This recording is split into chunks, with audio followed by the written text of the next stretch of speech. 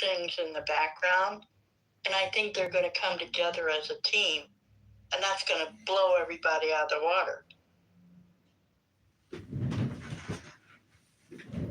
And what will that platform be, Joe? When you see that team running, what do you imagine are the 3 bullet points that they run on? Fund our military, force K-12 results, and I don't know what the third one is. Maybe be financially responsible. Do you think funding the military and accountability for schools, these would be the things that a bunch of people that don't want to fund the military, right? That want a more isolationist foreign policy. So, I mean, neocon state. I mean, you think that's really going to happen? Absolutely. Guys, I have a question. How many of you hate the nigger? It's so amazing that we can't have a civilized discussion some days, but it's almost comical. Joe, can I ask you a question? Sure. You've been in my rooms before. Do I sound, a lot of my Sound intellectual. I don't get hung on right or left. I look for base info. I mean, I admit openly that I'm right of center, but I swing left sometimes. It depends. Yeah, I find myself sometimes as a man without a country, because I what I value most is candor and honesty. That's one of the reasons I love my senator Fetterman. I think Fetterman's great, largely because he's intellectually interesting, right? He's willing to go against his own. He's willing to do perpetual sister soldier movements, which for me is huge. And I think, most people on both sides of the aisle don't have an appreciation for that kind of candor. So I don't know. And Marshall's on the phone, so let's bring up Sean B. Sean, do you want to come up and take a fresh 5 or no? Sean does not. Marshall's from the phone. I invited Leanne. I don't know the others, though. All right, let's bring Leanne up. I don't know Leanne, but that's great. You do know Leanne. She's a fan of the Critical Thinking Forum. She's always in our chat. Good lady. All right, well, Leanne, you can come up. Marshall, I showed you was on the phone, sorry. You did show me I was on the phone, but sometimes it doesn't work. So Joe thinks your party is going to pull it together, and you don't. I mean, is there somebody in the wilderness that could come unite the party? Look, I'm with you, Marshall. I don't think these two guys, I don't think they have the charisma that Trump has, and I don't think they're party builders. But is there somebody that could emerge from the wilderness and bring this thing together? Glenn Youngkin could try. He's not too tainted. I heard him. That's Abby's guy. Yeah, and then I heard it from Abby. I agree with her. Glenn Youngkin doesn't have a lot of taint. Donors like him. But when she talks, she always talks from the donor perspective. I mean, she's not and I think she would tell you this herself. She doesn't do the same kind of stuff I do. She funds, I walk, right? She's responsible for, getting the money that pays me to do the shit I'm doing currently, right? So her take on the party is always kind of a top-line natural take, which I don't happen to disagree with most of the time. It's just, she approaches it a little bit differently. What's up, James? How you doing? What is CTF? What's up? Called the Critical Thinking Forum. It's this guy who's a radio talk show host, and he does news work at night, And so he gets up during the day and like holds a mini talk show on Clubhouse, and he runs it like an AM talk show. Oh, So that's what it is. I don't know. He likes it. I enjoy it. You know, you end up listening to interesting people. So what's going on with you, man? I'm in the heart of Atlanta right now. Nice. Atlanta's a pretty fun place. Yeah, not good driving. I mean, every 5 minutes. Oh no, I wouldn't want to drive to Atlanta. Yeah. That just seems not very much fun. We're just kind of generally talking about like midterms. Like Joe thinks like we could pull one out in 28. I'm a lot more skeptical. I think that like, hey, typically when presidents have their terms, if there's been 2 terms of a president, even if it's a Garfield style, which Trump is, then people get tired and they want the other side. And so you get the opposing party as the president. You may not get the opposing party as Congress, but you get the opposing party as president. So Joe thinks it's a little bit more rosier. I think it's a lot more, I think it's a lot less rosy, personally. Yeah. Well, I mean, there's no, well, whether there's not going to be a Chip in however you feel like, man.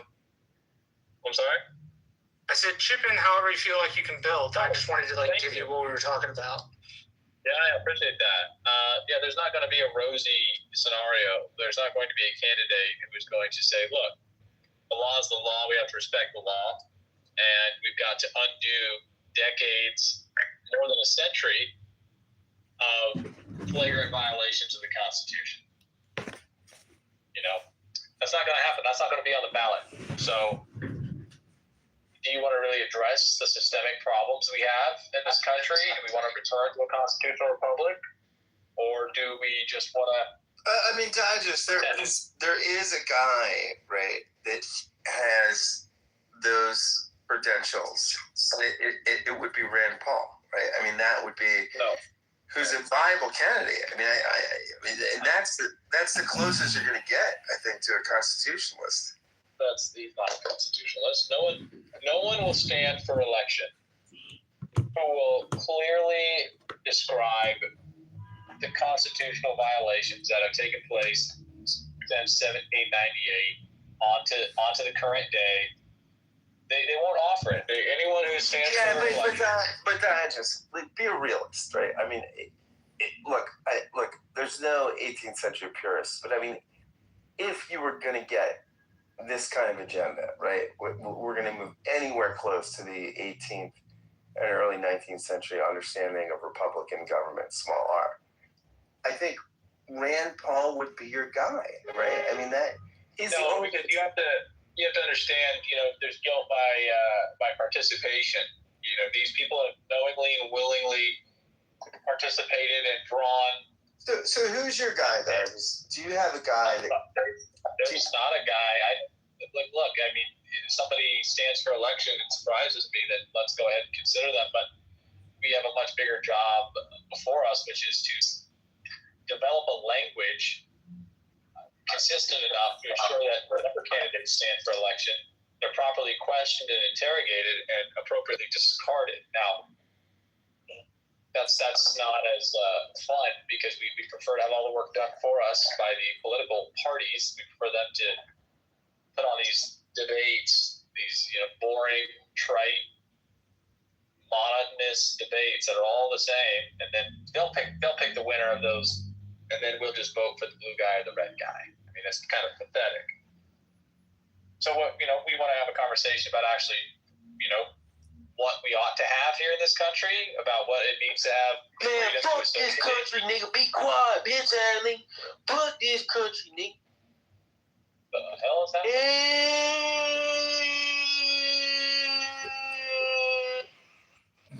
What is going on? Are you all right? We have a cantankerous room. Pete, what's going on? JP, what are your thoughts on the issue? I don't know how you vote, but what is your hope for the country in 2028? I'd hope that you held a national convention. Based. Yeah. base. Yeah. Yeah. And unfortunately, One question for you guys, because I'm not even in the States. I'm an outside observer of the United States, but a scholar of it. But I want to ask people. I hate about the sense that you need to speak about people, find the problems and the solutions to be given to you top down. But if I must talk about people, because that's what people talk about, what do you think of Thomas Massey? I mean, I'd love to tell you that Thomas Massey is going to solve everything, but you have to be willing to speak in a certain way and avoid certain things to make it in this illegitimate system of governance at all. And he's been willing to do that. I assure you that he will not provide you with some relief. You really need to recognize how dire the problem is. You can send the best and the brightest to Congress, and they're going to get turned into another automaton. I mean, that's not speculation. That's fact. And then you get to the convention. Isn't part of the problem that if you're a House member, which is most of the Congress, you're basically spending all your money raising millions of dollars to keep a job that pays like $150,000. I mean, it's ludicrous. I mean, you're not spending your money. That's the problem, is that you're not spending your money. You're not being elected based on money you spend. You're being elected based on money other people spend to get you elected, and in order to get elected, you've had to play ball. And ultimately, the House of Representatives should be important. There's several. I mean, the United States has one representative in the House, and again, I'm violating, a policy here, one of my own policies to tell you this. There's about 750 to 780,000 people per representative in Congress. That is the worst in the developed world. There's no one even close. I think the next on one the low side, actually, the high side's about 1.2. 1.2 million. Yeah, the founders wanted about 30,000, but it's anywhere between about 700,000 to about 1.2 million. Yeah, the founders very clearly forgot. They didn't anticipate states willingly giving up their right to maximize the number of representatives that they would send. And then, in 1912, we stopped increasing the size of the House, and we end up with something that would not be necessary if we just did what the Constitution had originally laid out, which was that you need, no more than one representative for every 30,000 people. You'd think every state would be saying, okay, well, every 30,000 people I got, I'm sending another representative.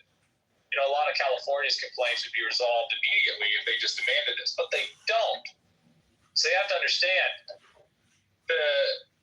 it's like when you tell somebody who's morbidly obese, you need to stop putting food in your mouth. It's like, they'll give you these excuses. At the end of the day, they just won't stop putting food in their mouth. That's absolutely all there is to it. And as far as the Constitution, the rule of law is concerned in the United States, the prognosis is clear, the therapy is clear, everything is clear. No one is willing to do it because no one is going to hold them accountable if they don't. And we continue to play this game where we say there's a serious systemic problem, and then we just pick a personality and say, well, they've got the right stuff. For Christ's sake, we elected Donald Trump. People endorsed and supported Donald Trump for the office of the presidency. I mean, it's embarrassing. But I'm not buying it. You sound like a guy that's right of center. I'm sorry? Is that fair to say you're right of center or no? I mean, I probably consider right of center. So you and Joe. I mean, I don't know. Hold on. I don't know. This is like, I don't think that you can put me. I don't think we should consider ourselves on a spectrum between the right and the left here, because, as a matter of fact, this is irrelevant. The greatest wound to the constitutional republic is so great that I don't think anything short of a complete rebirth, reincarnation, a reassertion of cornerstone foundational law is going to preserve liberty and justice and prosperity. And this is what just said right in center. The right elected Donald Trump. The right said, right is being accused of being right. Supporters, Nazis, tell them competition. And so it's what laws to count the number of abortions the democratic stat and the amount of abortions the liberal crowd has had. Okay? Pretty close. It's going to get bad. It's not considered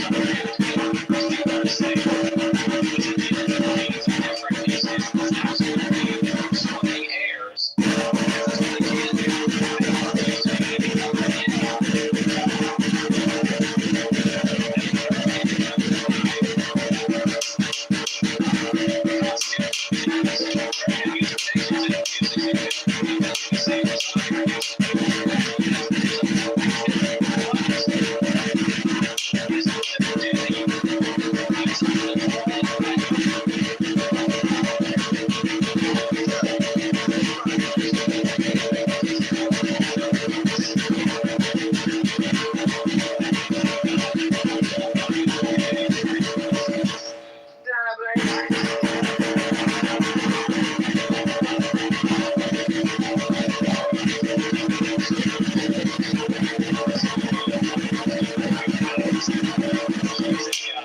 She's a politically inert parrot who does not have an interest in examining what the law actually says. She believes other people should tell her what it says.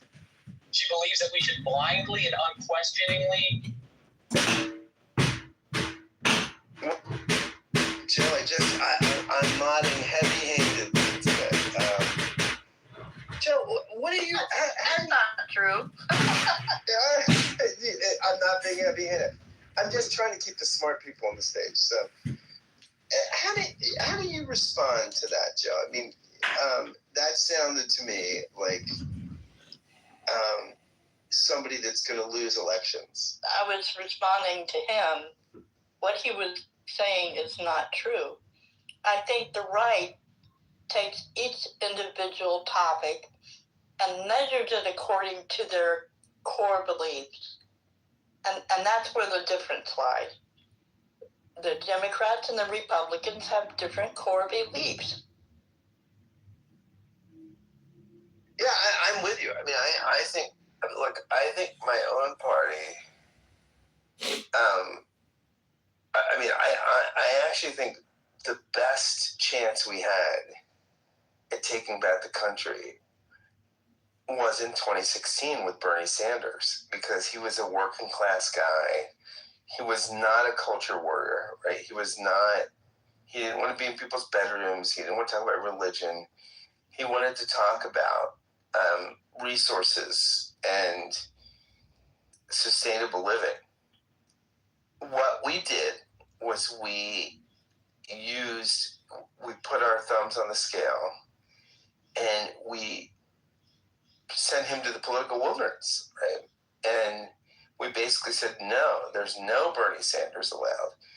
And the only thing that's allowed in the Democratic Party is Hillary Clinton and Kamala Harris and Joe Biden, these people that are stewards of a welfare state that no one, I think a lot of people would like to see us go either to the right or to the left of. So I don't know, Joe. I don't know. Don't know. Marshall, are you still on the phone or no? I'm not on the phone. I was doing math. Oh, what's the math saying? The math says I have more work to do. Wait, you knocking on doors, or what are you doing? Yeah, I'm counting how many doors I knocked on. Do you get paid per door or no? No, I negotiated a flat rate of $1,200 a month, plus other campaigns. Oh, that's not bad. How do I get that gig? When your senator goes up for re-election, volunteer, see if you can be a paid door knocker, and then you go knocking on people's doors, and hopefully the next year they'll pay you more. They probably won't pay you a ton the first year, but if they're well financed and they can afford to pay, ask for something decent. Like don't think you can't ask them to pay you. Just don't ask for $5,000 a month. They're probably not going to pay you $5,000 a month. Door knocking is hard, though. It really is, Marshall. I hate it. Yeah, but it's fun. I like it. Well, It's you a have lot of fun. to have a certain personality. I'm rather, That's true. I don't know, coordinate people. I can do the coordinating, but I like the knocking. It's fun. I think I like both. I mean, I like, I'm a podcaster, and I like doing podcast interviews and things like that. So I like coordinating with leaders. But I'm kind of with Marshall. I mean, I like strangers. I mean, I find strangers really interesting. And I think you get, you get an interesting perspective when you talk to a stranger. Although I'll tell you quite frankly, I'm not, I'm in Philly right now. I'm not talking to many strangers, but they're all around me, but I'm not talking to them. Simon, how are you? What are your thoughts on the state of the country, and do you have a political party, and where is your hope for the future of Western society? Hey, Scott. Can you guys hear me, by the way? Yep, you sound great. Yeah, I can hear you, Simon. Go ahead. Oh, sorry. Yeah, I'm extremely pessimistic for the future of Western civilization. I would not affiliate myself to any political party in the U.S. at the moment.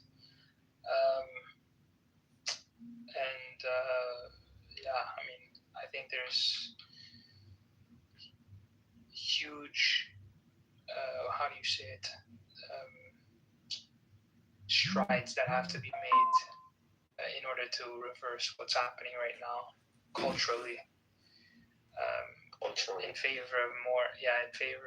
favor of more freedom, and people have to have a proper understanding of what that looks like, because I don't see a cultural trend in any positive direction at the moment in the U.S. Simon, that famous maxim, I would say, by Andrew Breitbart, that said, politics have a spring from culture. Yeah. So if you want to influence politics, you go upstream or downstream.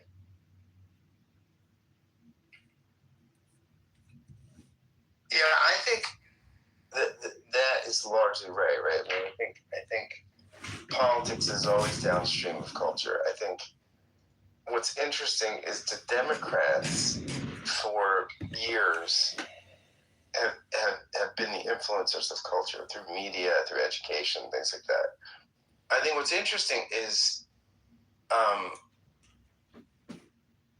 Trump turned that around.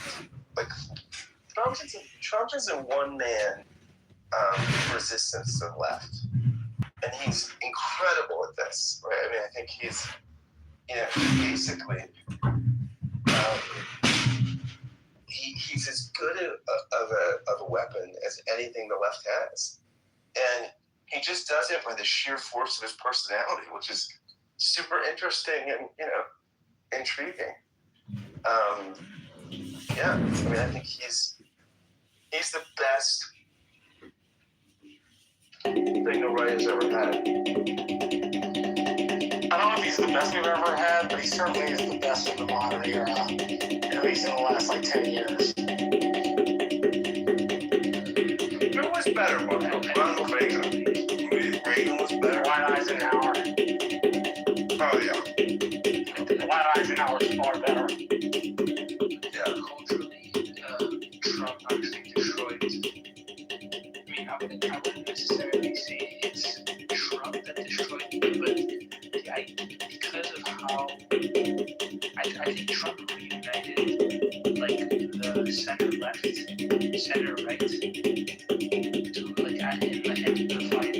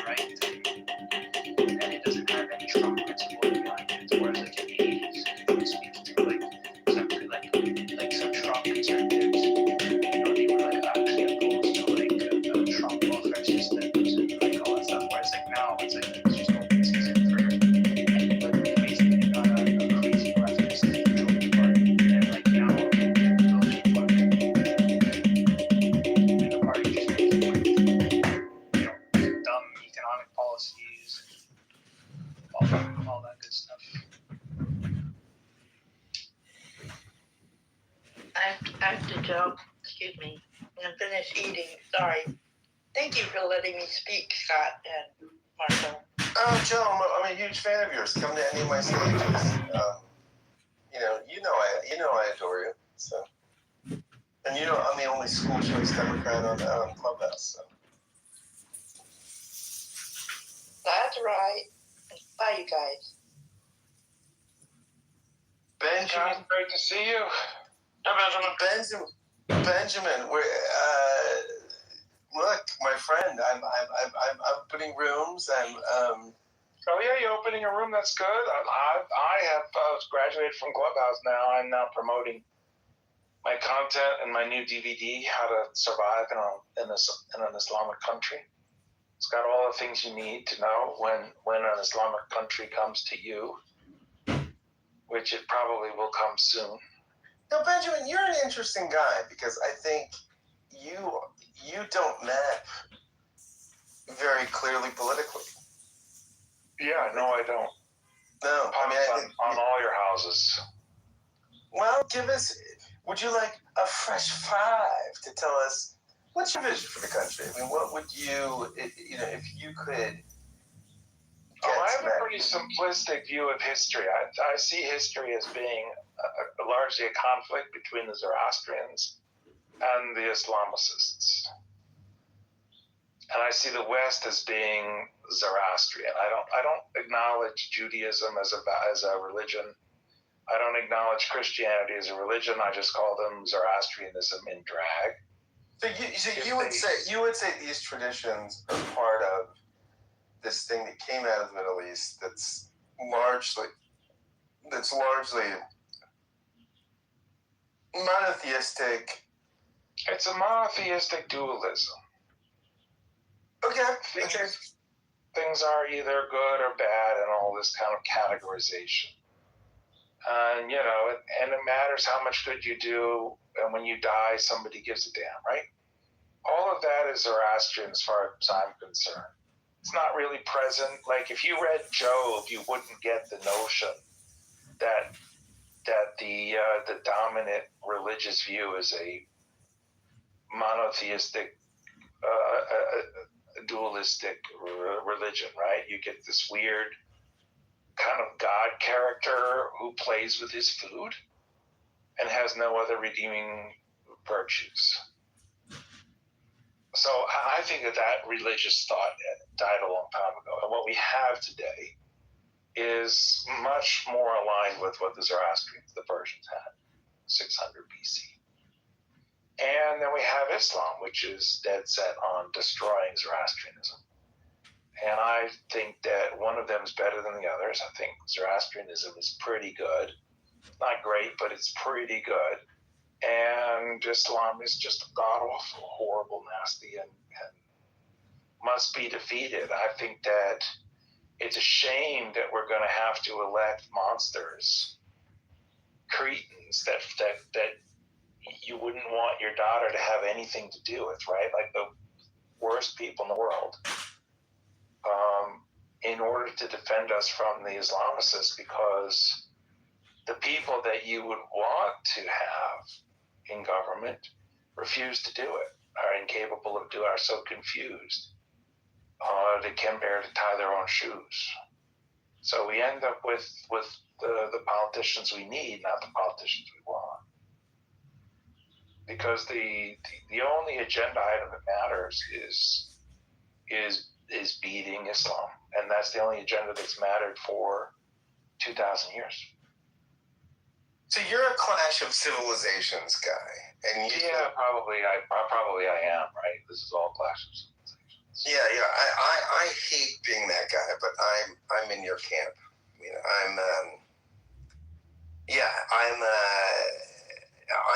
of the same perspective. I think largely we built this thing that is built on, and we call it Judeo-Christian, we call it Abrahamic faith, so we could ever say, and we kind of evolved beyond it, right? I mean, there are people like me that you would make fun of because I can't let go of the silly traditions, but you and I are aligned on this kind of perspective that we've got a system that is robust, interesting, pluralistic, diverse. Most of world civilization doesn't do this, and we create tremendous amounts of wealth, right? And you're kind of saying we've got to hold on to it at any cost. And I don't think you're wrong, actually. Yeah, I'm not usually wrong. I mean, a lot of people have tried to explain to me why I'm wrong.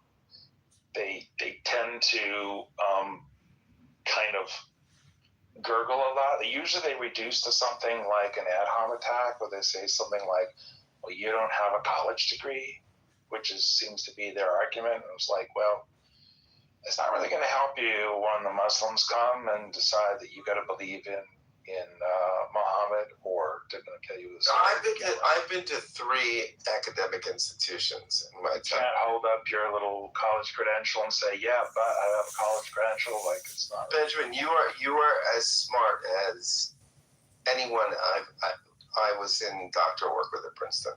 It doesn't mean I agree with you all the time, but I mean, your intellectual capability is not. Yeah, I mean, you're pretty good.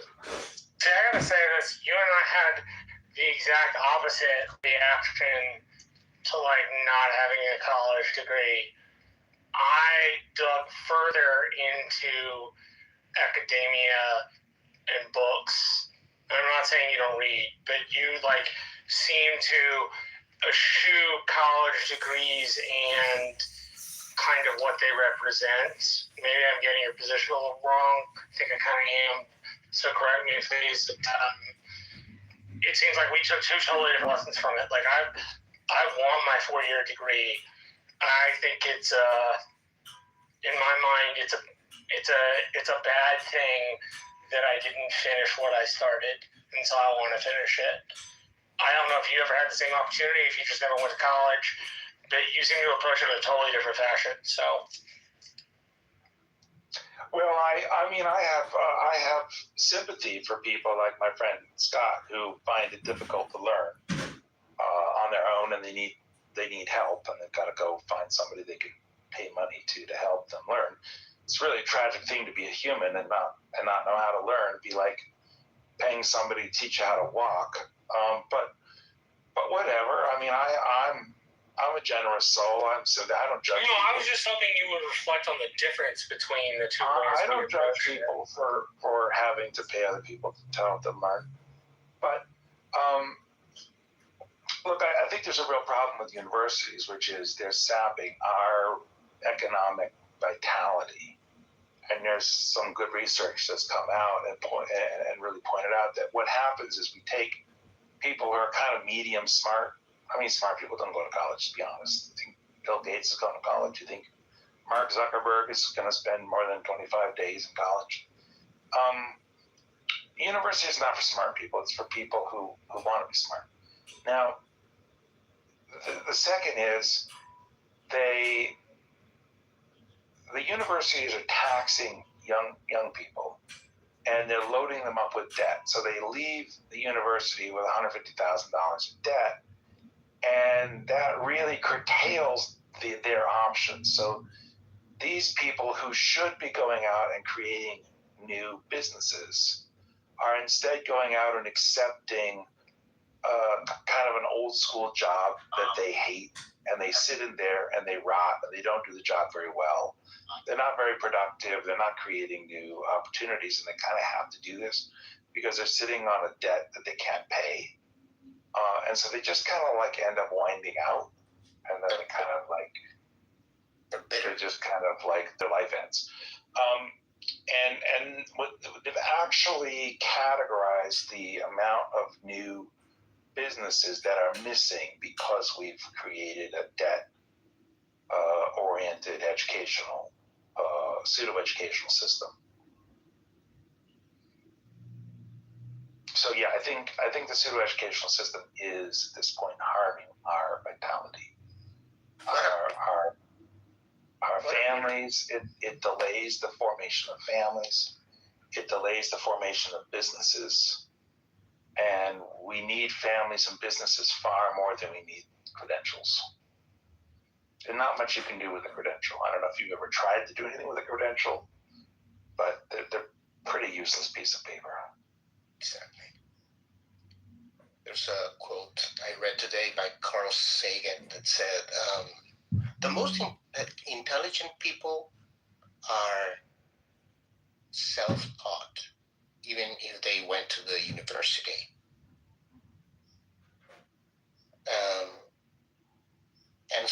And it proves true. Elon wouldn't be, well, Elon did finish, but Gates wouldn't be Gates, or Jobs wouldn't be Jobs. Yeah. I don't know. I think there's a case in which we've overemphasized degrees and underemphasized practical learning.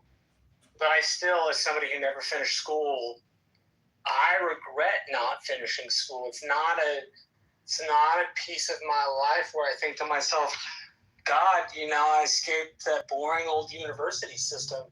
It's a case where I often think to myself, man, I really wish I'd finished my history degree. Right? I think about that often. What do you think? I had a different approach. Marshall, what do you imagine is in the history degree? Nothing. I just want to be able to say I did it. I don't like the fact that I quit something halfway through. But Marshall, do you really think that a history degree is anything other than a collection of lies that the victors tell themselves? I don't think it's a collection of lies. I think your point is can't I learn that stuff other places? And it is. I think the reason it matters more to me is because I quit halfway through. Well, what? Just give me a second. I was not in a place, headspace wise, where school was a good idea.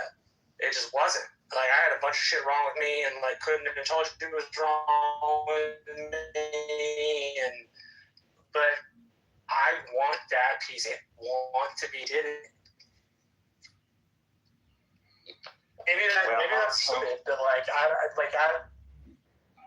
want to be able to say I finished what I started. There you go. So this is nice. This is wonderful. I'm going to be giving Thanks, guys. Has Marshall broken up for everybody here?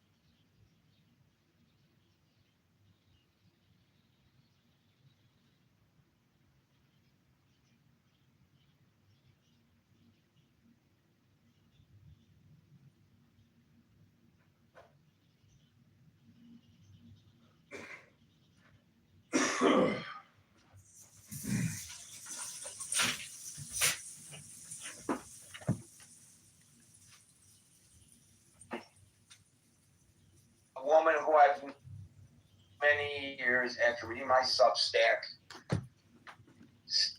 wrote me, "We don't hate the Jews.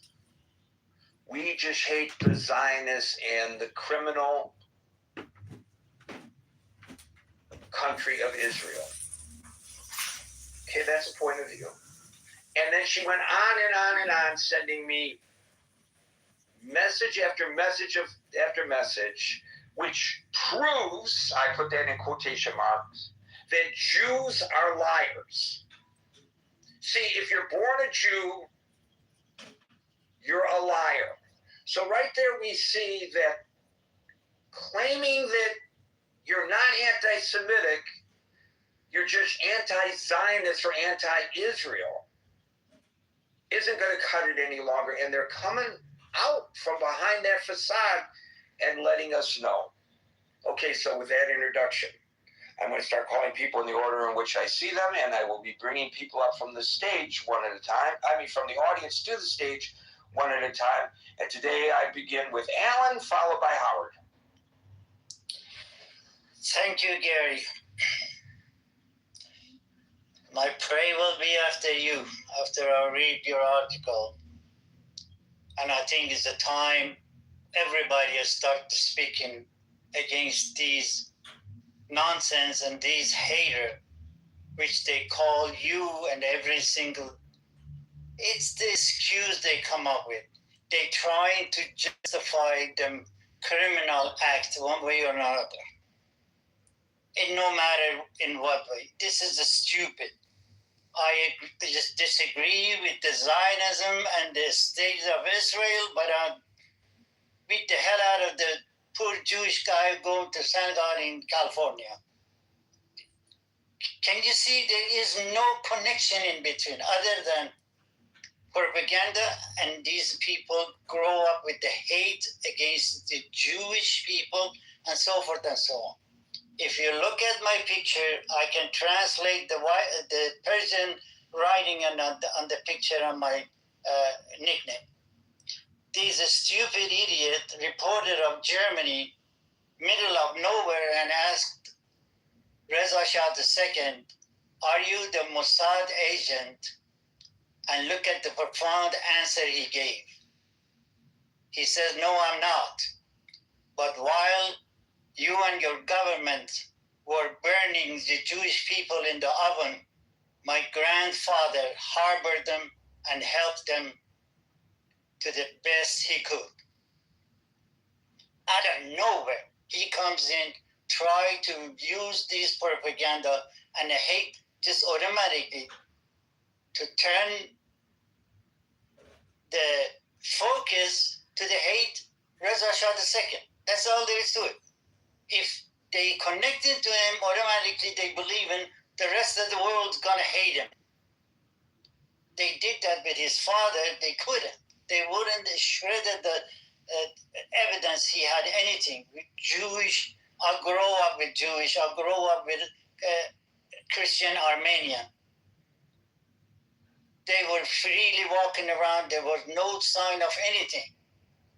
But you want to take care of probably 60-70% of this, but get rid of the cause of it.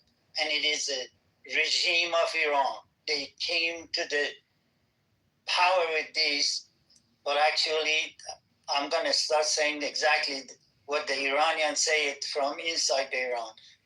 The Islamic regime of Jimmy Carter, and you cannot deny that. You cannot pass it on. You cannot do anything. That's the 100%. But enough is enough. I think the whole human race, they need to stand up with this nonsense. Every time I hear some poor Jewish guy, for one reason or another, he got hurt, it breaks my heart. Because I believe in my heart, humans are the same organs of one body. If one organ gets hurt, the rest are gonna be hurt. There's no other thing go to it. But when you raise the kids, they go and they put the bomb in them belt and blow themselves up in the bazaar.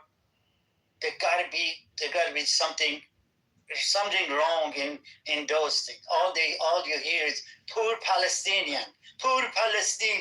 Your heart is bleeding for Palestinian. What about the one they go to Iran and beat the hell out of the innocent people on the street? My nephew, she was 12 years old when he says, "Uncle, these people don't speak Farsi.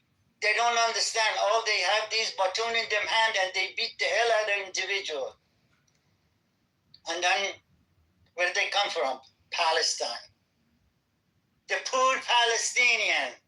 Everybody's heart is bleeding for them because they are dying of hunger. No, they're not. They were the leftover, they were the criminal of the Egyptian, which they kicked out. and they didn't have no place, no name, no nothing until that bastard ambassador came around. And the things start going. And right after that, the no human Khomeini came in and start saying Zionism, Zionism. But we say not Zionism, but Zionism.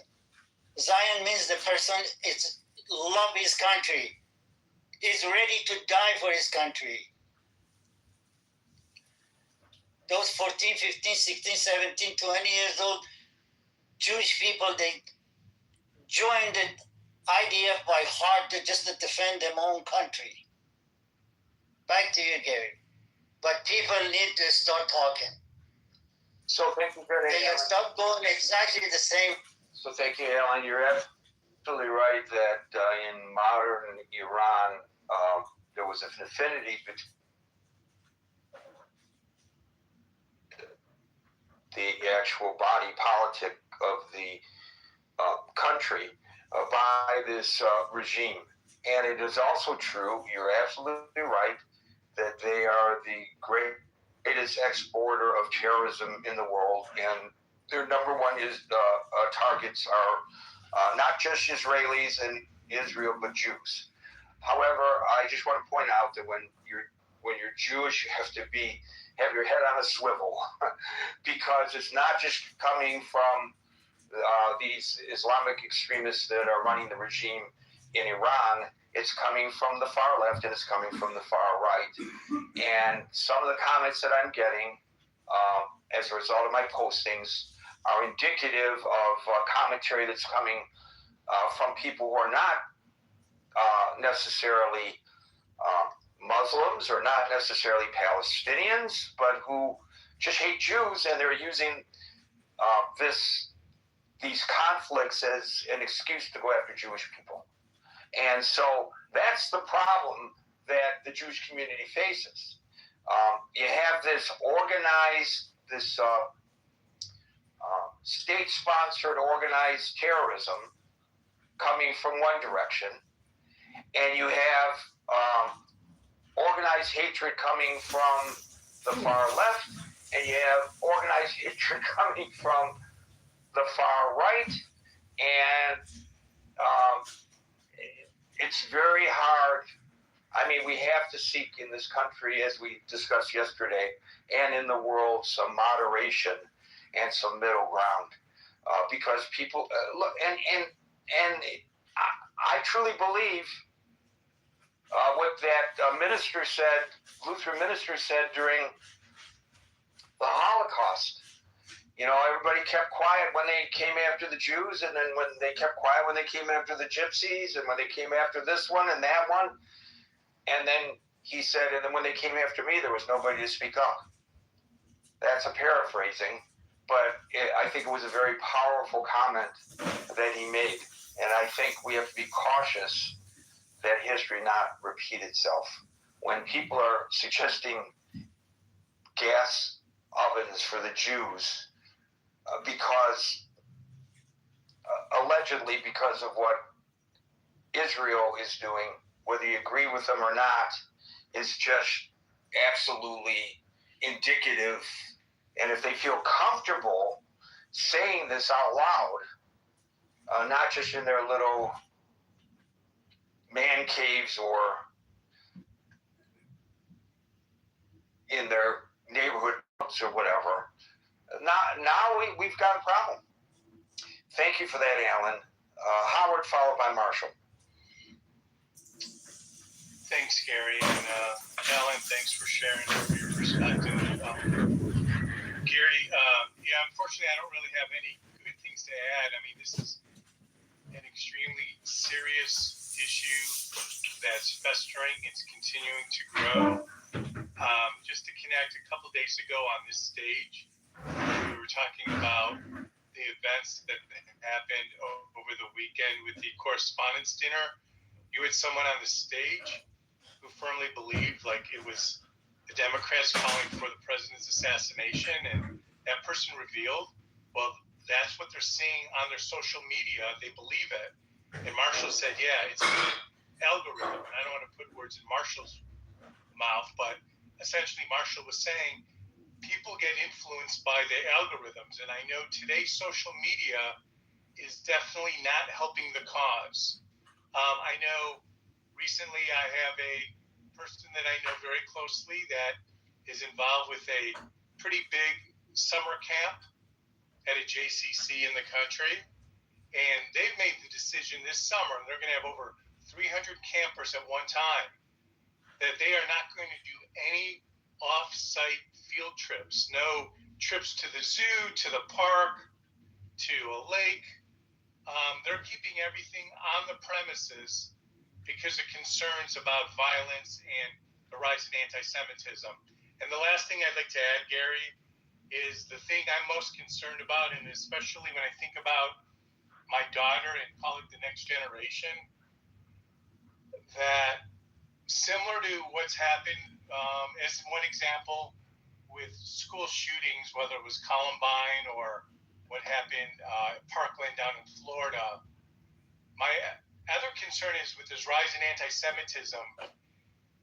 I think, generally speaking, and it could be because of the way our habits are forming with our news cycles, there's a growing desensitization to it.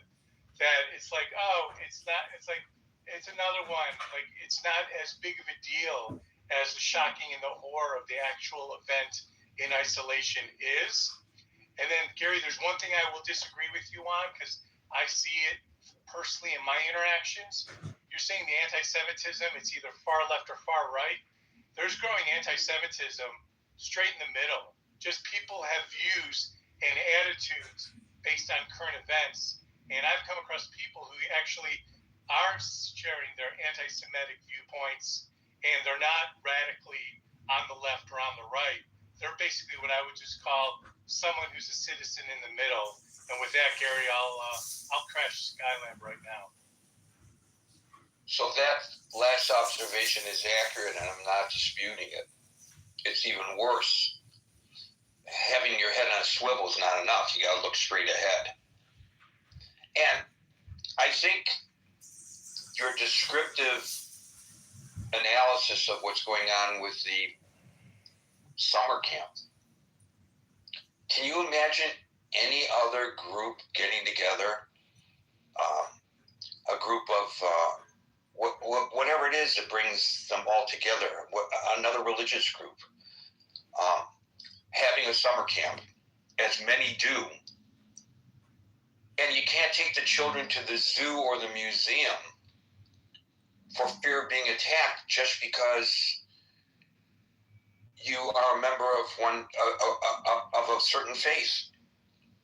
Is that happening to any other faith group in the United States?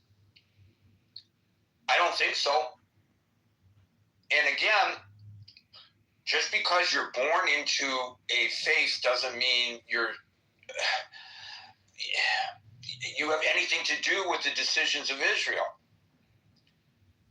And I'm not here to argue for or against Israeli policy. That's not my point.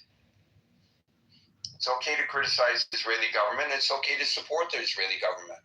It's not okay to intimidate and attack Jewish people because of what the Israeli government does. And yet, it happens with a degree of impunity in our nation, and not enough people are standing up to it. That includes Jews. We need to be tougher, but that's another story. Thank you, Howard. Marshall, followed by Scott.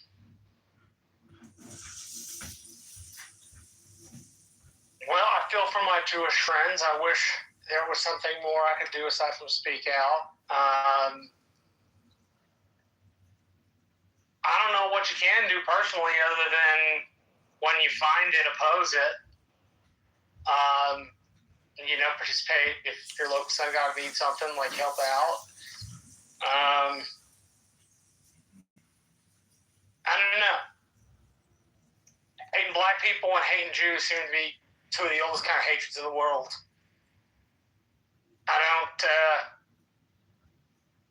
This is where I get pessimistic about human beings. That seems to be rather easy for society to blame Jews. I don't know what the history of like blaming Jews in China is, but seems like things get tough, you blame the Jews. I'm not talking about those that criticize the Israeli government. I agree with you. They ought to have their right to have their opinion. I'm talking about the folks that are specifically anti-Jewish. That seems to be rising with an alarming regularity. And I don't know what you do about it. I wish I had something better to say or more encouraging. But I don't know what you do about it aside from in your private life, stand up against it. Make sure where you have influence, you speak out against it. Make sure where you can put yourself in the way and protect people, you do. But short of that and joining organizations that help out, I don't know what an individual can do on their own. I don't want it to be one of these things where we just like have this show and we just like lament that this is happening. If there are any organizations people get involved in, obviously that's the way to do it. Find nonprofits helping out, help out. That's about how that hits me. I don't know. My local temple needs something. I'd be happy to help. So I'll leave it there. I don't know how to say much more. I think I've said all I got to say. Well, Jews have been expelled and scapegoated for centuries, long before the establishment of the State of Israel. In 1290, expelled from England. In 1306, expelled from France. In 1492, expelled from Spain.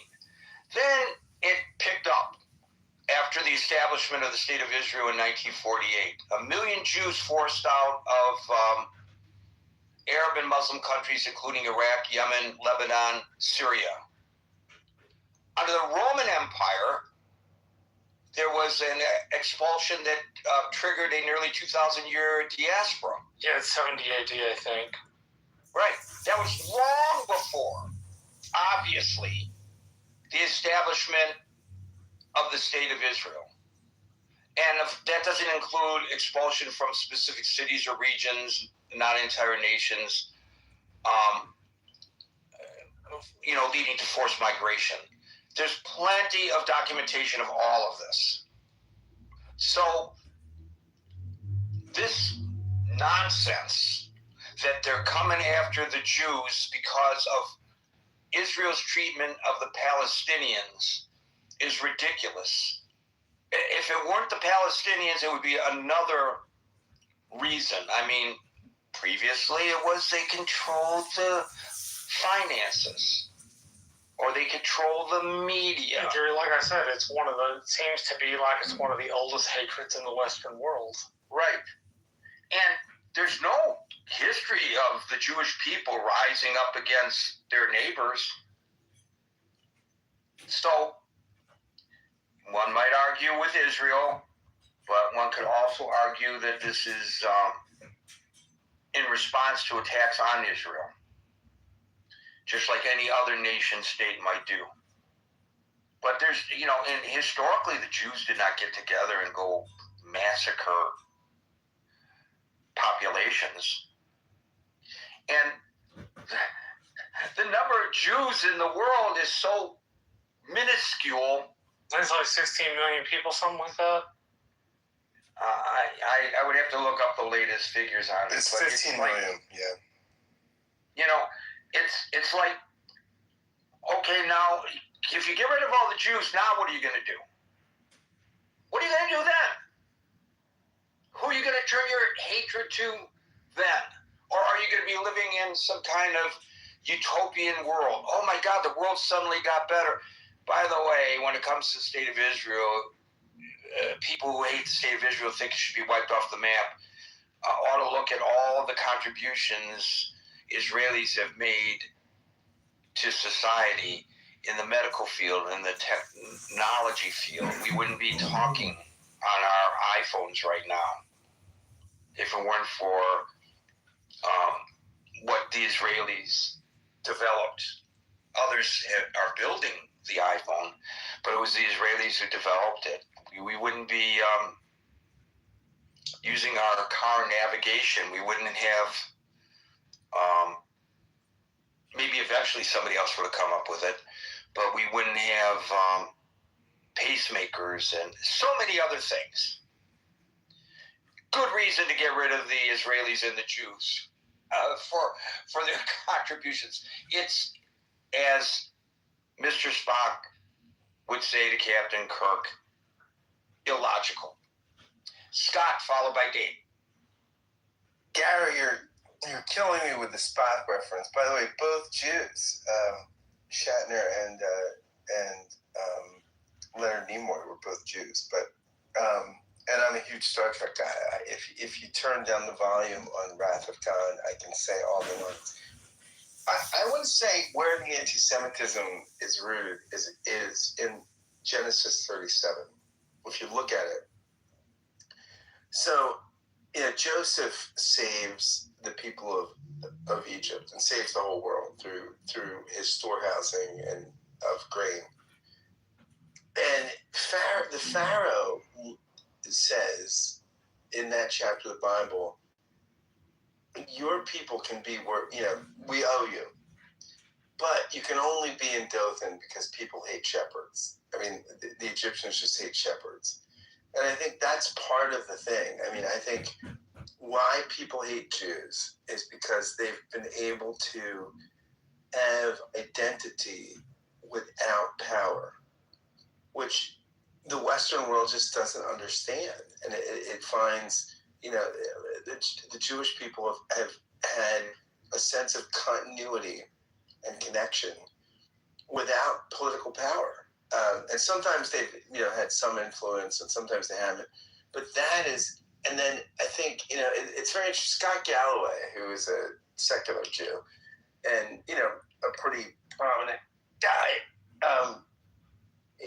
in public discourse, his argument was we're just not comfortable with Jews waging war the way Gentiles do. So we would have been comfortable with a defensive war or something, right?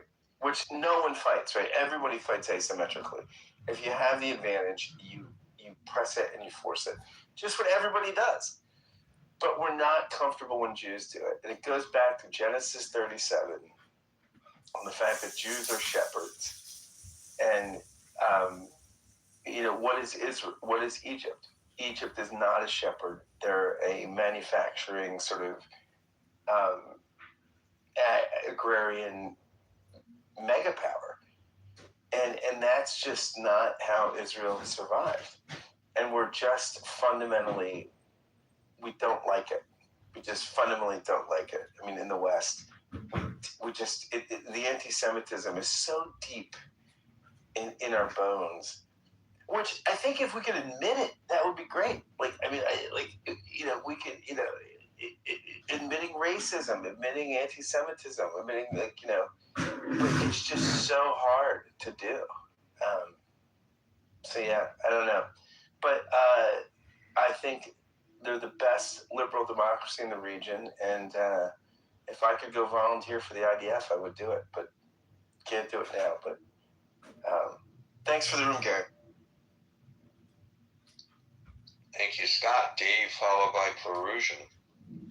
So since Scott talked about Bible, I would try to explain your observation that why there's anti-Semitic coming from the far left, far right, as well as the center.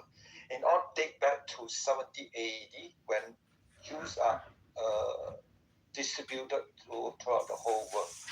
And so it's clearly stated in the Old Testament, which Scott say, but not the chapter that he's talking about, but Ezekiel 30, that one day God will bring Jews from all corners back to the land of Israel. And so that is written in Old Testament. And so for the Christian early church, when they look at it, land of Israel, bringing back land of Israel, Jews already disappeared all over the world. How should we deal with this controversy?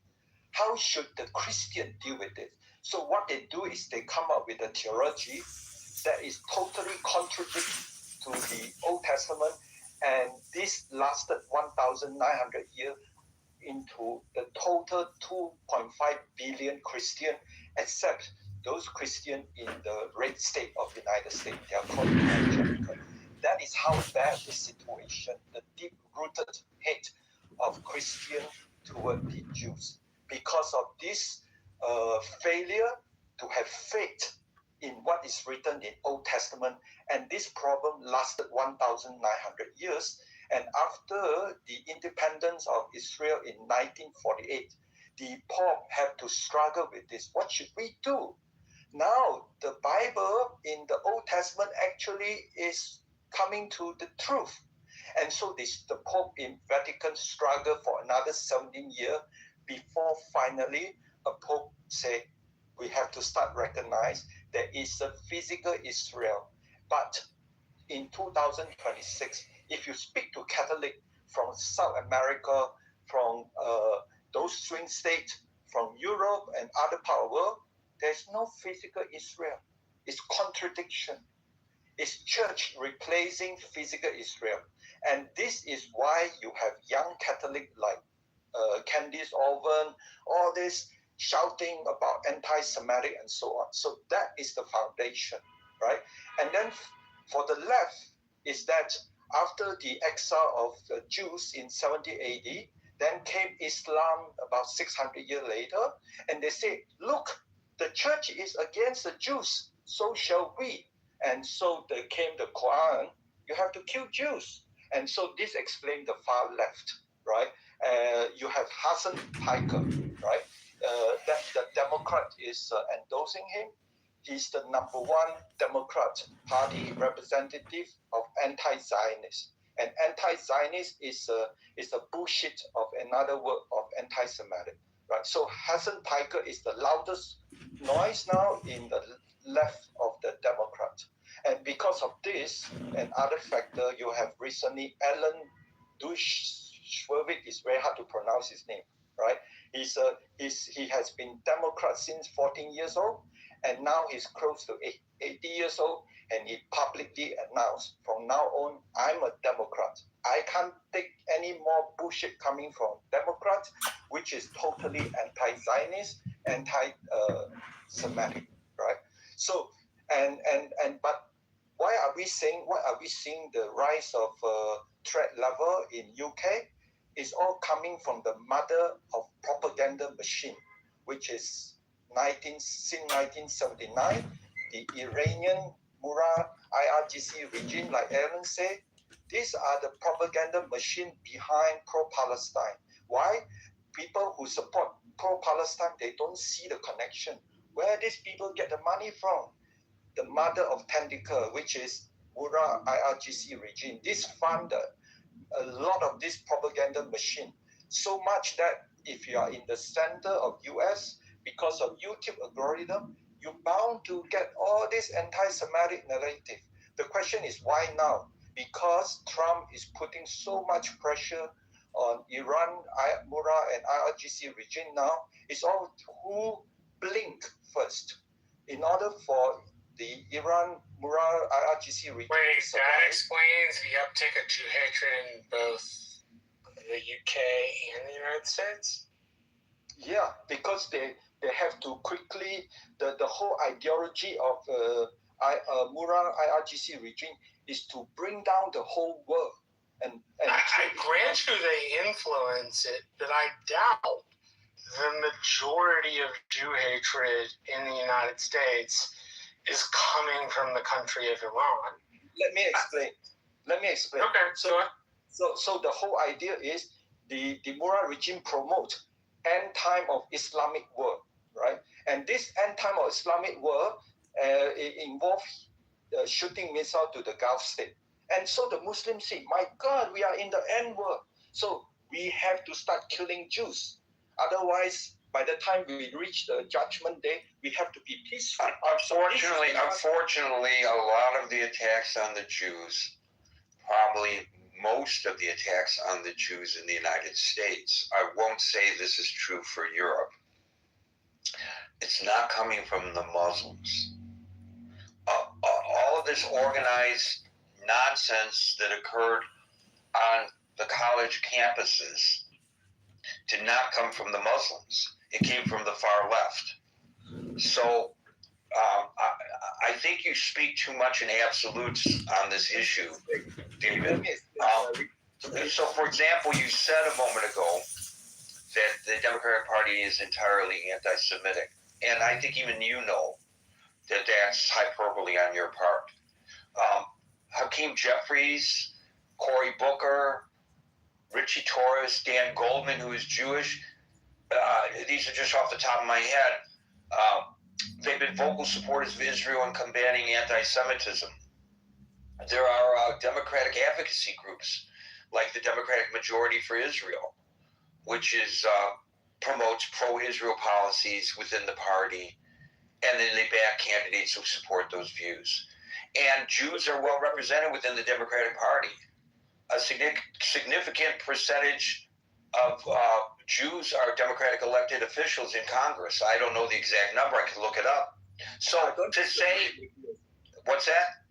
I don't disagree if you speak to Alan Dershowitz. He's a Democrat since 14 years old. Why he now publicly wrote that he's switching to Republicans? Well, because there is some within the Democratic Party anti-Semitism that is beginning to raise its head, and the party is struggling with how to handle that, because they have this open tent philosophy that we're open to everyone. So they try to accommodate everyone. So how do I accommodate the anti-Semite without... The Michigan case is a prime example. The Muslim guy running for the Board of Regents as a Democrat at the University of Michigan at the state convention, I discussed it the other day. He was cheered on and nominated, acing out the incumbent Jewish guy after posting a tweet in support of Hezbollah, because you don't want to be seen as a Democrat as, God forbid, being anti-Muslim, and if you stand up to this guy for his support of terrorism, it may be misinterpreted as being not anti-terrorism, but anti-Muslim. So the Democratic Party is having a difficult time, which you don't see institutionalized in the Republican Party.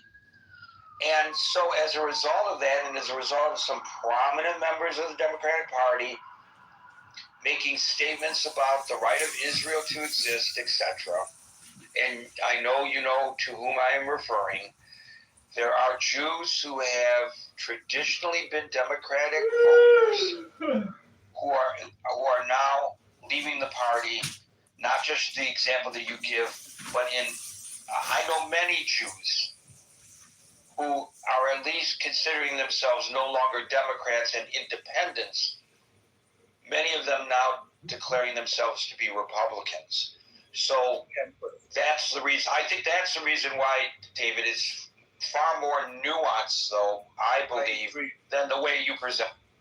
I agree. The way you point out is much more accurate.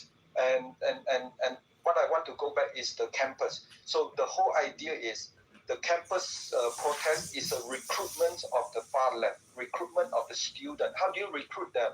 Indoctrinate that into the university curriculum, and where the money come from the Middle East. The whole idea is the end time ideology, bring down the whole world by systematically indoctrinate the West, so that they have this idea of pro-Palestine. Everything is to bring down the whole world, recruit the far left, try to provoke the far right, and then keep on telling the Muslim living in the West, you want to kill the Jewish now, do it now. Otherwise, you are running out of time. Thank you. I think you're absolutely correct about the undue influence of certain Arab countries on our universities, and there's been some research into that recently as a result of the attacks on Jewish students on campus.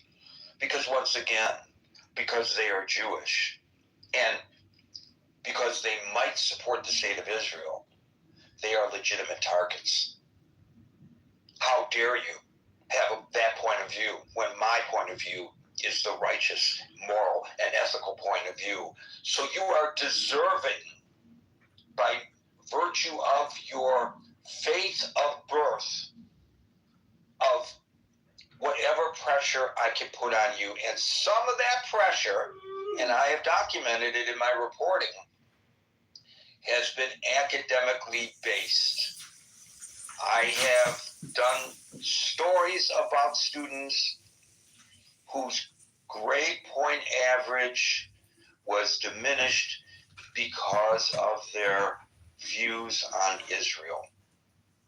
So it's pretty obvious that there's a causation there with all that money flowing in. You're absolutely right about that, Dave. Perusian followed by agent.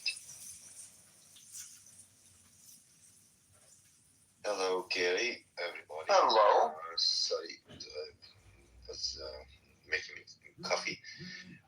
It's a little bit late here in Germany. So just want to share also my concerns about the rise of this anti-Semitism in also Europe. And as I understand now, as I wrote that article that you've shared, I was shocked about that incident in Manhattan. We also in Germany, I know that the German officials are also concerned about the security situation. I know that security has been leveled up. So me, myself, I am working in different projects with also the Jewish community here in our state. Very trustworthy since more than 14 years. And maybe I just want to share that we founded an association that is studying about the roots of anti-Semitism in Iran, especially because since the state where I'm located in Germany, it is the state of concentration camps of Buchenwald. Sadly, the city of Erfurt, the company of Topf and Söhne were the producers of the crematoria, so that has been used in Auschwitz and all the other concentration camps around Europe. So the local government and city has a huge asset of knowledge about the history and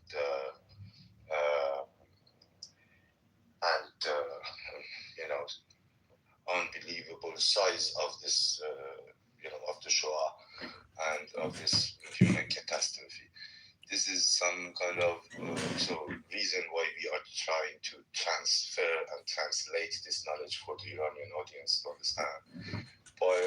During our study, we found out that really anti-Semitism in Iran is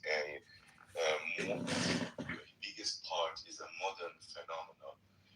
The first, Jews lived in Iran since more than 2,700 years. So compared to the living of the Jews in Germany, it is 3,000 or 2,000 years more. So the Jews lived in Iran, and during they lived in Iran, we were once Zoroastrian, then we changed our religion. The mayoral decree. I will request the federal U.S. Attorney Andrew Buckus to suspend the Safety Act and bring suit against the state of Illinois, Democrat leadership, Richard Brennan, Eileen Burke to force the U.S. Supreme Court to determine the constitutionality of the Safety Act. Of changing our countrymen's religion during thousands of years. So there were historical roots and family marriages between the people who were once Zoroastrian. Nowadays it happened that they are Shiite. So, but in their soul, we are sure. Me, myself, my parents are rooted in Hamadan, the city of Esther, and Mordechai in the city of Purim. So, we have, of course, a lot of Jewish people in our roots, in our family in the past centuries. So we Iranian lived with the Jewish people in more than friendship and harmony, but the phenomenon of the Tsaren in Russian Russian Okay. Empire rooted anti-Semitism came to Iran with this massive fake book of the Protocol of the Wives of the Zion. It was a propaganda book that sometimes, sadly, is still discussed in some. Came out of Russia originally. Exactly. This is the first wave of anti-Semitism in Iran in the modern history. Cities of Tabriz, Urumiyeh, Hamadan, Kermanshah, their elites, those who could, the sons of, or the people who could send their sons and daughters to study foreign languages, they came to touch with that madness book. And then the second wave is the German-rooted anti-Semitism that was huge. The German came to Iran and told them fairy tales like we are Aryan people. At the same time, we found out here in concentration camp of Buchenwald, Samuel Hushmand, an Iranian doctor who has had his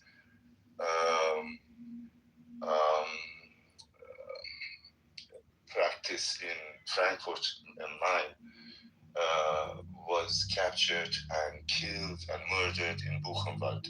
Two other Iranian people, we have found out their names and we have every information about them.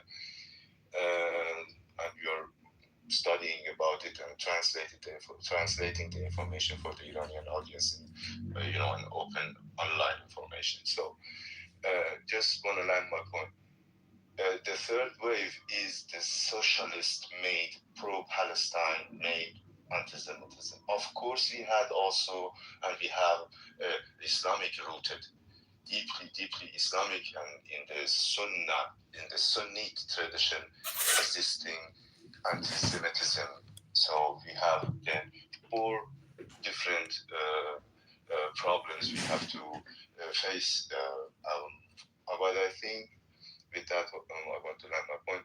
I think that Iranian people are, compared to the development of the other parts of the world, Iranian are thinking exactly in the other way. We want and we love to reduce the tensions with the Jewish people. We slowly are studying our own history and studying the roots of madness in Europe.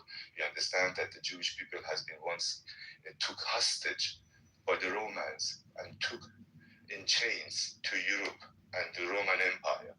And now, after all this pogroms, and all this, what they have seen in Spain, in Great Britain, in Germany, in Ukraine, in Poland, they have found back to their roots, to our neighborhoods, to Shalim, to the Holy Land. I would be happy and I would work for us to live in harmony, all the people of this Abrahamic religions to live together. Other solution, there ain't no other solution. Either we live all in peace together in harmony and let the Jewish people be back again in their roots. Because me, honestly, I have to say that if I were a Jew, I couldn't count of the mercy of the British people to let them live there, or the mercy of the German people to live them another time. Germany, for them to trust Germany that no, never ever will happen. That stuff. So it is necessary for them to have their own country. We haven't understood that modern phenomenon 70, 80 years now. I think that is the time that we learn to live in harmony with our Jewish neighbors. Thank you. I want to kind of reset the room a little bit and go back to what's going on in London today, in addition to what we've already discussed. A yeshiva in London today We do not know the cause at this point, but there was a major fire there. I want to, not that they're listening, but if they were to be listening, I just feel compelled to publicly thank the fire brigade there in London, because they immediately ran into that religious school and removed the Torah scrolls to turn it over to the leaders of the community, save the scrolls. That's the first thing they did. So thank you to the firefighters of London. There's just so much going on there. The Prime Minister went to the area of the stabbing and was called a traitor. He was heckled because he went to show support for the Jewish community. You're a traitor, Mr. Prime Minister. There were people today driving down the roadway in London, waving Palestinian flags, and they were shouting, F the Jews, rape their daughters. F the Jews, rape their daughters. I mean, it just goes on and on and on. So they feel unencumbered now. They feel like they have the right to go and do these kinds of things. And maybe they do. I don't know what the law is in the United Kingdom. I think they have similar free speech guarantees as we do in the United States. If you want to scream insults at the Prime Minister for supporting the Jews, I guess you can. It's just, if some Muslims were attacked for their religion, God forbid, and the Prime Minister went out to show support for them, would people be calling him a traitor for supporting a community within his nation that came under attack? I really would hope not. Thank you for that, Perusian. We'll go to Agent, followed by our Maze. Gary, thank you for having me. I think, zooming out a bit, there's a few things to say here, but I keep being reminded of this term that I think describes our current political system in the West, or at least increasingly in many Western countries, and that is anarcho-tyranny. It's a political system where the state fails to enforce basic laws against criminals while simultaneously over-regulating and punishing law-abiding citizens. The other day, for instance, I was in California and my car was broken into. All of my things were stolen. My IDs, my computers, a huge amount of my life, my work computers, everything. I could even see a lot of it moving on the air tags and stuff, but the local defunded police agency is in a highly defensive posture. They said when all the things were settled and whatever, they could maybe send a police escort for me to go and confront my if I could go collect my things, and they'd maybe send someone to accompany me. Okay, so what does that have to do with today's? I'm sure there's a correlation. It does relate. I mean, it's just top of mind for me. I'm not trying to make it about me and my situation, but I think it relates to this concept that we are not focusing on the basic things that are going to keep people safe in society. People are more concerned with defending the status of, they're more concerned with not offending people by public officials, for instance, or by people with high status in society, rather than actually protecting the citizens and the population. And I think Jews, as many people talked about, earlier, become a particular target for hate and for just victimization from a lot of different people. And at the same time, we live in the West is increasingly moving towards low trust society. If people familiar with that concept, it moved from a high trust to a low trust. So it used to be you could walk down the street, you could park on the street, you could do things, and you could go to synagogue and you wouldn't be attacked by your neighbors. But if we have these open societies where we explicitly, the government, the anarcho-tyrannic government, explicitly has policies that, in order not to appear bigoted in any way, or maybe even worse, to like try to undo the wrongs of whatever some injustices they imagine. Well, we're going to let in people en masse, and maybe even not in an orderly and legal way, that we know if we actually are honest with ourselves, and they tell us very openly that they will explicitly target people like Jews, and they want to wipe Jews out, and Jews are their enemy, back to their holy books and everything. But no, that would be wrong to treat people, to collectively judge, millions of people entering from different parts of the world by those types of standards. That would be contrary to the liberal values of individualism and freedom and equality and all these things. So of course we would not take that into account. And we treat everyone, and then when the synagogues get attacked, and when Jews are murdered in the streets and so forth, it's like, oh, this is terrible. Oh, anti-Semitic. We won't even say who's doing it, because that would be wrong to name, people by a group. But it's just who's doing it. We'll overgeneralize it to the whole population and just say, oh, anti-Semitism. Well, yeah, but that's because both sides of the aisle have a problem with it. The left's got a problem with it, and the far right has a problem with it. It's both ends. To me, that's not. It's both ends of our society. I'm certainly not part of that, Marshall. I can guarantee you, I am not part of those groups. Bro, I'm a moderate Republican, and I'm not part of that stat. My point was, it infects both sides. It's a hatred that's universal. I don't know. It's not universal. It's not universal, Marshall. It's not universal. Thank you. I'm done speaking. You may think that. My experience in the Republican Party tells me we have just as big a problem with it among. But you're welcome to think what you like, but trying to make it one political side over the other doesn't really do the job. What about in England, Marshall?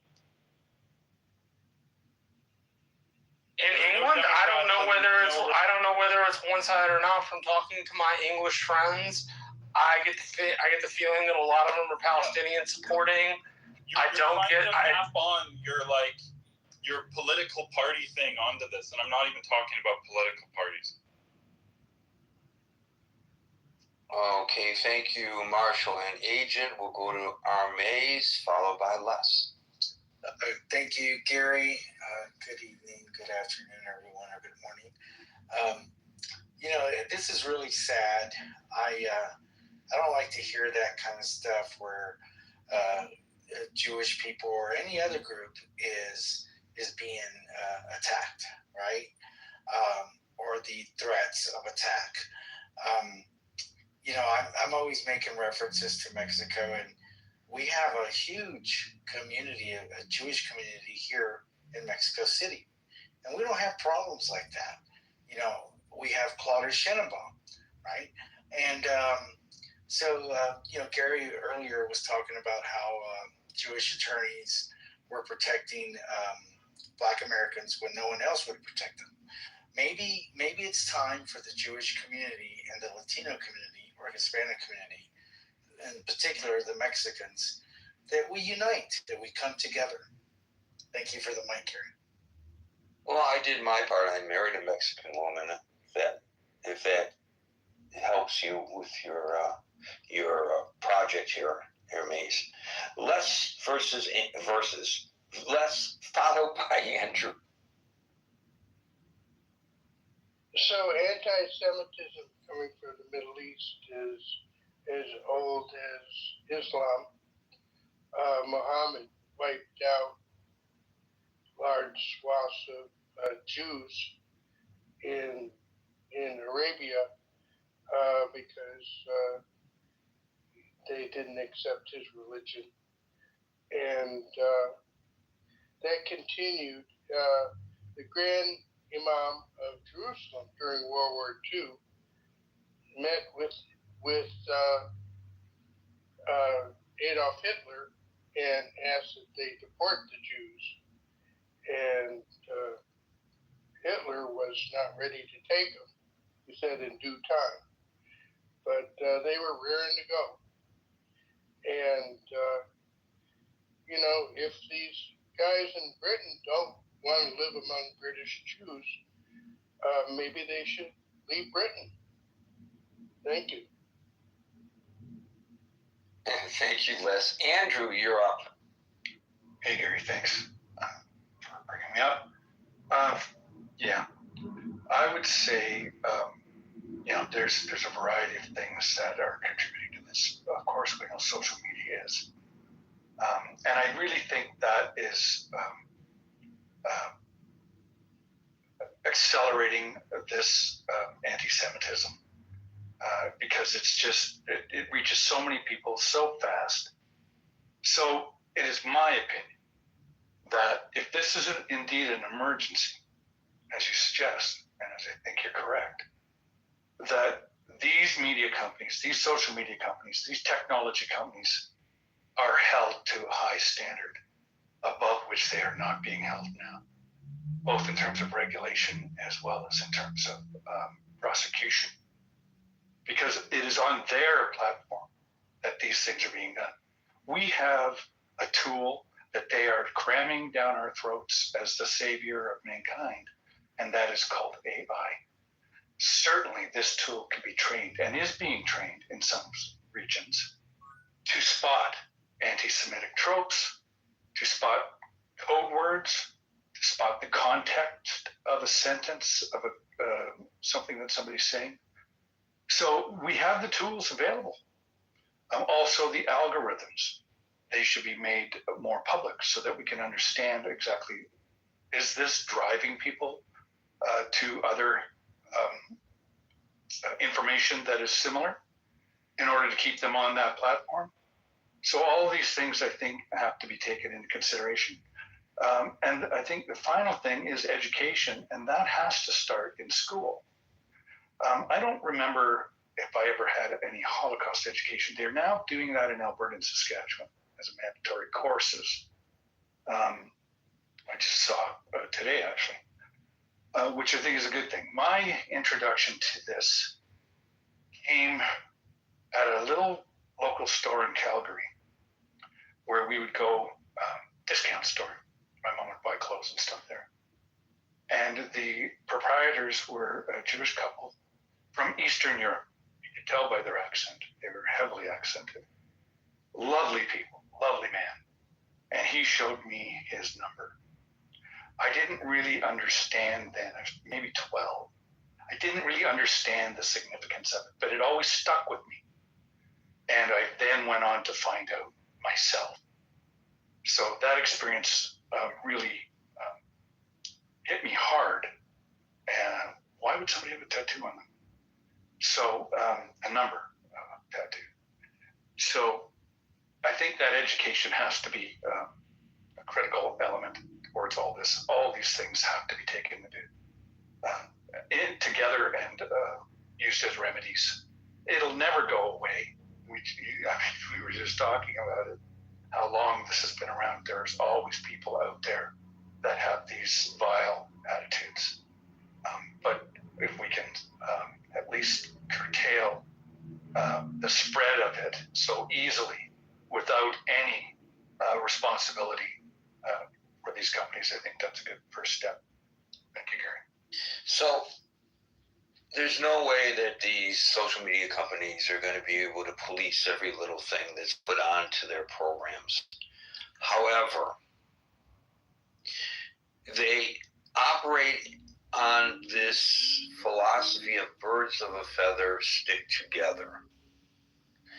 And so if I am a photography buff, as I am, and I look on any social media site at postings by photographers or about photography, I will suddenly have driven to me, this is getting to your algorithm point, Andrew, I will suddenly be driven to all of these postings about photography. I won't see postings on other things that I might also be interested in because I haven't, quote, told, close quote, the social media site that I was interested in these other topics. So they can use the algorithms to dispel some of the support system that they are accommodating for hatred. They could adjust their algorithms so that if a person is spewing out the kind of hatred that I documented in my piece that's linked above, the gas chamber statement, is not seen by other people who also have anti-Semitic views so they don't get ginned up. It's sort of like pedophilia. I think they try their best to suppress pedophilia on their programs, and they make it difficult, I think. I don't know, because this is not one of my interests, thank God, but my impression anyway is, and I stand to be corrected, that they make it difficult for the pedophilias to find others whose commentary would make them feel that their proclivities are normalized. So I think you're onto something here, and I would tell you that given the amount of legal duress companies like Meta are under right now with these lawsuits about these AI companions and how they might affect the minds of the developing minds of children, negatively, obviously. That if I were the head of one of these major social media programs, I would tell my extremely talented staff of developers to develop algorithms that dissuade people from sharing their views of hatred with other people who have similar proclivities. What do you think about that, Andrew? Do you think that's possible? I think they have the tools. What they need is the will. And they've forever been, it's not us, we're just the platform. We're not responsible for what's said on it, but we know that that's a lie. That's not true. If I host a party full of Nazi sympathizers, then or they just come, well, I'm still I want to get them out of there. But just to your point, Sam Altman is now being sued by residents of Tumbler Ridge after that shooting in British Columbia because of their inaction. And I think this is what needs to happen. They need to be held accountable. They need to be hit in the pocket. And in large sums, too, because these people are making billions. And Grok, Elon Musk just refused to go to France for questioning because of what his AI platform had produced in terms of pedophilia and weird, or not weird, but sexual content. They need to be held accountable. Sorry, that's the way I feel. Yeah. They have the tools. They have the technology. It's like the $6 billion man. Come on. So the reason they have these algorithms the way they do is to try to get you addicted to the program, so that when I go onto Threads or onto X or onto Facebook or onto YouTube, whatever whatever it is that it thinks that I'm interested in, I'm going to get. So I get my shot of dopamine, you know? If you look back to the history of all this, to the history of Facebook, it was originally established so that a bunch of friends at a college, at a university, could keep in touch with one another. And then it expanded into a global community where we could keep in touch with our friends. And if you're an earlier user of Facebook, you will recall that on your timelines, you would see what your friends are doing. What's Scott up to today? What's Howard up to today? What's Austin doing? Because they're my friends on Facebook, and they're posting things that are important to them, and maybe things that are happening in their lives. Austin got a new job. He posts it so all of his friends can see it. He's not posting it so that strangers can see it. Why do strangers give a damn whether Austin got a new job? And so that's how their algorithms once worked. We were using Facebook to keep in touch with our friends. Now all these people who they call Facebook friends are people we've never met, and we are grouped with them based on interests, not based on friendships, because that keeps us coming back, and that makes their program more valuable. That's why they do it. Yeah, so I think with the education, the digital literacy, that's also a key element for young people to learn how to use this technology, learn the pitfalls in this technology, learn to recognize misinformation, etc. It's hard for me to know what's misinformation just by quote unquote looking at it, which I can't do. But I know it's out there, so I'm suspect. But you need to have that kind of suspect when you're on the internet. I remember my sister, when she got on the internet, the first thing I told her is, first off, it'll teach you how to use it. Secondly, don't believe anything you see on it. And if you go into these chat rooms, most of them are not going to be good chat rooms. They're going to be on subjects that you're not going to like. So you've got to be aware, and you've got to be discerning. I hope the critical thinking forum is the exception, Andrew. So far, it's okay. Thank you, Andrew. Austin, followed by David. Hey, thank you, Gary. Thank you for hosting this room. Is my microphone working well? It says I'm having some connection. Yeah, you're long clip. All right, perfect. Yeah, the first thing I wanted to say about joining the stage to mention, like, the greatest generation really is the greatest generation amongst British people who lived through the mid-century and the early part of the 20th century. And I'm an elder millennial, folks who had a lot of contact with the greatest generation. I think a lot of British identity was around, we defeated the Nazis. And I imagine so many of these greatest generation would be rolling in their grave. Just imagine the side of the bombing of London, and they're seeing Nazi ideology circulate and be embraced by terrorists. It's utterly obscene. And then age, when there was the mention of social media, we're dealing with a serious enemy and a seriously organized enemy. I was very young when 9/11 happened. I remember it, and I remember the changes, and I remember some of the harshness with having to remove my shoes to go through airplanes, and all this was established.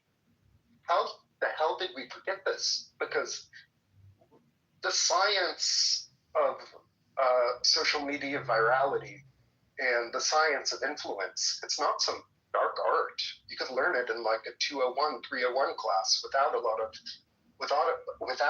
marketing courses. This is accessible to so many people. We have had terrorist groups spreading misinformation, disinformation, and psychological warfare. And this is a very serious issue, and it's a true issue. Every clubhouse I'm friends with has heard that the Islamic Republic, Islam, a fascist nation, is putting TikTok videos with Legos to create propaganda. Think about it. Legos. It's just utterly obscene. And we're not taking it seriously. And we have the science to take care of it. And I must say, I'm really glad that King Charles is in charge. I was very, as you mentioned, Gary, I'm so glad I sent you that link a while ago. He is an exceptional monarch. He's probably in the top 1 percentile of monarchs throughout history. That speech he gave to Congress was magnificent, and it's interesting to have a king who became a king at old age. And you know what? You want to know something? It was a diplomatic speech, and he's not a comedian, but unlike Jimmy Kimmel, he made me laugh. Yeah, truly brilliant. I mean, it's so interesting that his coronation was around the retirement age of most people, but he's just accumulated so much wisdom. He's very in touch with the norms of the greatest generation, and he knows what it means to be British. And he embraces modernism to a good degree. And it's just absolutely terrible. Like, just confusion and irony. Like, throughout the history of Palestine was a European colonial endeavor. And to see the irony of people so unlearned, so biblically illiterate, that they can't look at a map and see the Hebrew words of the ancient cities, or the ancient cities that were from Hebrew language and became Islamicized during various caliphates. It just boggles my mind. But again, I guess it's a theme that keeps coming up. We're living a pick-your-own-adventure book. We need to talk to our friends. We need to speak with the downtrodden and confused. And we need to elect leaders that are truly leaders and truly care about people. And I love London, and I love grad school, and this is just deeply disturbing. Really brought me down to see what happened with all the attacks on universities. I want to get more degrees very soon, and part of delaying was definitely that spring of hatred that popped up. And it's just so strange. Like I said, what happened? We developed all these plans during 9/11. Are there these contingency plans that were drafted then, and someone just threw away the paper files, what to do if there's co-option or psychological information, disinformation, propaganda of terrorist groups? These are very concerning things. And I miss London being, I mean, I'm sure London's still fabulous for the most part, but it's such a cosmopolitan city. And higher education, what I loved about it is how collegial it was and how we came together as a community. And I hope I'll find that again. I'd be really disappointed. These days I'm really cognizant of my Ashkenazi roots and more connected with the spirituality. I'll be really disappointed. I cringe every time I see headlines of anti-Semitism on campus. It's antithetical to the purpose of a learned society. We need to avoid illiberalism and hell and scapegoating. We need to choose good leaders, and we need to make an impact locally. And I don't know how to address trolls and stuff, but there's some of us that are very learned in the psychological sciences and marketing science.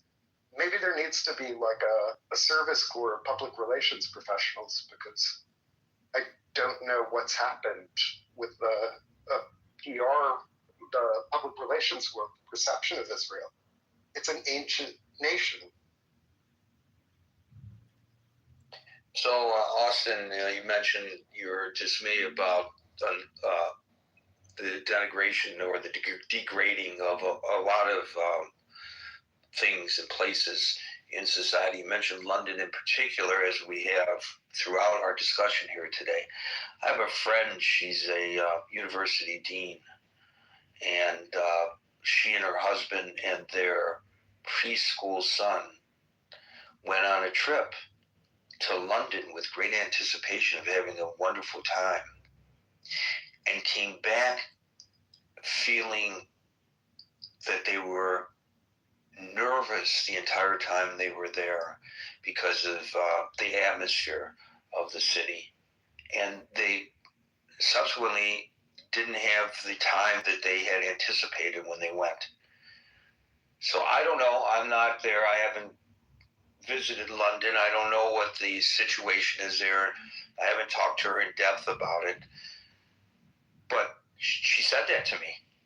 So I know that's anecdotal, but they didn't feel comfortable in London. I don't know whether anybody ever said anything to them or anything like that, but whether there were nuanced things going on, but they just did not feel comfortable. I imagine the graffiti and dumb posters from dumb kids that are illiterate about history. It's just unfortunate. And I think King Charles will try to do something about it, and I hope the future of the monarchy embraces this wisdom that we saw with Charles and Elizabeth. Well, I will tell you, and it's not supposed to come from the king and the queen, Camellia, but it's supposed to come from the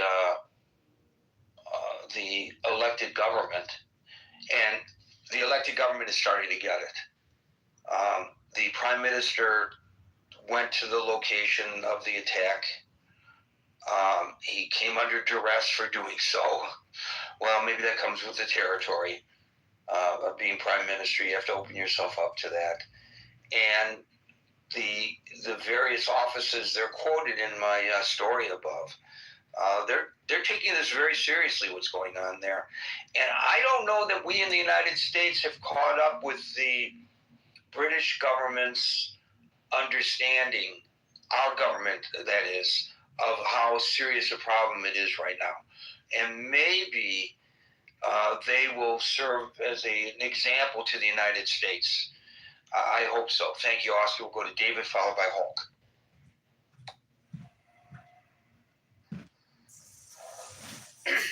Yeah, another sobering topic, Gary, unfortunately. There's so many issues that are raining down on the outcome of what we've seen in London and here in America. I enjoyed your article, although I didn't enjoy the content. I enjoyed the way you wrote it and documented it. But there's a lot of hate in the world, Gary. There's a lot of hate that's being disseminated, and it comes from all sorts of sources and parts of the world. And when folks are aggrieved, or they feel backs against the wall, or they don't like what they're seeing, they want to blame somebody. They want to blame something. They want to attack, and they want to lash out. And a lot of times that is irrational. It's guttural. It's visceral, and it impacts minorities. It impacts the weakest in society, or the most vulnerably exposed to what it is they're perceiving as being the cause of the pain that they're seeing in the world today. I mean, God forbid, Gary, that this United States would produce such smart and sophisticated, or at least educated children that had to score well on these SATs and write these commanding essays and to best their peers to get into these universities, to only then, as you put it, adopt these anti-Semitic positions against Jews or their fellow Jewish classmates in a rabid form of response to what they're seeing play out in the Middle East. But transpose that to a radical in London, somebody that's raised in a poor area of London and under theocratic strictures and not able to really enjoy the West or have the opportunities that the West provides. And then that person, I'm making the argument that a lot of the terrorism that London and the UK and other parts of Europe have experienced has been homegrown terrorism by actual residents born in those countries. They're not from another part of the world coming to London per se, although there are examples of that. But they're people who are brought up with these ideas toward the West, toward the very country that they're allowed to live in and have these freedoms. And so, we want answers, we want remedies, we want solutions for the problems and the pain and the stuff that we're involved with as a government, and particularly when there's military and arms involved and mass destruction of buildings and people and life, limb and property.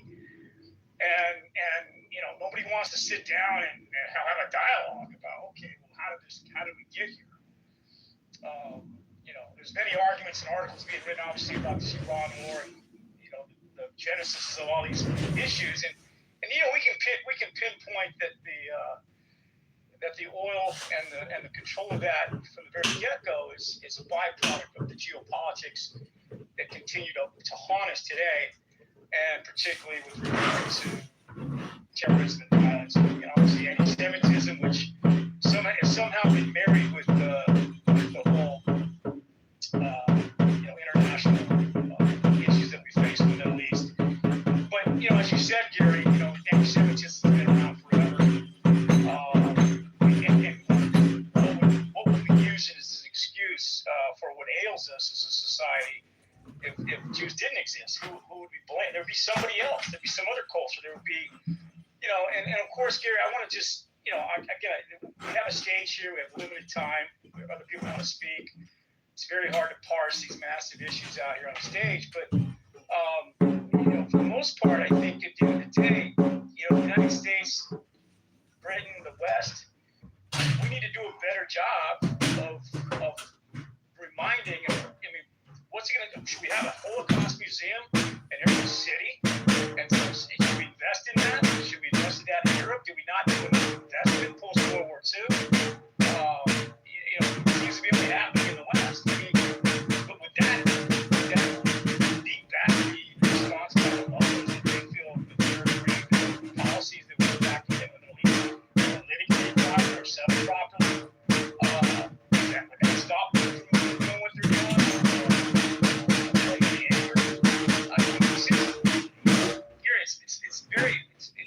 It's mind-boggling to think how we solve the problem, and how do we get to it. You know, I mean, Abby's on the stage and she's articulated the money and the time and the energy committed to sourcing out the roots of all this. You know, we got better things to do in our life to protect ourselves, to spend money in our holy of places in America and around the world, which are bastions of spirituality, peace, and why we exist as humans. Because we're the targets of this anger and hostility that somehow is everywhere down the world. So, and the social media, and of course, let's be clear in terms of the technology piece that is leveraged by the hate, by the monetization of that, and the ubiquity of how it can be accessed in imagery and ideas.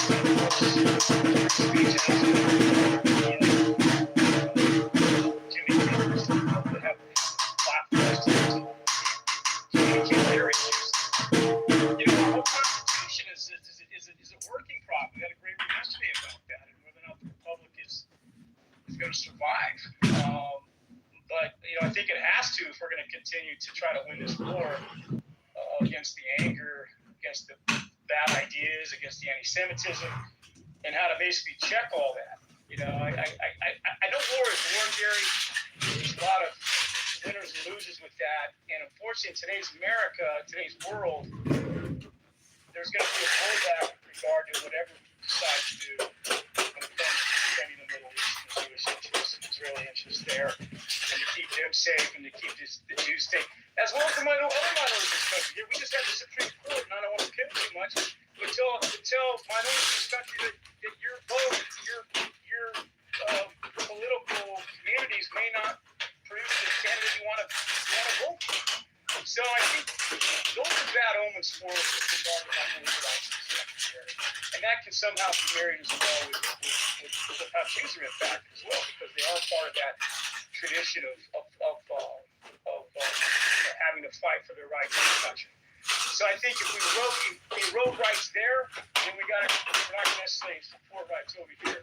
So I think the whole nation has to somehow get its arms around how far we are now. Not the top. I don't want to get too involved with politics of Trump, but a lot of that is also playing out in a way that I've never seen before in this country. And I saw an interesting piece I wanted to post in the chat. It was comparing the 8 years of Obama to the almost 7.5, 6 years of Trump now. And just the disparity in these types of scenarios that have played out on a national stage, as a comparison, is just mind-boggling in terms of where the country's at today. So Gary, I want to just reiterate your point. I love England. It's a great country, but it has changed. London has changed. It's anecdotal, but when I was last in London in about 2015, I was visiting a British friend of mine doing a wedding at a New Zealand Kiwi buddy, and I wasn't walking on the street. We were walking through this Hyde Park area, Marble Arch. For those who are traveling, know exactly what I'm talking about. And we couldn't find a proper British breakfast. Couldn't find restaurants that catered to any of that. It had gentrified in a more Muslim direction. And I was walking sort of in the path of the parking on the road, and I was a couple feet off from the sidewalk. And my Kiwi buddy goes, "Hey, mate, get over here on the sidewalk." Man, I go, "What are you talking about? What are you worried about? They might run you over." And I go, "Is that rational? Or is it because we're Westerners?" So, this is the fear that's out there here. This is the stuff that is haunting, our Western world on some level. And it was irrational, and I kind of say, "Hey, mate, you're out of control here." But are we out of control? On the stage today. I appreciate the room. Thank you. Actually, if he was speaking in British English, he would have told you to get onto the pavement. I didn't realize that, but the Brits call the sidewalk the pavement. You and I was finally caught up with him. Gary Baumgartner's room Mr. drained him of all his dopamine today. He was claiming that America is going fascist. Dan, this conversation has been fast. We can do for you. What do we?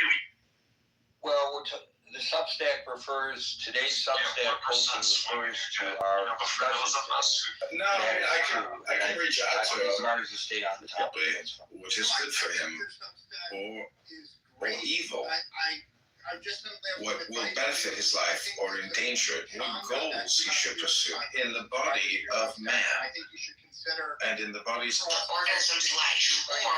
fundamental alternative in the universe, existence or non-existence. Thank you for that, Hulk. I think if you cross post, you'll get Action is not you deserve. With regard to the United Kingdom, What was the numbers over the past 3 months? Your speaker so far. No, it was derived from conceptual knowledge. And conceptual knowledge cannot be acquired automatically. Man's actions and survival require the guidance of conceptual. But the fundamental alternative of its existence remains a disease condition. But the fundamental alternative of its existence is wrong. So, after you know that I trusted you. Countries, the rivers will run with blood. There will be blood all the streets of London. And all of the polite, calm people in the United Kingdom laughed at him and said that was paranoid.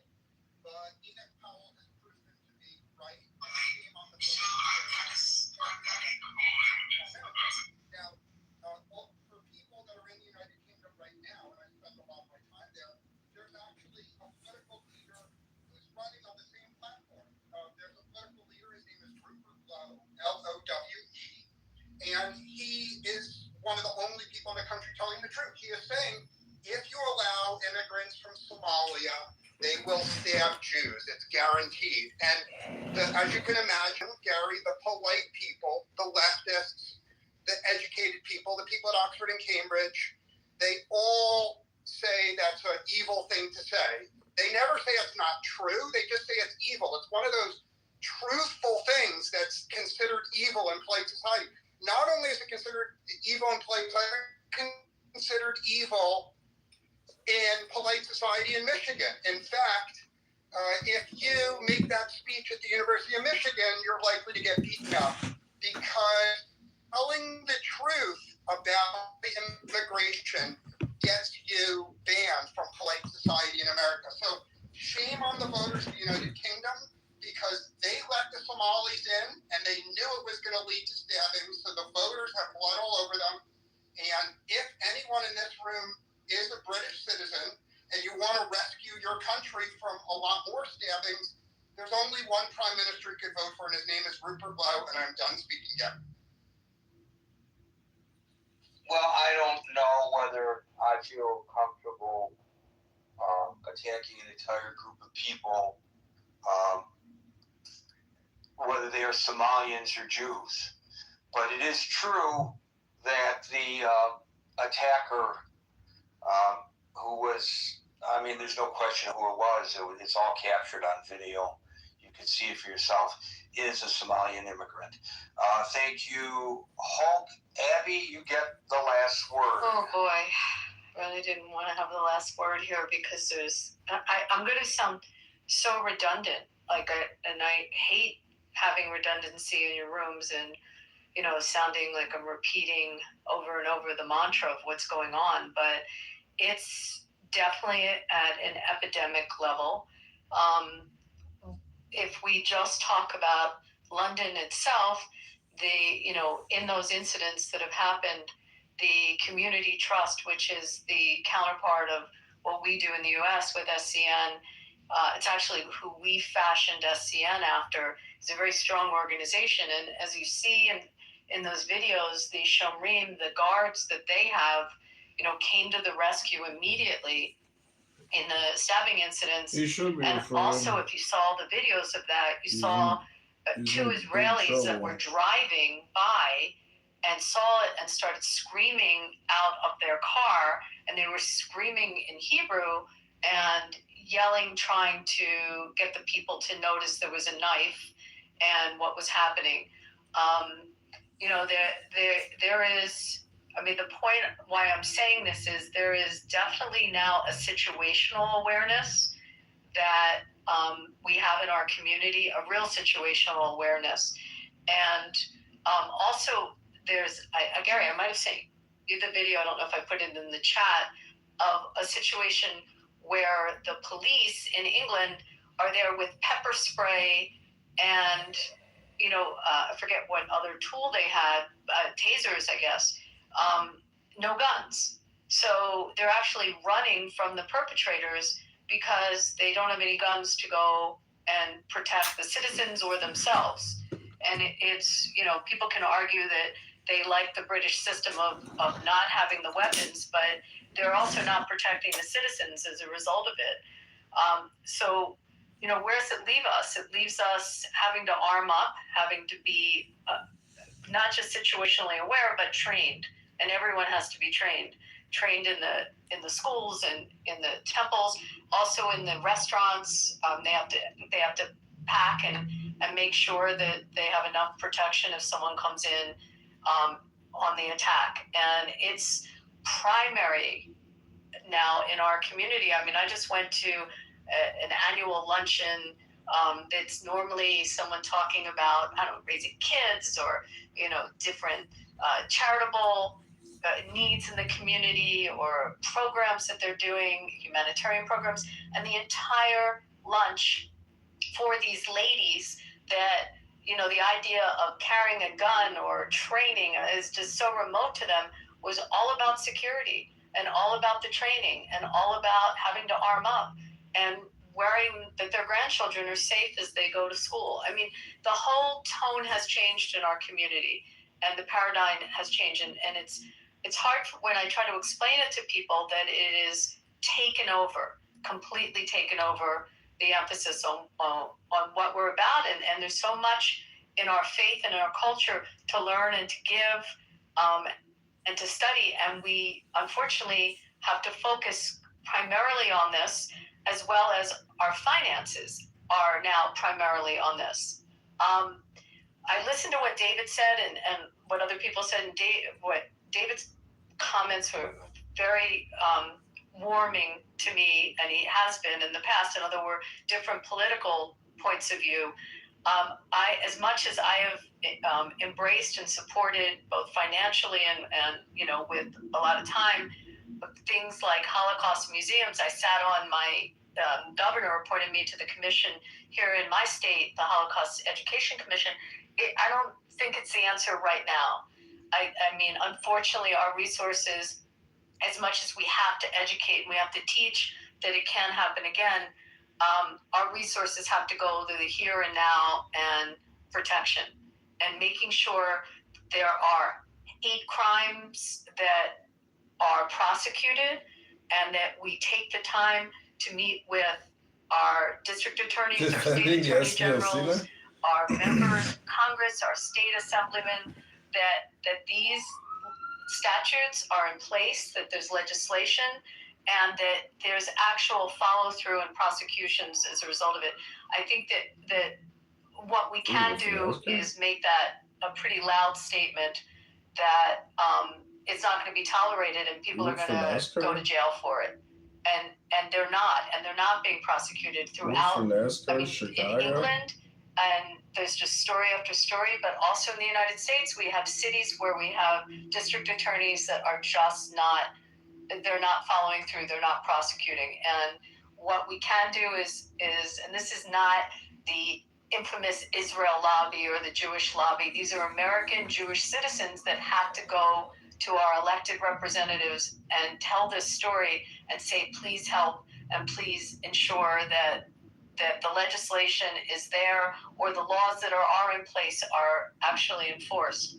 I mean, I do as much as I can on that. Actually, tomorrow I'm supposed to go and testify at a hearing with respect to something with an education department in my state to make sure that the schools are safe and what they're doing to take affirmative action.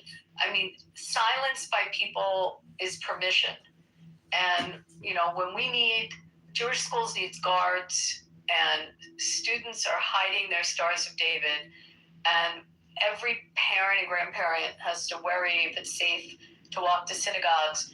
While, you listen and you see mobs chanting slogans that make us feel like we're being hunted down where we live in places that we've called home for generations, and our parents and grandparents have fought to protect, and now we're at risk in those same cities. And in places like in England, when Jewish ambulances, places of worship are firebombed, that silence is not enough. And, I just ask, and I hear it in people like David, and I thank him to stand with us and to help us, and that the solidarity means so much. And, call it out for what it is when you see it. And it shouldn't be, it's a stain. It's just a stain on our civilization. And it's cowardly not to call it out. And that's how I feel.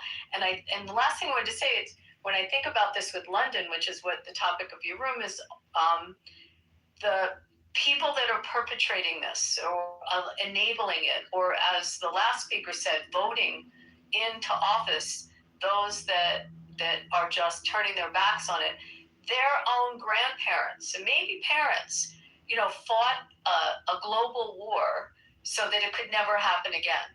I mean, they literally gave their lives so that this couldn't happen again.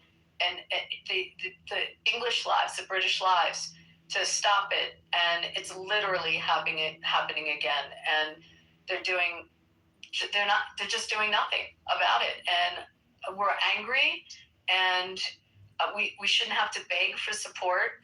We should feel that the concept and the solidarity and never again, and that's really a slogan that's got to be on people's lips. And that's just what I want to say. I mean, that you got to turn the anger into something productive.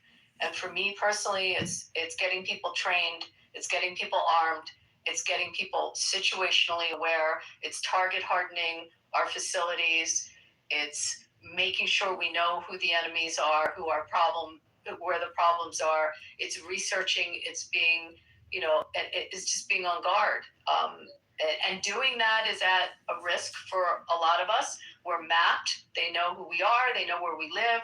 We have to do extra protection for ourselves, but we have no choice. It's literally on our doorsteps, every day, multiple times a day, and that's the hard reality. And thanks for letting me talk.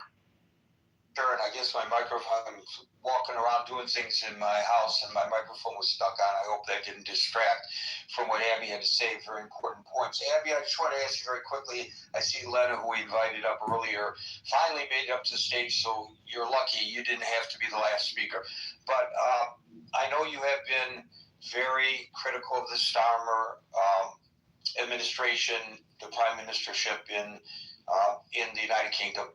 And I'm just wondering, though, given the fact that they seem to suddenly be waking up, they're increasing the threat level, they're calling this, that administration is calling this an emergency, the attacks on Jews in the United Kingdom.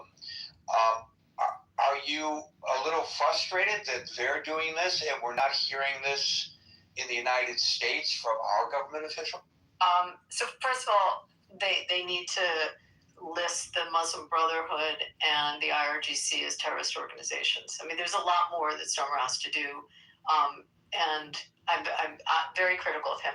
I am hearing it now. I don't want to get political. I swore to do this, and some other people did, but I am hearing a call to arms and a protection from some of the leadership in our government. I definitely hear it from senators. On the Republican side, I hear it on some moderate Democrats that have come out. If you listen to people in Congress, like Josh Gottheimer, I mean, I can list off members of Congress that have been very vocal about it. Some that I don't agree on their other policies, but strong on this. I'm definitely hearing it from our senators. We've been hearing it from Marco Rubio. From when he was in the Senate, he's been a champion of this and still fighting it very loudly.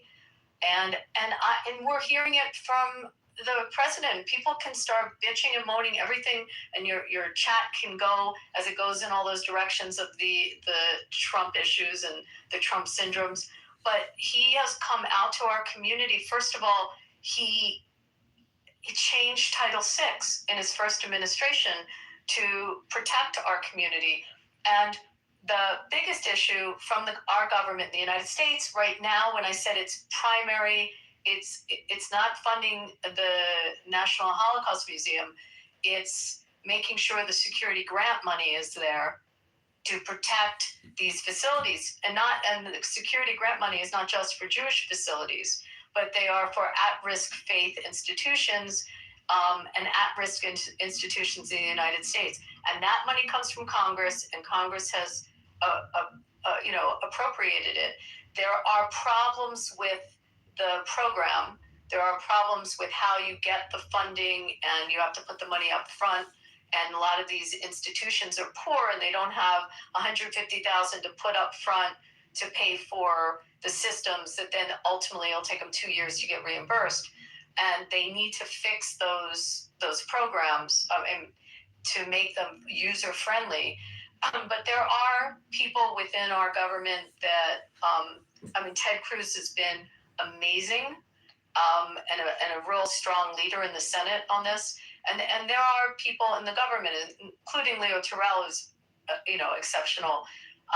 But I think our president is aware of it, and he's communicated that, and he has been proactive on it. So obviously there's so much more that needs to be done because it's at an emergency level. But I am happy that it's this administration that's in now. I would be scared, much more scared, and probably having a different conversation if it was a Harris administration. So, and again, I didn't want to get political on this, but I'm answering your. Thank you. we saw in New York City that the pressures can make people change. The idiot mayor, Mamdani, blocked protections that were put into place by the previous mayor, Adams, of religious institutions, houses of worship. And while it was motivated by attacks on Jewish houses of worship, as you point out, in the example that you used, it meant all houses of worship. And he blocked that, and he recanted. He allowed it ultimately because of the extreme pressure put upon him. But he felt that setting up a buffer zone so people can have ingress and egress to a synagogue or a mosque or a church infringed on New Yorkers' rights to protest. No, it did not. And it just meant a buffer zone so people could go in and out. You could still protest, scream, holler, use your megaphones all you want, but you can't block people and intimidate them going in and out of a house of worship. Why do I say the idiot? Because a companion bill that would give related protections to schools has been vetoed by the same mayor. And hopefully he'll come under the same kinds of pressures that he came under when it came to the religious institutions. But this is what we need, is people need to be protected. You can accommodate both people's rights to protest and people's rights to not be accosted. You can accommodate them in our society, and to say that one has to be done to the exclusion of another is stupid. It just shows that you're too lazy to make that happen. Lena, you've got a minute and 30 seconds, if you don't mind squeezing it in. I'll be very quick, and thank you, Gary. This is very confusing. We're living in a globalized world, and information travels at the speed of light. And I am a baby boomer, so my parents, they were both in the resistance when Nazis occupied Greece, and I think those of you who know me know some of the stories. So I am, it's been drilled into me since I was a child that we don't support anti-Semitism in any way. And I, of course, being the person that I am, I would never support anti-Semitism. But I think it becomes very complicated when we are chatting and talking and speaking without knowing who we have across from us. And a lot of times, what I find, the way we are talking can sometimes slide into anti-Semitism, which is totally absurd, but it does, and it can. And there's a lot of anti-Israel sentiment out there after Gaza, generationally speaking. Okay, I just want to make that very clear that I have become aware of it, that a lot of people are anti the expansionist sort of project of Israel. Right, but what the discussion today is not whether Israel's policies are good or bad. The question is whether, if one opposes Israel's policies, they might not, by the way, that's just an excuse perhaps, but let's just take it at face value, that if they hold to that position, that it's appropriate to attack Jewish people who have nothing to do with the decisions of the Israeli government. And so... Absolutely not is the answer, Gary. Yeah, thank you, Lena. I gotta go, unfortunately. Okay. Thank you. Folks, we're here Monday through Friday from 5 o'clock New York time, so until 5 o'clock New York time. Tomorrow for the next edition of the Critical Thinking Forum. Everybody be safe, be well, and peace out.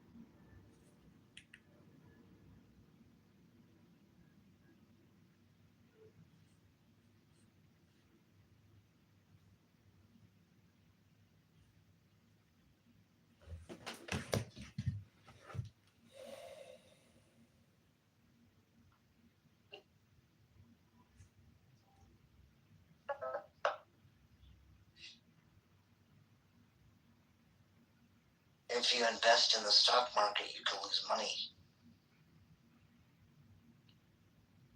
What did you say? I said if you invest in the stock market, you can lose money sometimes. Yeah, of course. I mean, that's right. See, I mean, you're like.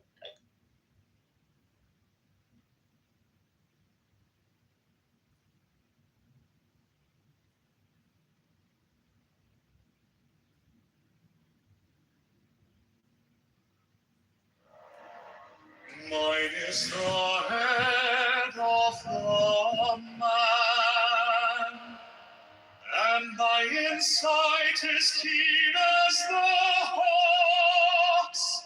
By my head I invoke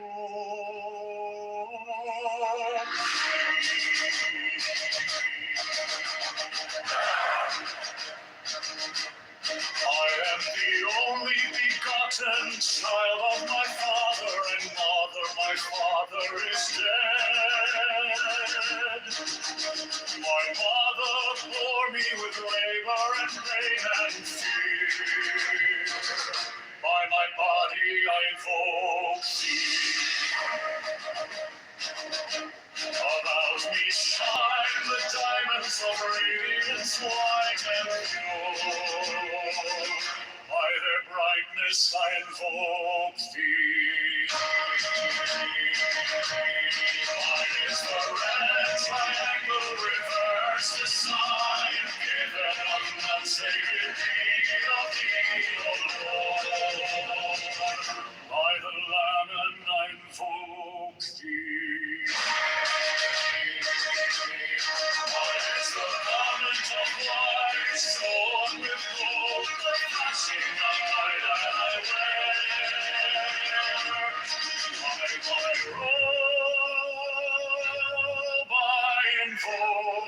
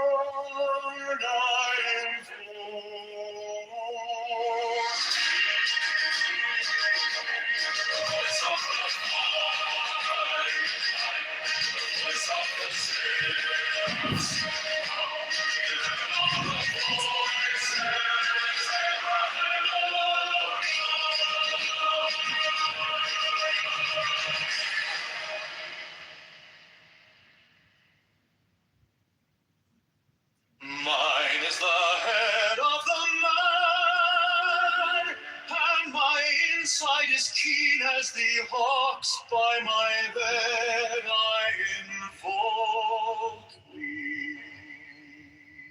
I am the only begotten child of my father and mother. My father is dead. My mother bore me with labor and pain and fear. By my body I invoke thee.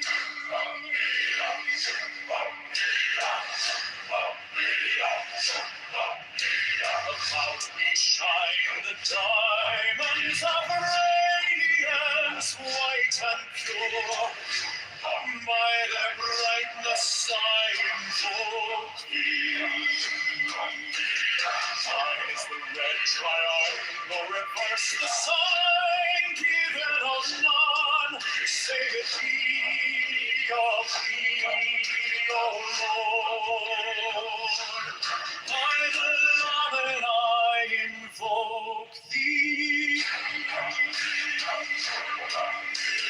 Mine is the garment of white, sewn with gold, the flashing of day that I wear. By my robe I invoke thee.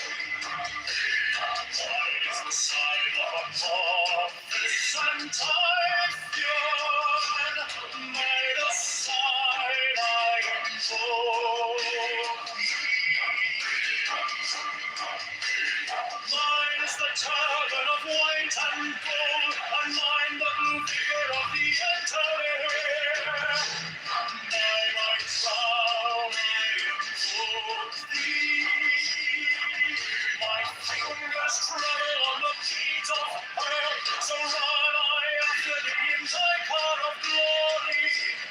By my fingers I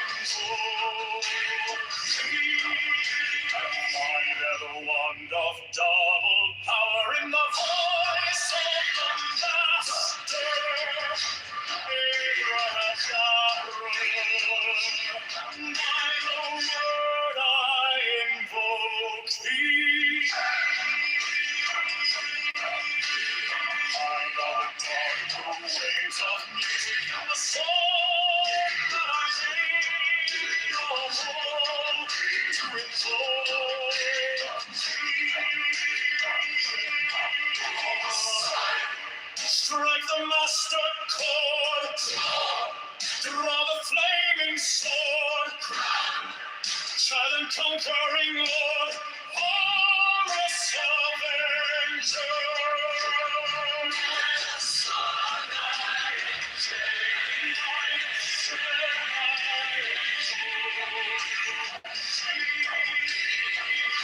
My hand is thy sword of revenge, and strike thy cheek. By the sword and bow thee. The voice of the 611 are the voices. Abrahadabra.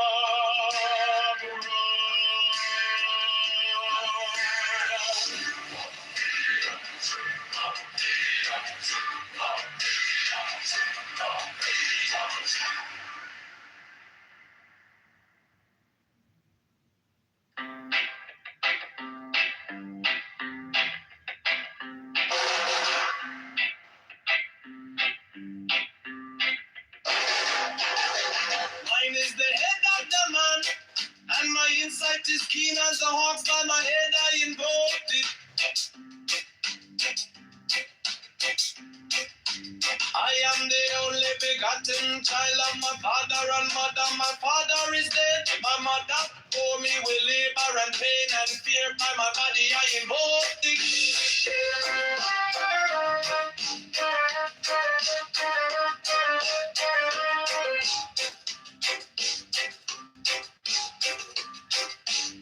About me shine the diamonds of radiance, white and pure.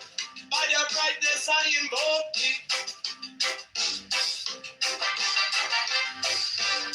Mine is the red triangle reverse, the sign given of none. Save it be of thee, O Lord. By the Lamb and I invoke thee.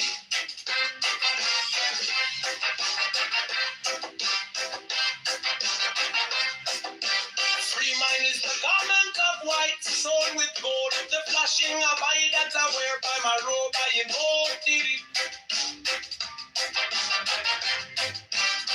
Mine is the sign of a prophet and typhon. By the sign I invoke thee. For mine is the turban of white and gold, and mine the blue vigor of the intimate. By my crown I invoke thee. My fingers travel on the beads of pearl, so run I after thee in thy car of glory. By my fingers I invoke thee. I hear the wand of double power in the voice of the master. Abrahadabra, by the word I invoke thee. Be mine are the dark blue waves of music in the song that I made a bold to invoke thee.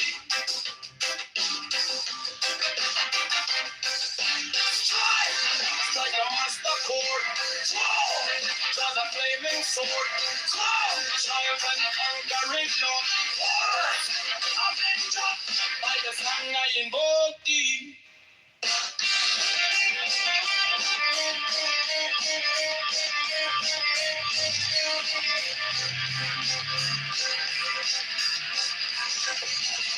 In my hand is my sword of revenge, let it strike at my vision, by the sword I invoke thee. The voice of the fire, the voice of the sexy, the voices, everyone around.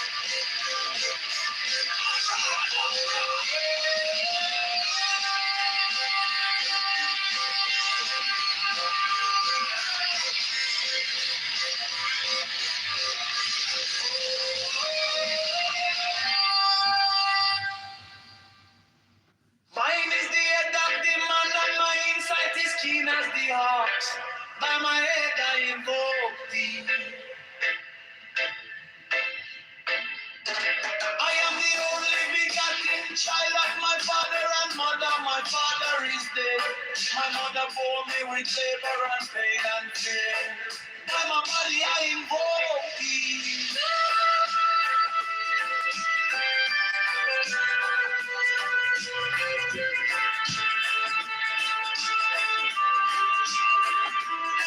Around me shine the diamonds of radiance, white and pure. By their brightness I invoke thee. Mine is the red triangle reverse, the sign given of none. Save it be, oh thee, oh Lord. By the Lamb and I invoke thee.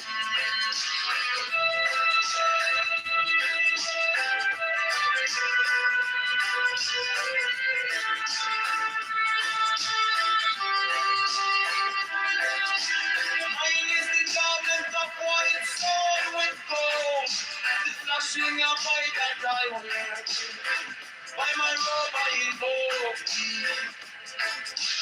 Mine is the sign of Apophis and Typhon. By the sign I invoke thee.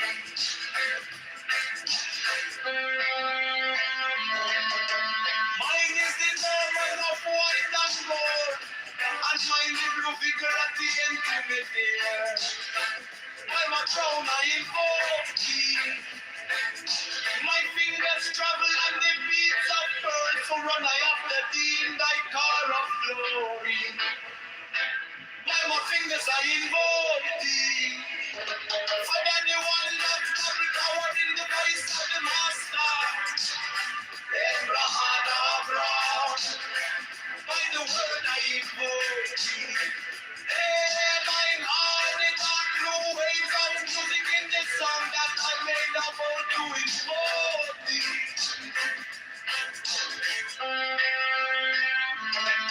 Strike the master chord, draw the flaming sword, grow, shining and conquering Lord, our Lord, Avenger, by the sword I invoke thee.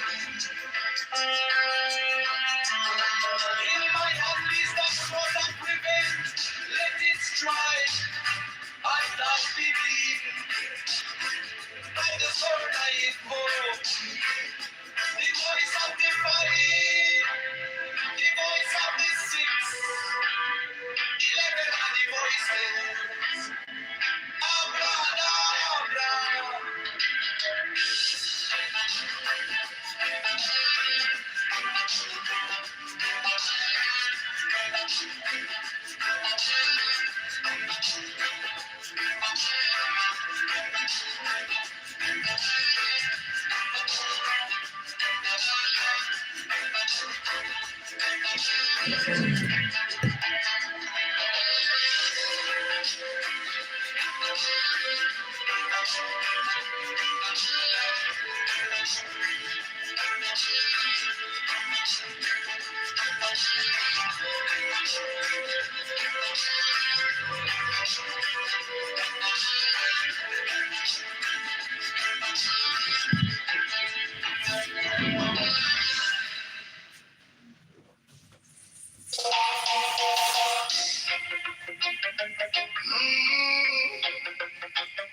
Mine is the head of the man, and my insight is keen as the ox. By my head I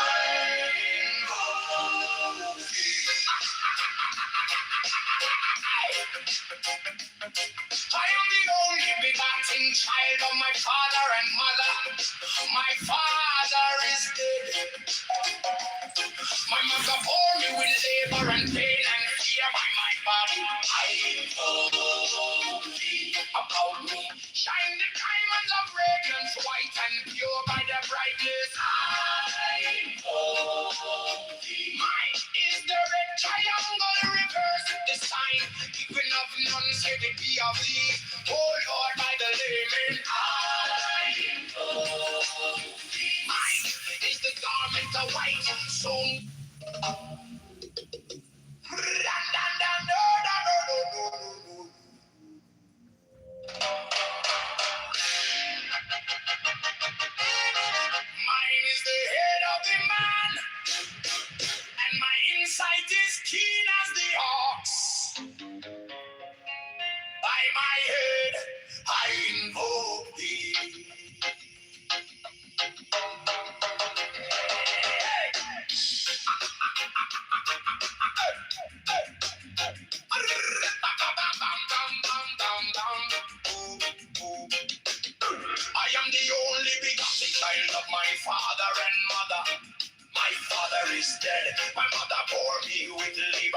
pain and fear by my body.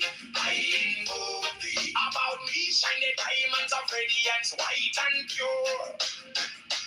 By their brightness, I. Mine is the head of the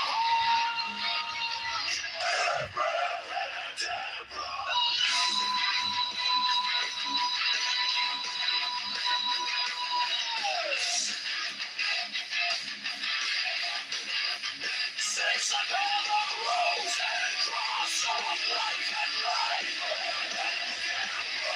Giving the sign at each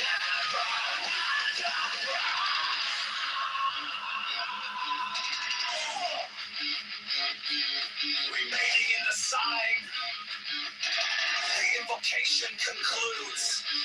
Therefore I say unto thee, come thou forth and dwell in me, so that every spirit, whether of the firmament, or of the ether, or of the earth, or under the earth, or dry land, or in the air, of flowing air, or of rushing fire,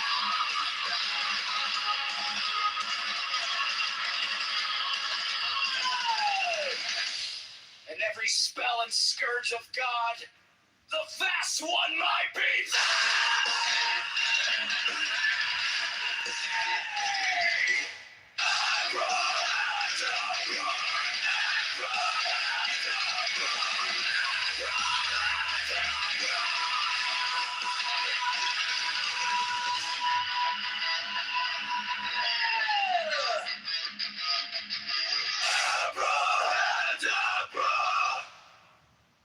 Mine is the head of the hawk,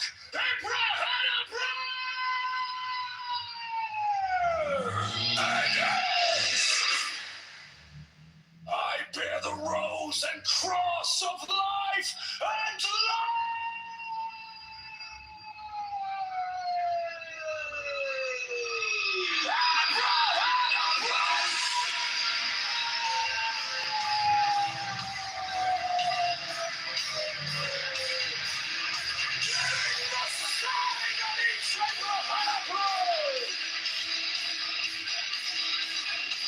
Remaining in the side, the invocation comes live.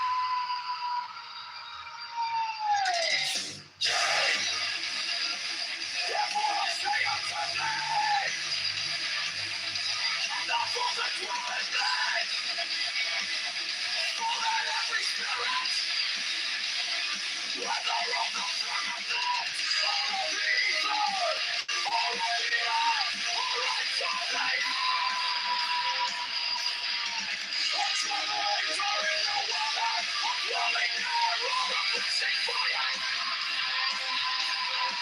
and every spell and scourge of God, the vast one might be there.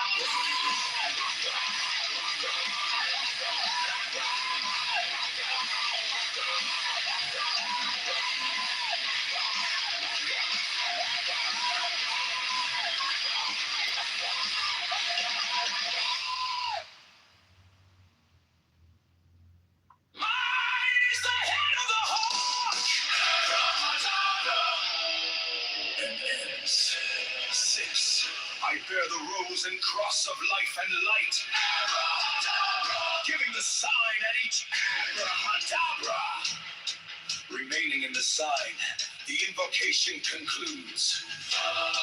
Therefore I say unto thee, come thou forth and dwell in me, so that every spirit, whether of the firmament, or of the ether, or of the earth, or under the earth, on dry land, or in the water, of whirling air, or of rushing fire, and dispel the scourge of God, the vast one, might be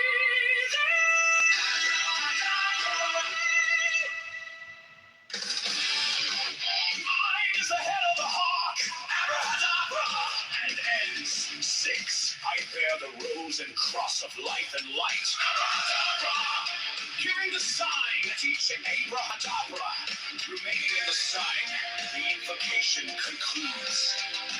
Therefore I say unto thee, come thou forth and dwell in me, so that every spirit, whether of the firmament, or of the ether, or of the earth, or under the earth, on dry land, or in the water, of whirling air, or of rushing fire, and every spell and scourge of God, the vast one, might be thee. Abracadabra.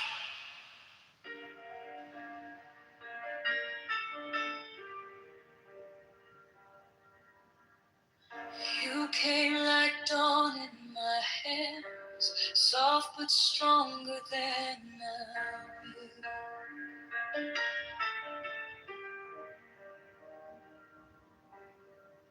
My fear turned gold in your eyes, and my whole night broke in two.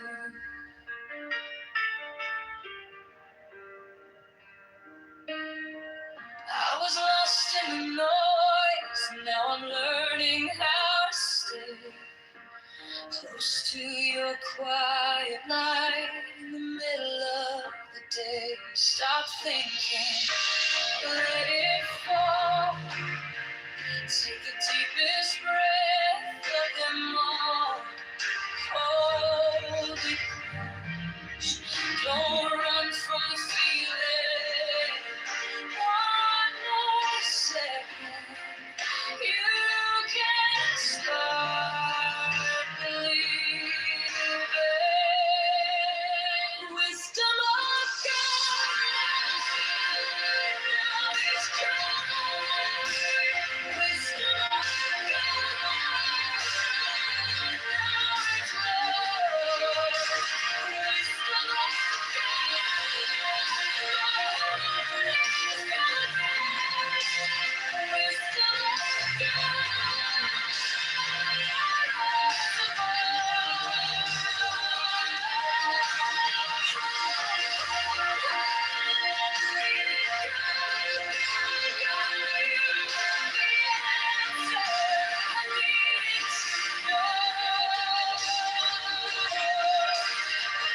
your touch is a steady rain on the dust of who I was.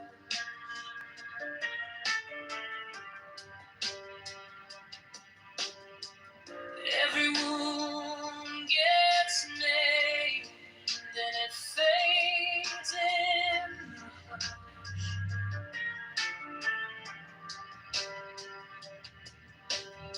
I don't need 1,000 signs when your name is in my chest. One deep breath, one brave step, and the rest can be blessed. Stop thinking, let it fall. Take the deepest breath of them all. Hold it close. Don't run from the feeling. One more second. You can start believing. Wisdom of God. Now it's time. Wisdom of God.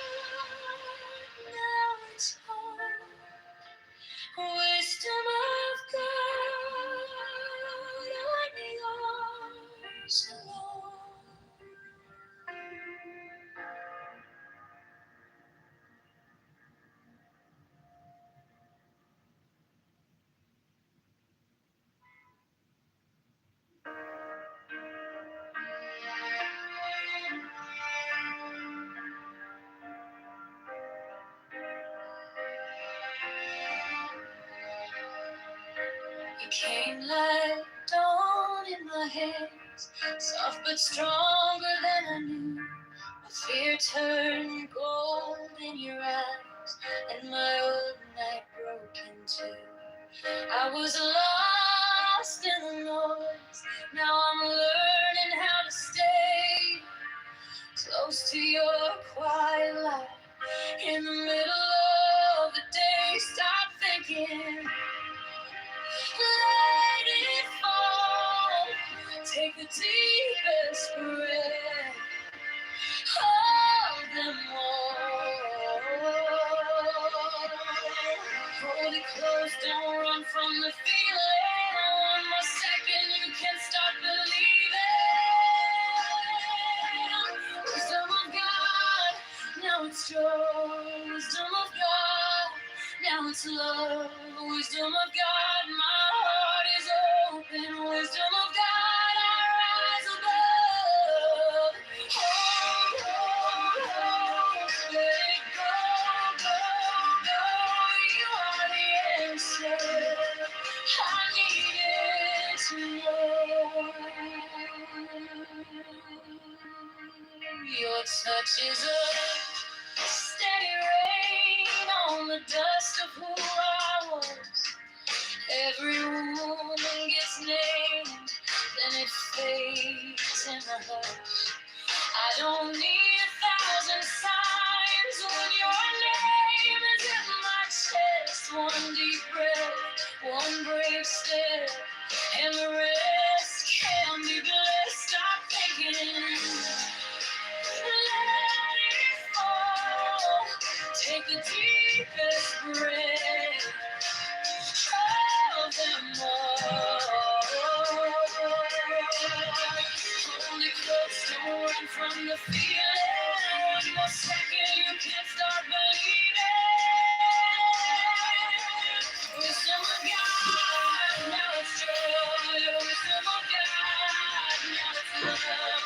Wisdom of God, my heart is open. Wisdom of God, rise above. Go, let it go, go, go. You are the answer I needed to know. If I tremble, stay near. If I break, pull me through. Teach my hands to release what I cannot hold with you. 10 not 9, 10 not 11. I breathe in your holy cold in the storm in my head. Lays down like a pond. Wisdom of God, now it's joy. Wisdom of God, now it's love. Wisdom of God, my heart is open. Wisdom of God, I rise above. Hold, hold, hold, let it go, go, go. You are the answer I needed to know. Wisdom of God, now it's gone. Wisdom of God, I'm yours alone.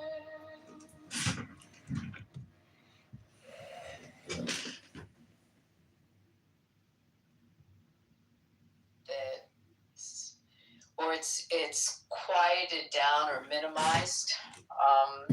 I think that's really important because I think those threats are getting louder and they're seeping in societally as well as our borders and I mean on all levels. The threats are there, and that would be a second. I don't know. I'd have to think about what my third would be on whether it's a what domestic issue stands out. But Abby, stopping the potential civil war between the left and the right, figuring out how to do that, finding a leader, maybe.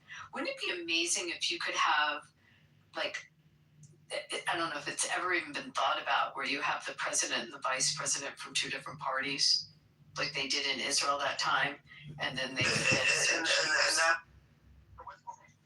We did that for a little while in the early. in the country. The person, I think it was only in the first three electoral. Adams was. Adams and Jefferson. So basically, yes, that's true. It was the person that got the second most votes in the electoral college. Was the vice president? Became the vice president, and yeah, I mean, I don't think a lot of Jefferson. I think a lot of Adams. I think Adams was probably the best guy we've ever had politically at that level of the game. But he was a one-termer. I mean, you forget that John McCain wanted Joe Lieberman, and the Republicans said no. Was Lieberman already an independent by then? Independent by that time. Right. Yes, do you know that this group that I did a documentary with a long time ago on Begin, I didn't invest in this, but they then did a second documentary on the life of Joe Lieberman. And while they were doing the documentary on him, this is just a side note, he died like before they were finished filming. So they had to kind of regroup and rewrite the whole second part of the documentary, but it's out. It came out. I mean, he's a remarkable man. But would you say that probably was the most contemporary reach over between the parties? I didn't even think about that one. Yeah, he wanted McCain and Lieberman were very close friends. It's very interesting how very, very close friends you don't have anymore. You had Joe Biden and John McCain. Joe Biden and John McCain. They were like brothers. You had Bill Clinton with the Bush family. We don't have that anymore. You don't have Chip O'Neill with Reagan. You don't have that kind of thing. And we got rid of John Bonner. But there are actually, so there are two members of Congress that I know, and it's weird. Remember when I went to the State of the Union, they sat together, even though they're different parties, like the parties are split in the room. Mike Lawler from New York and Josh Gottheimer are very close, and they've introduced bills together. Like their politics are very similar. And you see some of those alliances in Congress, kind of what you're talking about, but you're talking about more leaders like Boehner. Yeah. Historically, it's not as far back as Jefferson and Adams, but there's one other time. But I think it is that Mexican Civil War. Lincoln's second term, I want to say, he was a Republican and Andrew Johnson was a Democrat. I didn't realize that. Were their politics that different? I think again it was more unity because how fractured the country was. Even the parties were fractured. Lincoln winning the first time was almost an accident, right? Because he was way out in the woods and kind of wedged his way through the New York establishment. How long was he in office for his second term before he was assassinated? Not that long. It was about a year, right? It was less than a year. But the Republican Party was fairly new. No, it was months. It was about 4 months. It was April of 1865. Because the Republicans replaced the Whigs, right? The Whigs could have done that.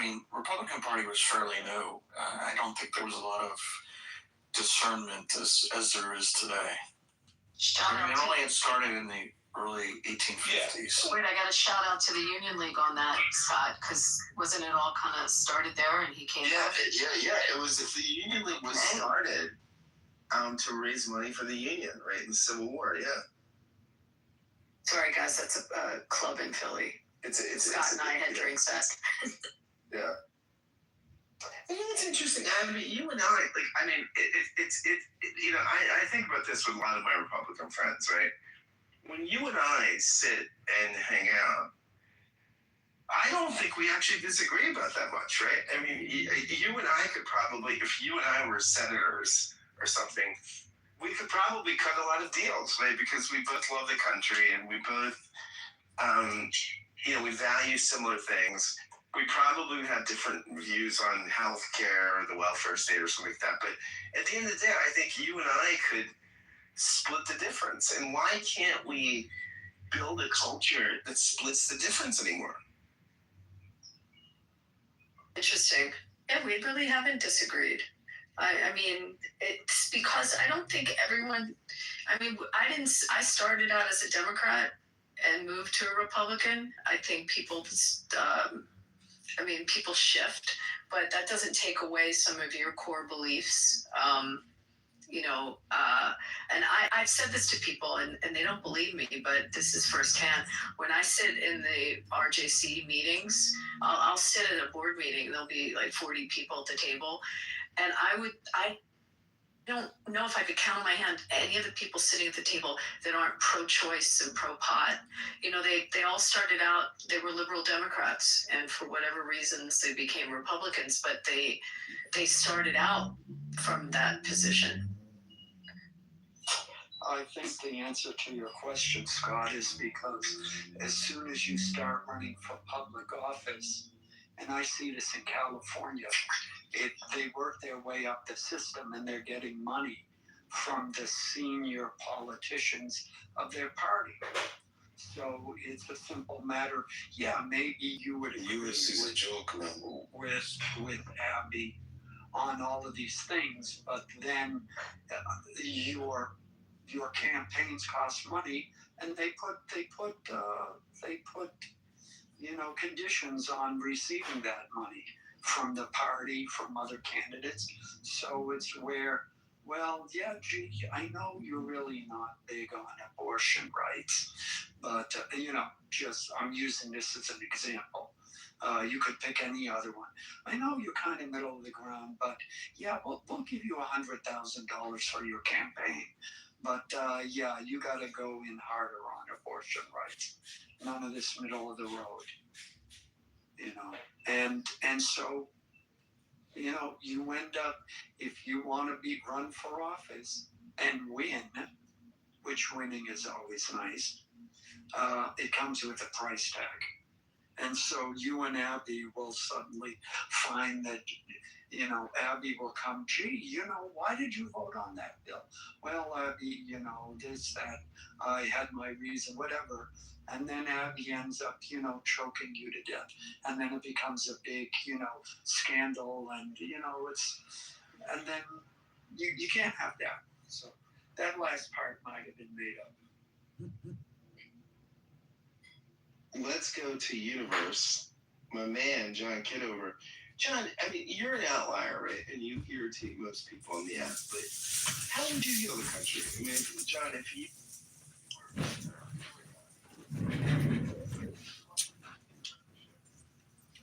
Well, if you look at my PTR, I'm reading Ayn Rand's The Virtue of Selfishness.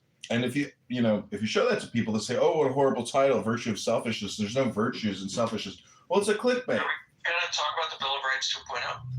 Hello? Or was that just clickbait? Hello? Oh, yeah, Jakob, you're a mod. You can take over the room if you want. No, I'm not taking over the room. I just, I thought it was an interesting concept. To be honest, I've always been thinking about Talmud 2.0, like if the rabbis got together and sort of like talked about it. So like, it's a really intriguing idea. Yeah, I think on some level, right? Part of the Bill of Rights, I think affordability is the issue, right? I think that's the thing that the parties, and they're both fumbling it, right? We don't know how to do this, right? Like basically, most Americans that are functional can't afford to live in the country, and it's awful, and I think that's that would be the set. That would be 2.0, right? That would be how can we get to affordability? But I think the left would say that you do it through taxation and redistribution. The right would say you do it through deregulation and lower taxes and prosperity. And I don't know that either party has been successful in making life affordable for most Americans. How do you come back from 9% inflation under Biden? That's what I'd like to know. Because we're still reeling from the effects of that. Yeah, so I think what Biden did was he made a strategic decision that we could say was a fail. I think he was facing a recession on his watch. So what he did was it's so great, the inflation, the Anti-Inflation Act or whatever.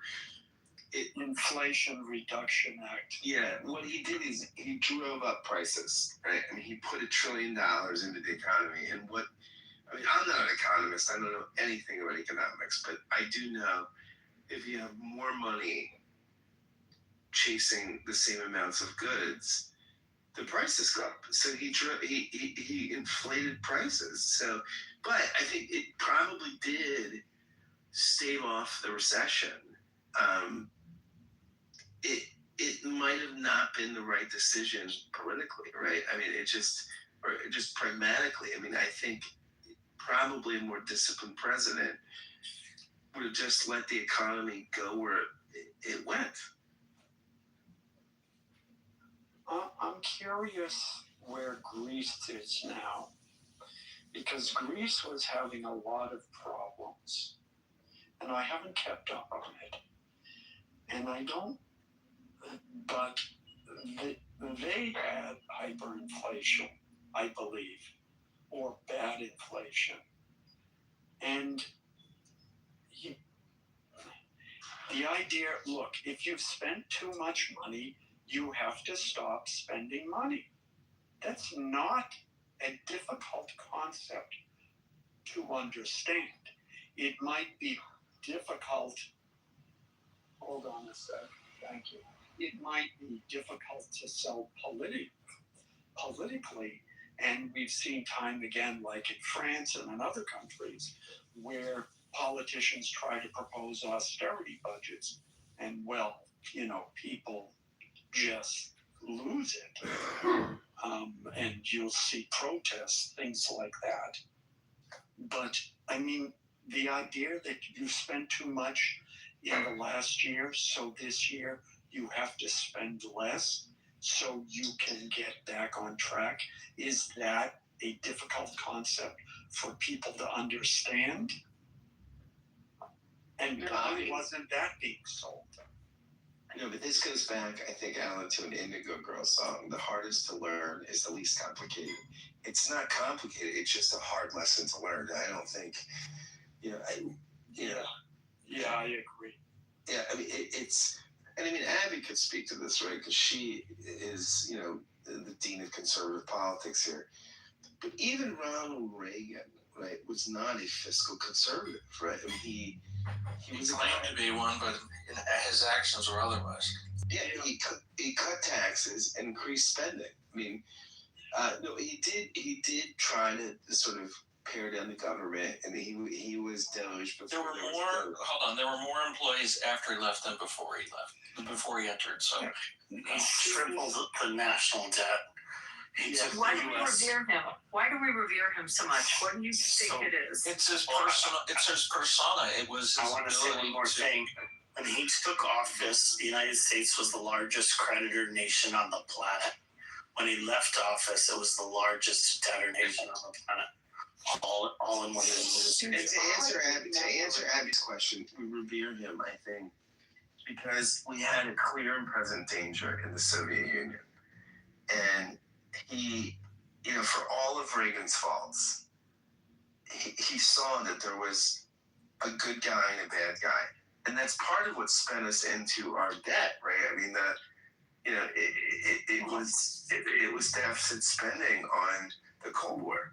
But, and we won it. I mean, so I think that's why we revere him, because he. I think you're right. I think that's one thing, but I think there's a lot more. He was a very good communicator, and he brought the country together after a decade that was very difficult and full of malaise and whatnot, and brought hope, and people bought into that messaging.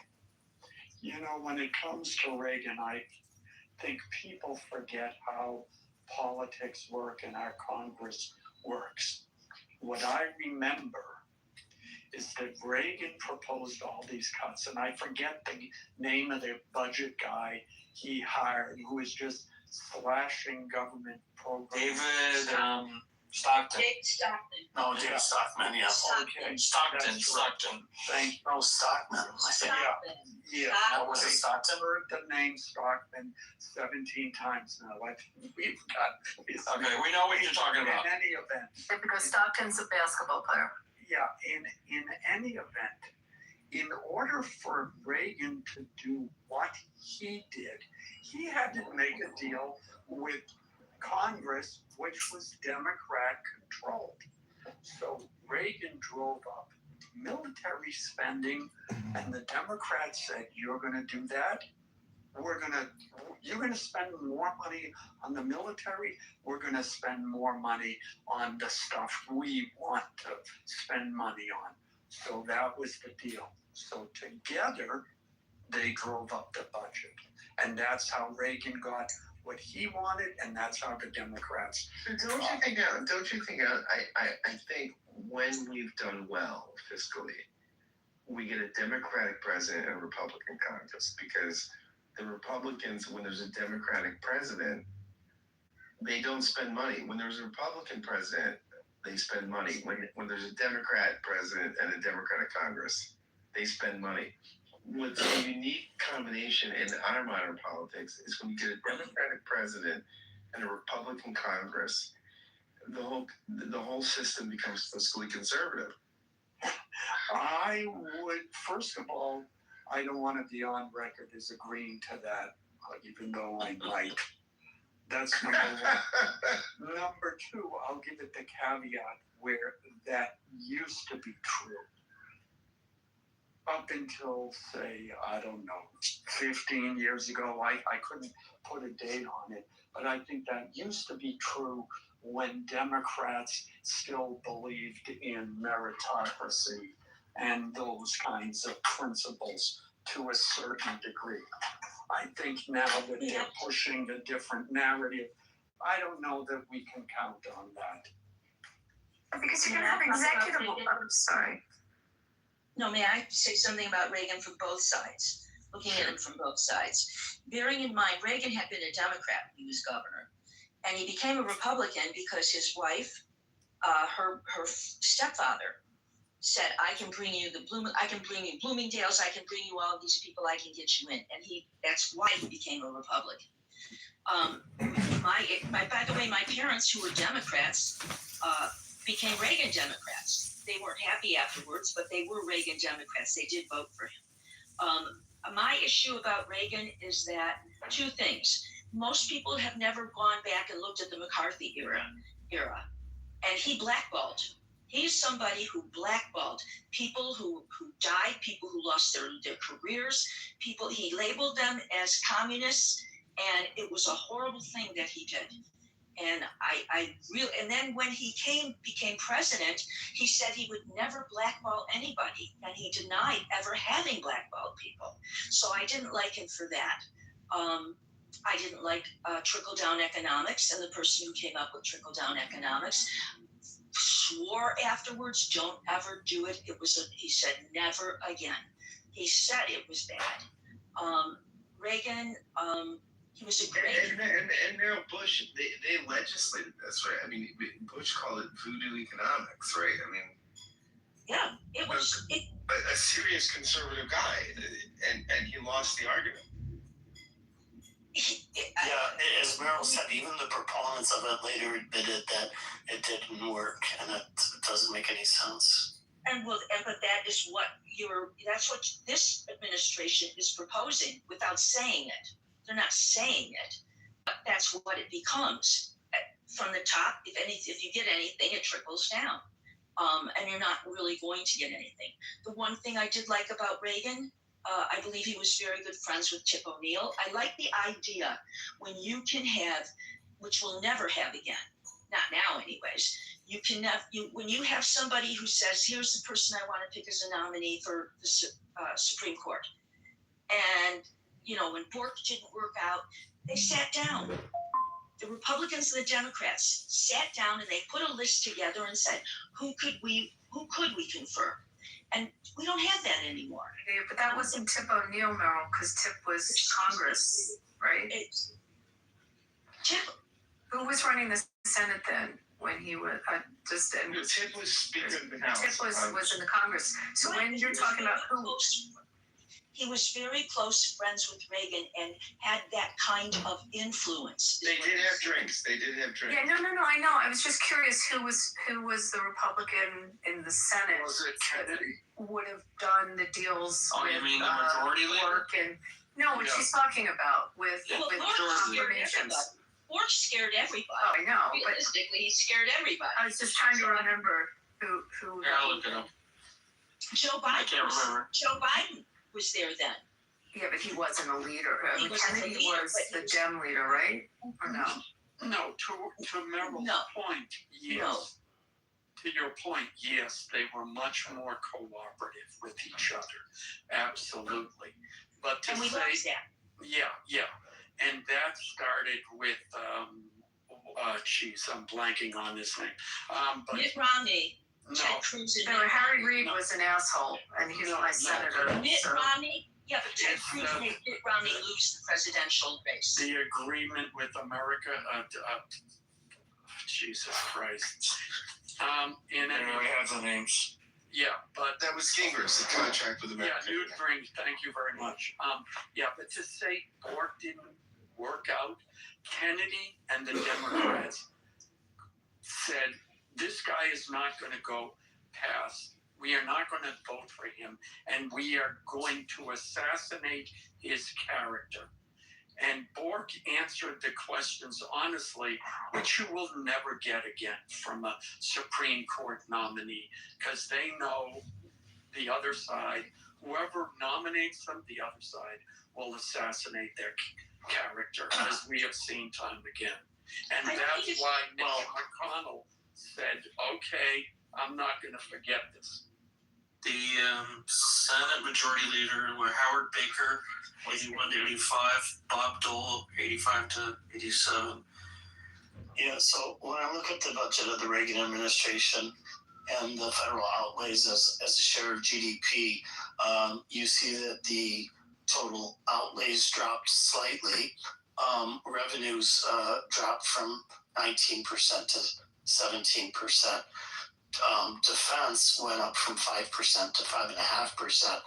Non-defense discretionary outlays fell from 4.8% down to 3.3%. So it was a pretty radical cut in non-defense spending and a very big increase in defense spending. But the real killer, of course, was the drop in revenues. But Euro, that defense spending. So if I were to put on the yellow tablet and draw the line down the middle, the pros and cons on Reagan. I mean, and I'm a little older than some of you, so I lived through as a kid. I don't know how many of you had to go under your desk and do the drills and the fear of the Cold War. But we definitely. Okay, so I mean, we all had that. So I guess for me, the strength or the real thing from Reagan was that strength abroad, and it kind of took away that fear of the Russians. I mean, we had a fear of them. We had a fear, not the Russians, sorry, the Soviets. We had a fear. They were our real enemy. I mean, although we had finished Vietnam, I mean, in terms of actual fighting and some smaller, smaller battles along the way, I mean, the Soviet fear was what we grew up with. And for me, he took that away. Like he cured that. Yes. So that's on my pro side of it. He also removed the Malays after Vietnam through Carter and the bungled Iranian rescue operation. America was fearful of using its armed forces. He put short-range ballistic missiles in Germany to combat the Russians. I mean, major spending programs, and I think he turned the perception that it's okay to use military force. Well, that's the point. So the spending Euro's talking about, like for a lot of the heads of Americans, they justified it because he took away that threat of that enemy. I mean, I'm not articulating it well, but that's... No, I think you're articulating it just fine, and I think I agree with you. I don't have a particular problem with the defense spending. I mean, it's a little high, but I think to some extent it was justified. And you know, he did have this little squabble. What was it in Grenada and stuff like that? That lasted like 10 days. I mean, you do realize that was during him, right? Grenada was during Yeah. when Reagan was president, we paid annually what we now pay monthly in interest expense. Annually. Now we pay it monthly. Yeah, so the big problem with Reagan, I don't think, was the defense spending. I really think it's more to do with the drop in revenues, like I said, which was significant. And like I said, the United States went from the largest creditor nation on the planet to the largest debtor nation on the planet. And I think that culture is bad. I've researched this, and I think his tax policies did increase revenue. Basically, when you deregulate, not as much as the economy grew. So that's why I said as a percentage of GDP it dropped. So it went from 19% down to 17%. So it's a pretty significant drop, which is one of the reasons. I mean, part of that is we did cut spending, right? I mean, the debt went up. This is what I'm saying. Like, you don't want debt to go. Like, it's not like a small difference in debt. He tripled the debt. So it's significant. There's something I don't understand, though. Meryl, like you said that he started out as a Democrat. And yes. I'm having a fleeting memory of him being at the Republican convention and not getting the nomination. And he was 76. Yeah, okay, 76. He was viewed as an extreme right wing. Like, he was extreme right. So it's weird that he started out as a Dem because he was perceived, compared to the other R's at that time, as like far right. No, that's actually incorrect, Abby. That's totally incorrect, Abby. Abby, that's totally wrong. No, Abby he was a Barry Goldwater disciple, and Goldwater. I mean, it's interesting because Cheney was, in that administration, and I remember listening to in what role? Cheney was defense secretary. Yeah, and they were basically, Cheney basically said, Cheney was an old school traditional Republican. And somebody, one of these supply side guys came in and said to Cheney, like, let me explain to you supply side economics. And it was the same thing that Bush said. It was voodoo economics. He's like, what we're going to do is we're going to lower taxes, and we're going to do all this, and it's all going to work out. And we're going to increase military spending and lower taxes. And Cheney thought it was insane, but he went along with it. So yeah, I mean, Reagan kind of came in, I think. And look, Reagan was a Bill Clinton type. When so Abby, to answer your question, it was 1962. Oh, so it was very Goldwater. Yeah, but the thing is, he was 51. Maybe they were considered extremists in a way, but they were not what we would consider far right. I mean, they were, if anything, kind of to the left of the, I guess you would call them now, like paleocons, like Richard Nixon and so forth. He was considered far right by the Republicans at the time in 1970. I mean, Buchanan was the really far right. But that's what I'm saying. Like he's frightening. He was really frightening. Pat Buchanan was more the old school Republicans, similar.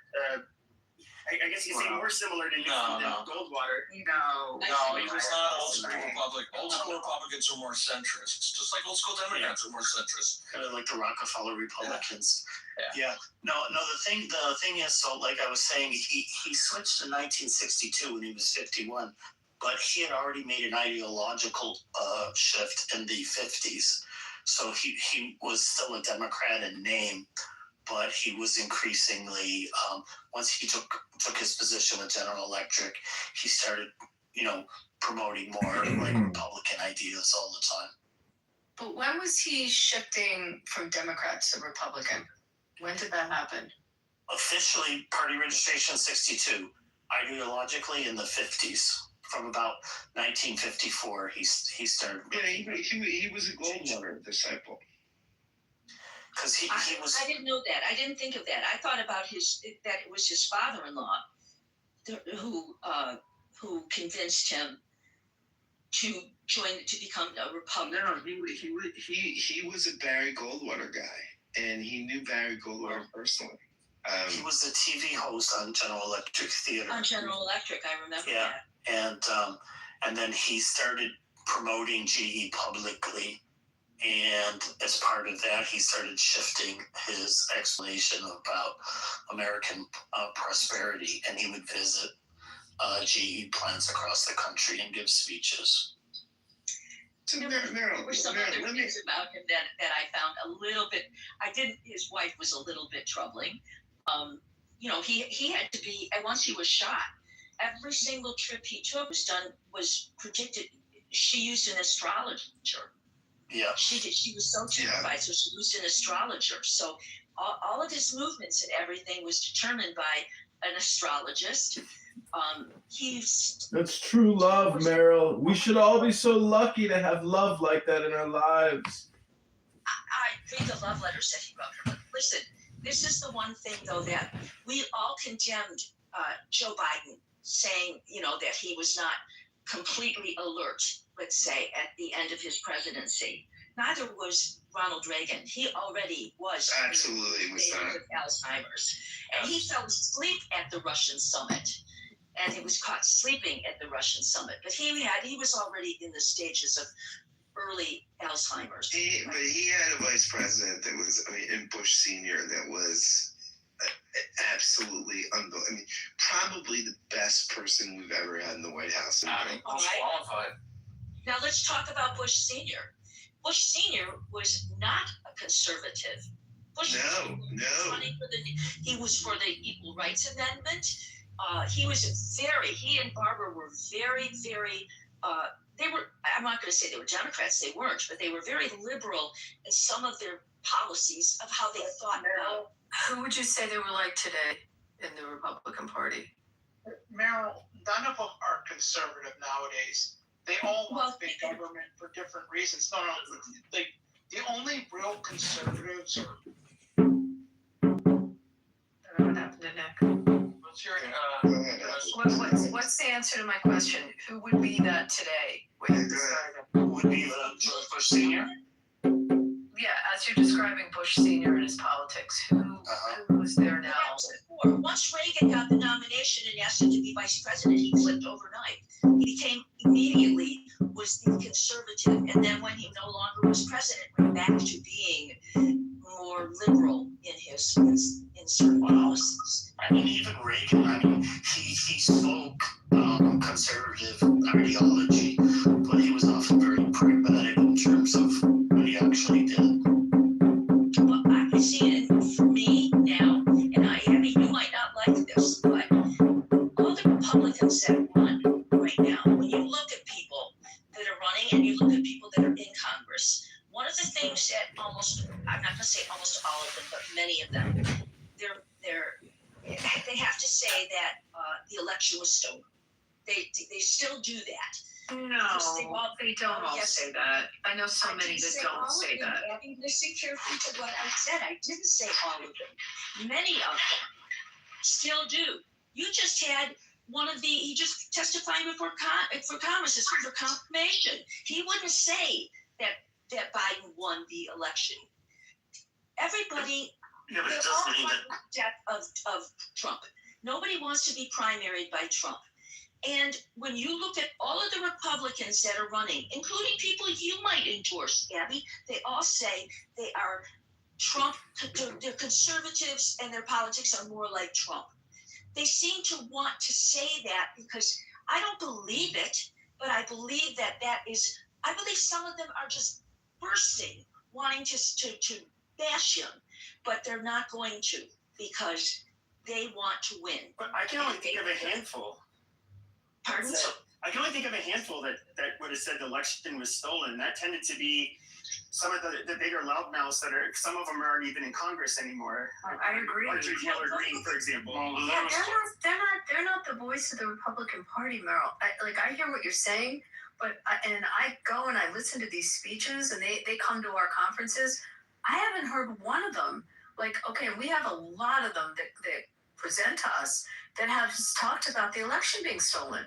Like, not of them, like the main ones in Senate, like Tom Cotton or Cruz doesn't say it. I mean, go through like the bigger personalities in the Senate. You don't hear anything from Graham. They're not saying the election's stolen. Like the outliers, Pepe's right. The Marjorie Taylor Greenes, and or the Matt Gaetz, and they're not there anymore. Like, I'm trying to think of who still says it, right, but you really don't hear it anymore. Thank God. By the way, thank God that you don't hear it. That would be horrible. I can tell you some. Are you going to say that they are not Trump supporters? Are you going to say that? No, I didn't say that. I don't think that one has to do with the other. They don't say it. Yeah, so I'm with Abby here. I think politics is artful, right? And I think and we're getting to a place, especially as Trump is a lean back, where you can now say you're for Trump. And I think Trump has discarded this narrative, right? Because he's just bored. And I think he's a second term lame duck president. And I think he's, which most presidents in their second term turn to the world because domestically they can't do business with anybody. And so he's running around doing things like Venezuela and Iran. No, I'm with Abby on this. I think people are discarding this narrative because You're talking about the voter. You're not talking about the people in Congress. No, I'm talking about go through the list of Mitch McConnell is not saying it, okay? And I mean, how long was he in power, running it? Thune is not saying it, who's majority leader. I mean, I'm not hearing it from Marsha Blackburn. I mean, I go through the list of them. Yeah. You talked about somebody, was it in South Carolina or North Carolina, a Republican who was a candidate. He had been, I believe, the head of the Republican Party. And you actually you put in that you support. You thought he would be great. He was an election denier. I mean, I haven't about that. Right, but as you pointed out, a lot of them say that not necessarily because they believe that, but because they're concerned about pressure that would be put on them. They would be primary against. Yeah, well, a lot of them are running. A lot of people who are running have taken that off their websites. They used to have it on their websites. I like Watley. I think he's a really smart guy. I think he did an amazing job with the RNC. He's a good, facilitator. I liked him. I mean, I don't remember if that was his mantra. It's definitely hasn't been his mantra. Now the party is what, Laura Trump and is he still? Well, I think that's what father wants because Trump. Right, but I'm not praising Laura Trump. I'm just talking about Michael Watley. I mean, I thought he was a very strong leader of the RNC. Where was Ronna McDaniels on it? I don't remember her position when she was running the RNC. If she said that. They actually mocked them. I think Republicans, especially, of course, I think they would try their best not to publicly do it, but most Republicans kind of laughed at people like Marjorie Taylor Greene, the people that were really big into pushing the election was stolen and that kind of stuff. I mean, these people were kind of loony ideologues. But you have to remember, her constituents voted for her. So it is when it's practical for some of them, they say it. When they don't think it's practical, they remove it off of their website. Okay, so let's go about abortion. But no, look at who are the power or really up and coming senators. I forgot about this one, who's like one of my most favorite, because it's in his first term, is Dave McCormick, who's the new senator in Pennsylvania. He is not an election denier. I've never heard him say that. He's also has a fabulous future within the party, and represents a state that's kind of a purple state. And take a look at Dave McCormick. The views are. I don't know if you would consider them extreme. I think he's a mainstream Republican. All right, Have not heard it from him, so I'll throw that name out. Let's talk about it this way. All right, every single person that Trump appointed in his administration, every single one, would not say that Joe Biden won the election. They would not say it. The most they would say was, well, he's our president. That's all he was our president. Has Rubio said that? Hold on, please let me finish. Okay. Rubio, you know what I find most I know you love Rubio. I want to tell you something. I wanted Marco Rubio for Secretary of State.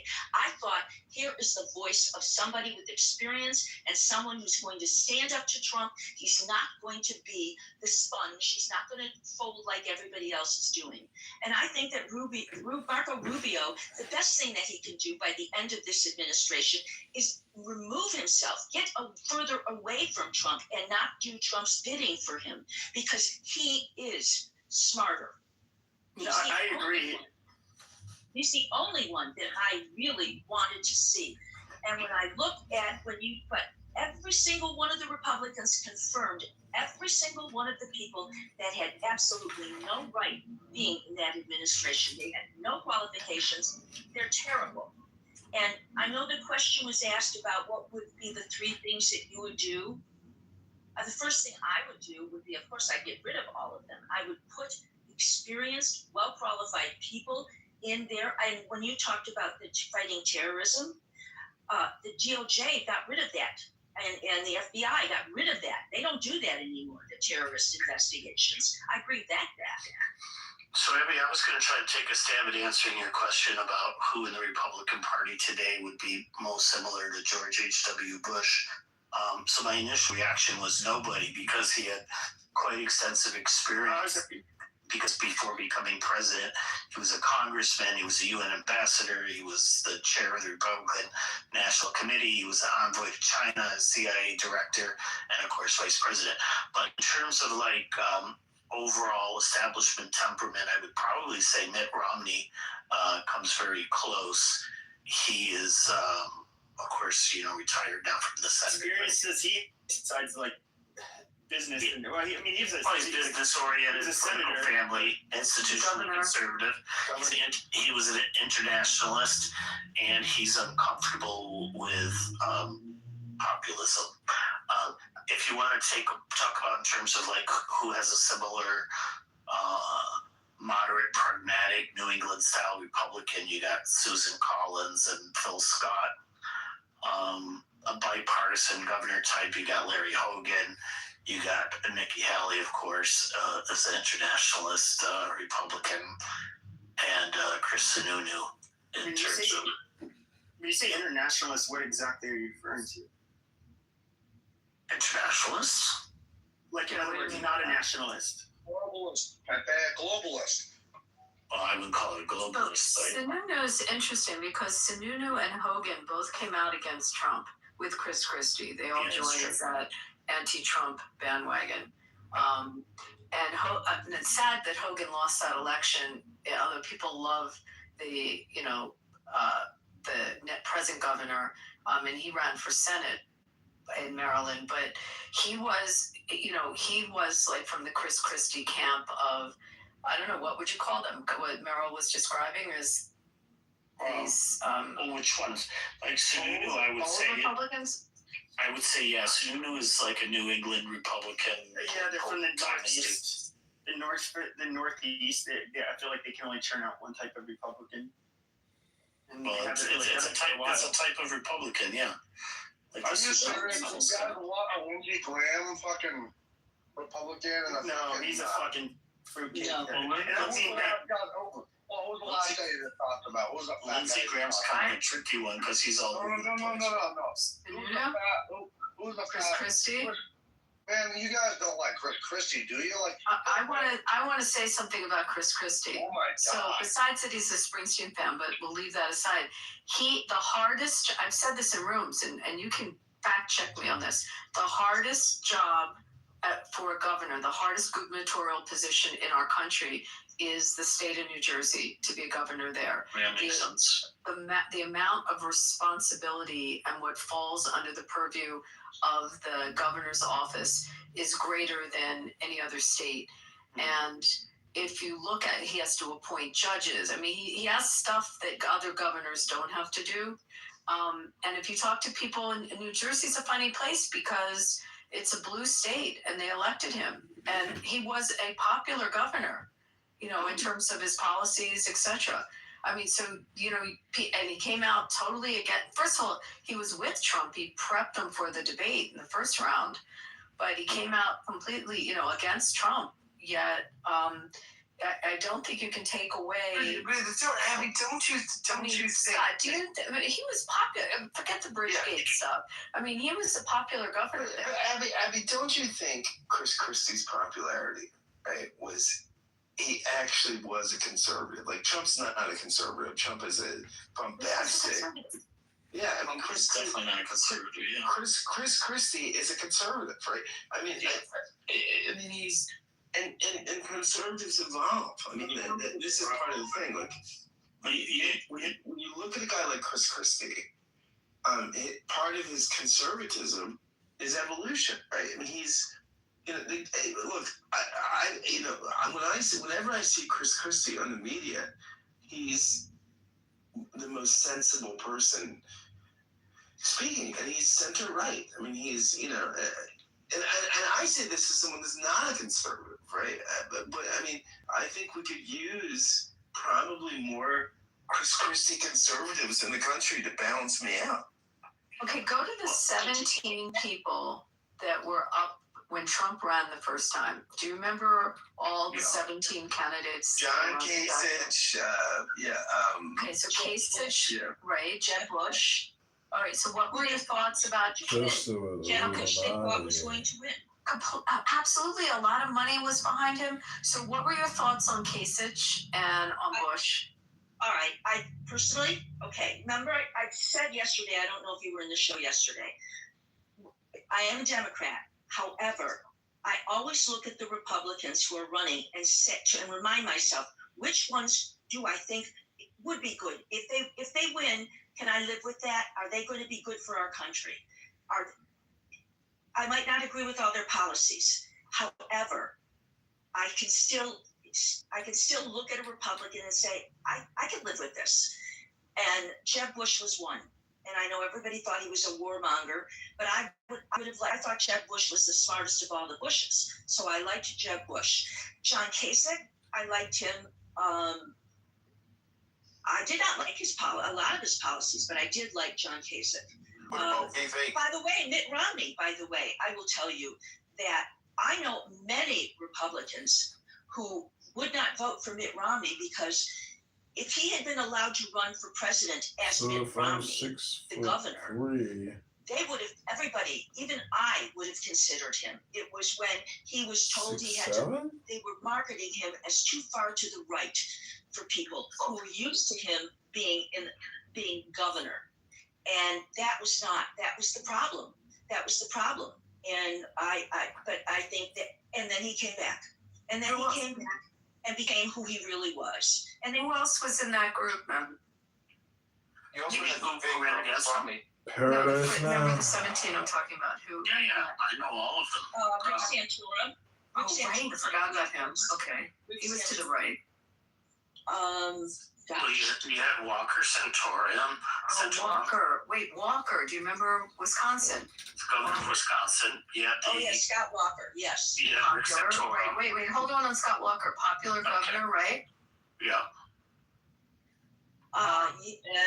There were some issues that later. By the way, Santorum, it came out, he won Iowa that year. I mean, it was, when they sorted out all the votes, Santorum won Iowa. I was a Santorum fan, actually. Well, do you want to know why Trump won? Why some really good Republicans didn't win? That's the because he's better than the media. No, the media. He's so this is easy. You gotta give him some credit because this is he had 20% name recognition, right? But we were covering all of everything he said and did, and we were getting all the other rallies. We were getting that. But Trump had to face a three-man field. Let's say it was Jeb Bush and Ted Cruz, and that was the field.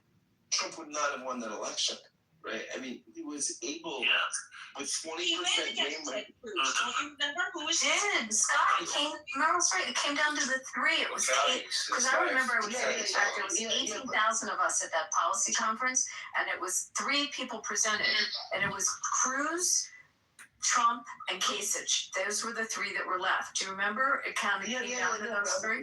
And they couldn't have been more different. They were so different. But I think if Trump had to start that race with three people in the field, like a normal Republican field, the reason Trump won, I mean, I remember, one of those debates where he was like, Kasich says something critical, right? And Trump pulls out a scrumpled piece of paper and says, you know what? The reason I'm like in the middle of the stage, okay, is because I'm like at the top of the polls. I'm like 20%, you're like 2%. That's why Trump won. I mean, he could not, I don't think Trump could have won if it was a normal primary without 16 people. Yeah, he definitely benefited from having a lot of people for a couple of the reasons that you're saying. So one is he already had high name recognition, which gave him relatively high poll ratings. And then the other thing he was very clever at, if you remember doing against the 16-17, whoever was the new number one that week, he became like their number one opponent. And he would just like constantly attack that person. And he would drop. Do you know what he did to Ted Cruz? Well, he would drop his previous it was awful when he said that he attacked the week before. Immoral. I mean, it was so terrible. What he did to Ted Cruz is more than until we had learned about the National Enquirer that we didn't know that. Do you remember how he accused Ted Cruz of having put nude photos of Melania, spreading nude photos of Melania? And do you want to know who gave the nude photos to the Enquirer? It was Trump. He did that in order to blame Ted Cruz. And he also said, about your father being with having breakfast with the Oswald and all of that stuff. And Ted Cruz fell for it. Ted Cruz did not fight back. Ted Cruz, he said, don't talk about my wife that way. But then he just was a sponge. He just was weak. None of them were good at responding to his style of attacks. And they didn't even try for many, many weeks. And it was only at the very end when Rubio and a few others tried to copy Trump's style, and it didn't work very well. It didn't work. No. Where is the country going, and how long will you live in the past? I had a friend who was a reporter at the time, and we talked about the coverage and the coverage of the rallies and the things that Trump would say.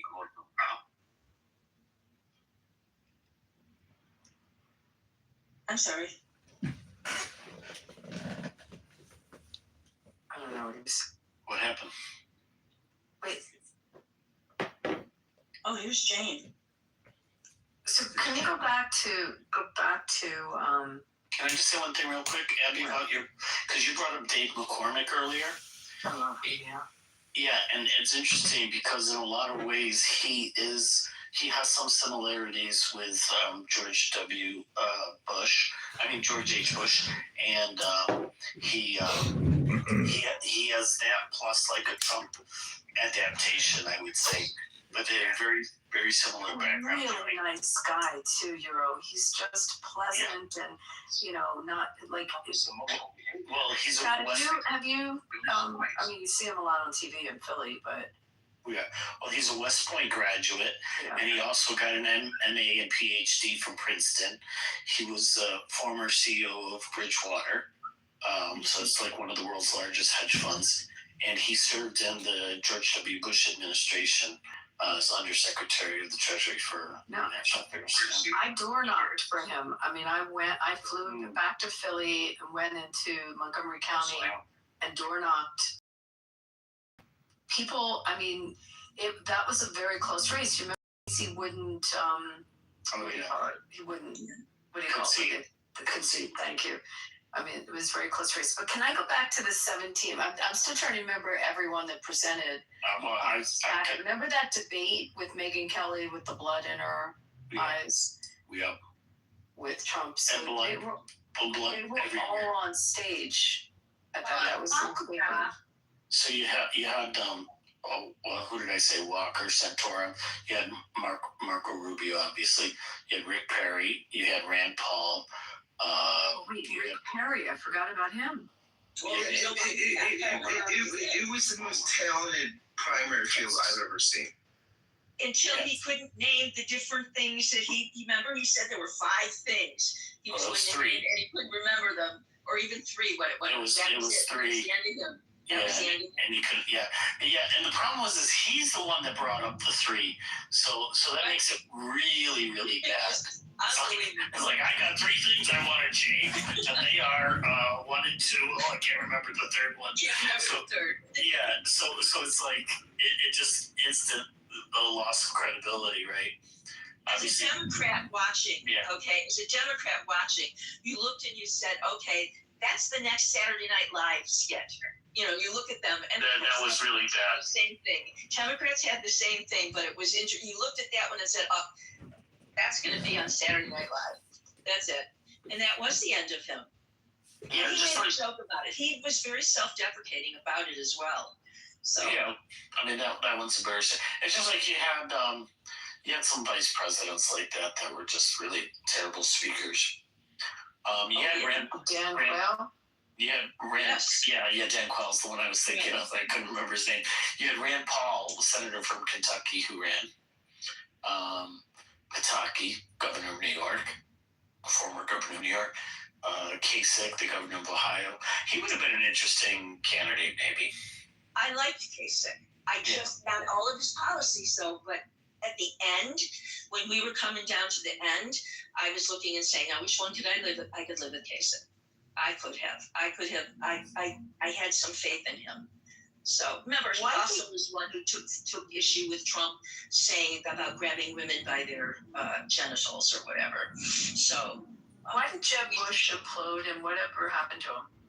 Jeb Bush didn't implode. He just couldn't get. What happened with Jeb Bush is you have to remember. First of all, they had him out there. They had him out there saying he's going to win, he's going to win, he's going to win, and it's in the very beginning.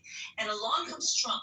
And Trump is saying the most outrageous things at his rallies, and the press is that's all they're doing is covering the outrageous. And also, do you remember, Meryl, the one thing? So first, I think Jeb Bush was a laboratory candidate, right? It's the person you create in a lab, right? Like, oh, this will be the great guy. But do you remember in the debate when he said it was an early debate, and he said, "My brother kept us safe," and Trump says, "Not on 9/11, he didn't." And that was it. I mean, that was the fait accompli, right? I mean, his brother had nothing to do with 9/11. So, no, but I mean, it just was a fumble, right? I mean, it was just. Yeah, I know. But it was just one of those moments where. Well, there were 2 other things about Jeb Bush. He was married to somebody, I believe she was Latin. And he was not hard on immigration. Fluent Spanish speaker. Fluent Spanish, yeah. Pardon? I think it just had more to do with the fact that Trump was all over whoever was the favorite at the time. That's right. So when Jeb Bush was the favorite, so he would just hammer him so hard that somebody else would become the new number 1. And then he would relax his pressure on Bush and go after whoever the new number 1 is. And he just kept doing that. So nobody was going back. Nobody was right. Going back. So Trump was always number 2. So it was just a matter of time that Trump would win, I keep saying it. He sucked the oxygen out of everybody's campaign, and that's all you were focused on. Meryl, He had investigative reporting in those days. Investigative reporting, it would have been different. Well, the thing is he got the other candidates to also gang up on the number one. So the person that he attacked in the previous week, he was nice to this week, and then that person would reciprocate nice back to Trump. So then they'd go after the new person. So Trump ended up just being the leader just because he was the leader of the opposition, so to speak. Meryl, if you could, who is your dream candidate? My dream candidate? Yeah, who are you running? I didn't have a dream candidate. You're all going to get me for this one. I happen to have liked Hillary Clinton. Not because, I understood all the deficits, but I also understood how good she was. I would say I voted for her. I was a huge Hillary Clinton fan. So I have no problem. I never held my nose when But in 2028, right? you're not going to like this one. I might. I'm looking at Rahm Emanuel right now. I'm trying to. I love Rahm Emanuel. I love Rahm Emanuel. I think he's amazing. I think that you cannot dispute how experienced he is, and quite frankly, when you deal in a presidential race as a Democrat, the one thing that makes him stand out from any other is, pardon my French, he's not going to take shit from anybody. He's a fighter. Our country would not elect you, Meryl. The country. I understand that. And I'm not a Shapiro. I'm not a fan of his for a lot of reasons. Oh, I know you weren't. But I have valid reasons, and it's not from a Republican standpoint. It's letting down his community. However, if you took all of that away and looked at his politics, they wouldn't elect him. And Rahm Emanuel, I agree with you. I like him more than Shapiro, and I think that he's more qualified. I don't disagree with you, but in the state of affairs as it is, even if you're looking in 2028, do you think things will calm down by then? That they would ever consider that? I think he's a particularly strong candidate. He gave me an exclusive interview a few years ago, and I was really impressed with his performance because I really drilled him, and he just responded very well. I think of him. I know people say it's too soon to say anything good about Pritzker, but he's there.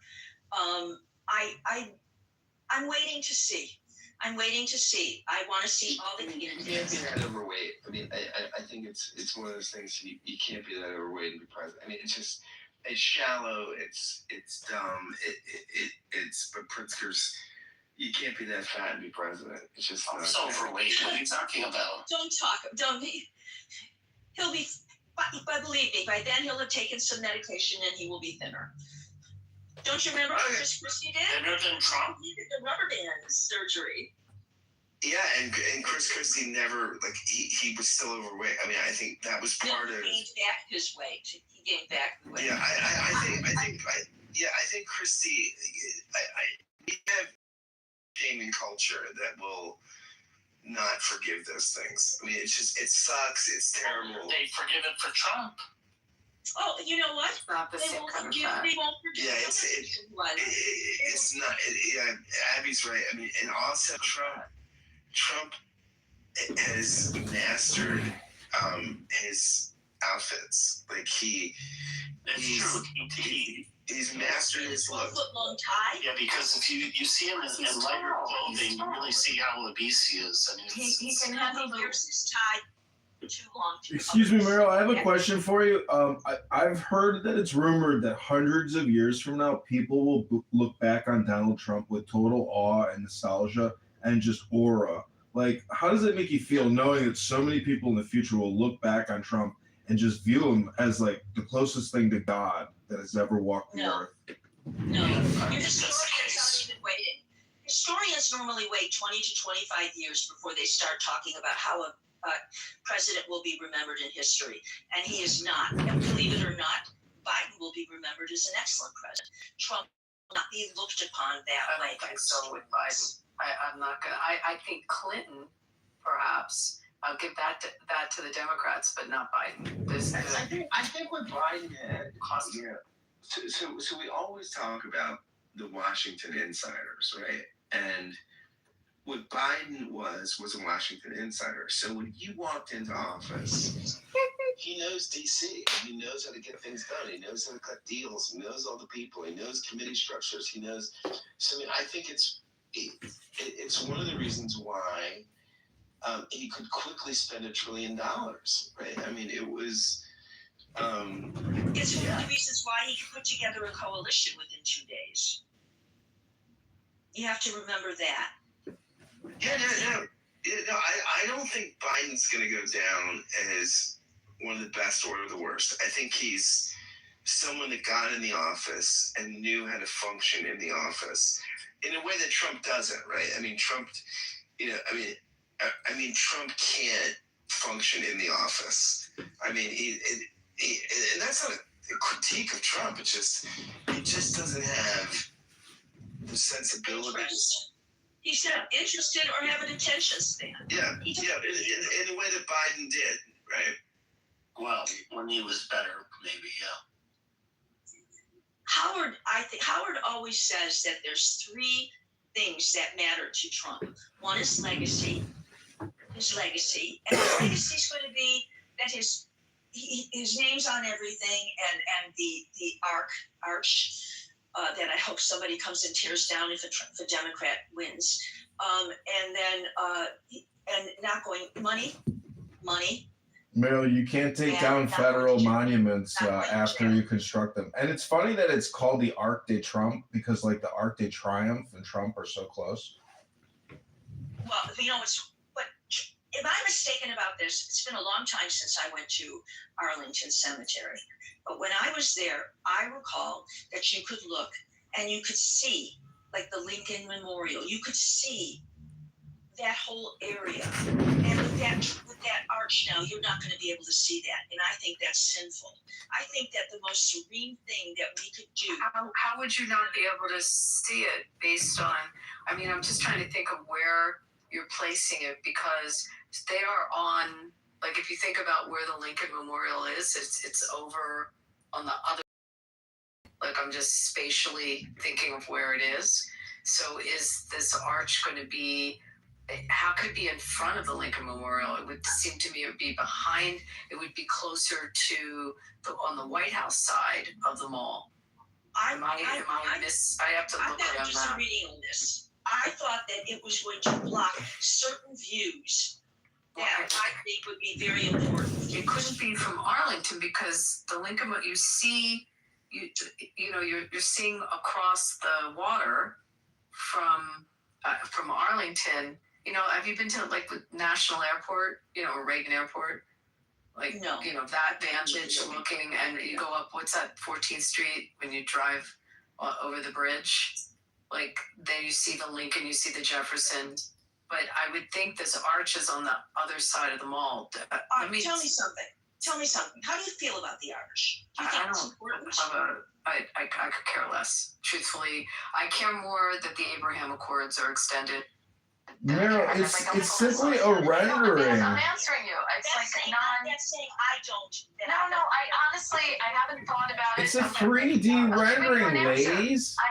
Hello. I haven't thought about it.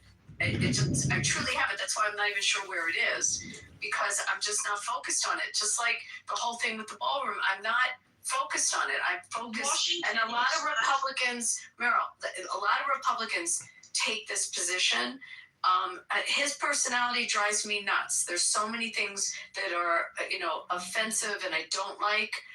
And so I focus so much on what comes out as policy.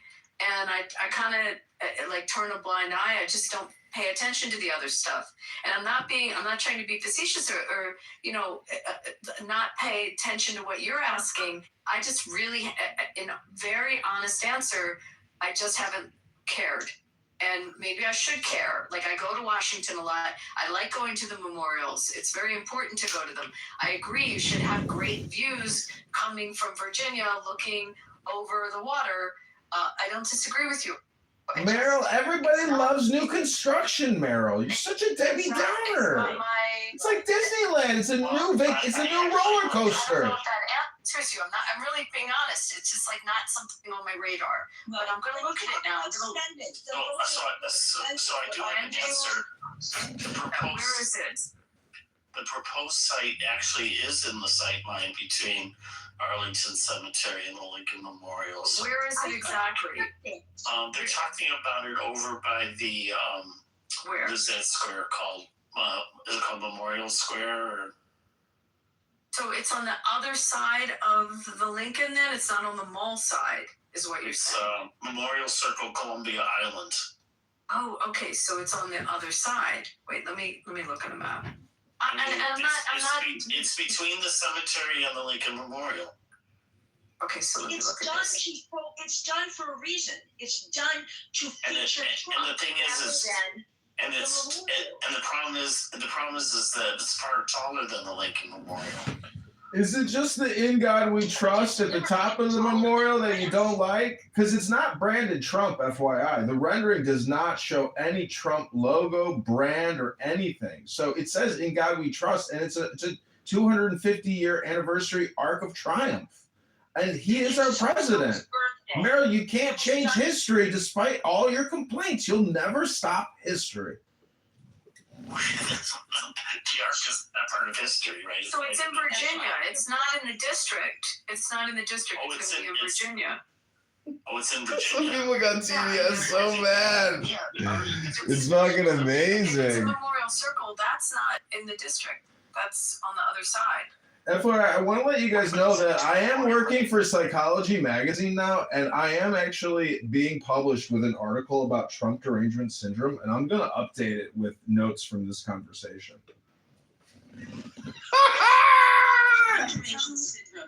you aren't going to talk about Trump's narcissism. Wait. So to go back to this, it's on the Virginia side.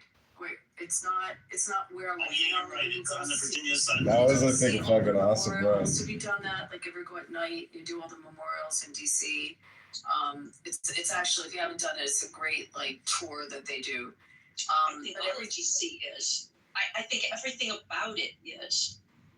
I was awestruck with my children about every single thing we saw in DC. Oh, Virginia is part of Washington, DC. Did you do that? Did you do the memorials at night, or you went by day? I don't know if we did them at night. I think we did them by day. It was how many years ago? So Abby, was the place we went. So Abby, it would actually be in DC, by the way. Excuse me, Abby, I have a question for you. It's about the Holocaust Museum in Washington, D.C.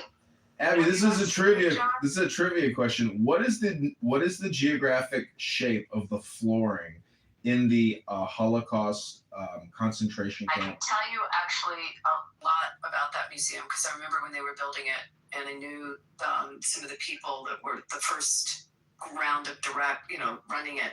So I.M. Pei was the architect. If you know who I.M. Pei is, it's like no, I don't know. Architect. He's the same guy that did the pyramid in front of the Louvre. Yeah, many other. Do you know who Abby? Do you know who the Apt family is? ABT. Oh, they're one of the most successful Jewish families in America. You should look them up. They own ABT.com, which is one of the nation's largest electronic retailers. And when you leave the Holocaust Museum, it says this wing was donated by Mr. Apt. So I texted his son. I was like, I can't believe you guys put all this money up for the museum. He's like, yep. Well, that's a wonderful thing that they did that. It's a pretty incredible museum. But the design, the exterior design, part of it looks almost like the camp. It's like two different facades of the building. One actually gives you the feeling of that building in Auschwitz. And then the other, I forget what the other half of the building's exterior design is supposed to be. But inside, the way the architect did that is, so it's a chronological museum. You start in the 30s and then you work your way through the period of time of the Holocaust to the end of it. And the actual walkway and pathways through the museum physically get more and more narrow as you go through the years and you go through the process.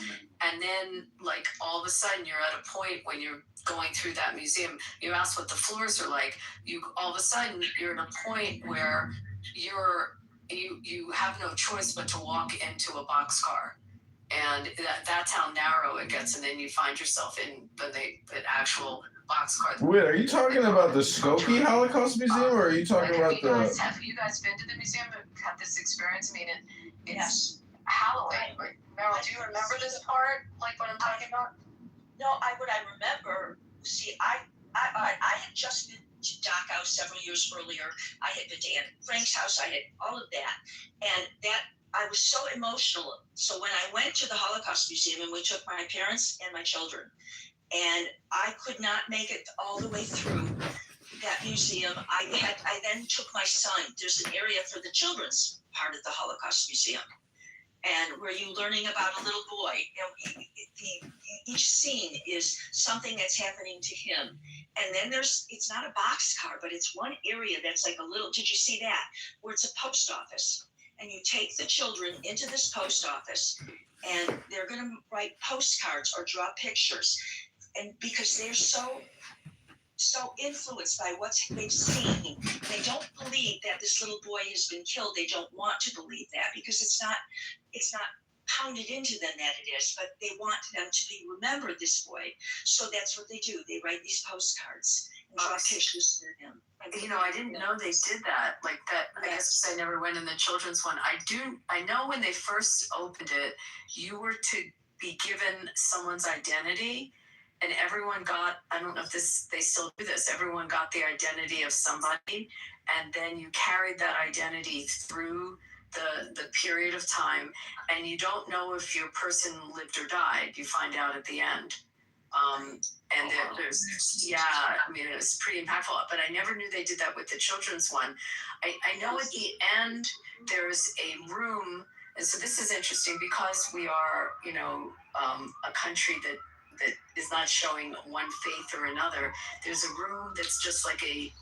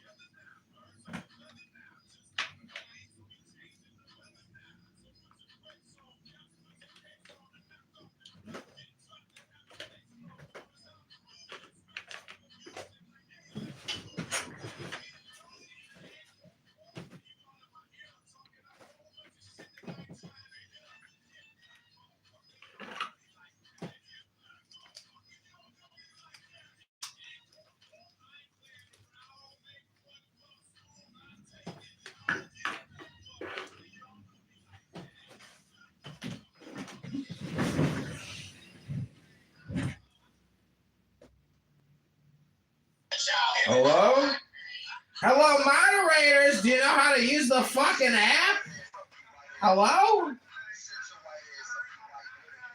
Is that DJ Pooh? I'm gonna pack you up, DJ Pooh, and put you on a goddamn Subway sandwich and put a bunch of tomato, motherfucking lettuce, and some mayo. I'm gonna pack you up, DJ Pooh. I'm gonna put some pepper, some salt, some vinegar, some balsamic vinaigrette. I'm gonna pack you up and put you in a bag for lunch. You ain't nothing but a Subway sandwich, Dr. Pooh. DJ Pooh!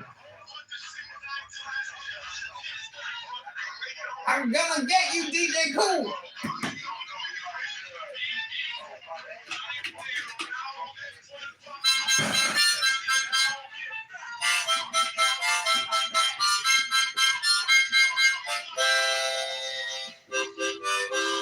Scott, can you mute this motherfucker?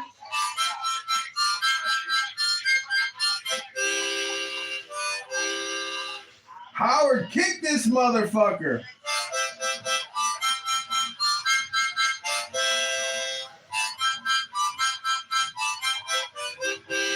Scott, kick this motherfucker.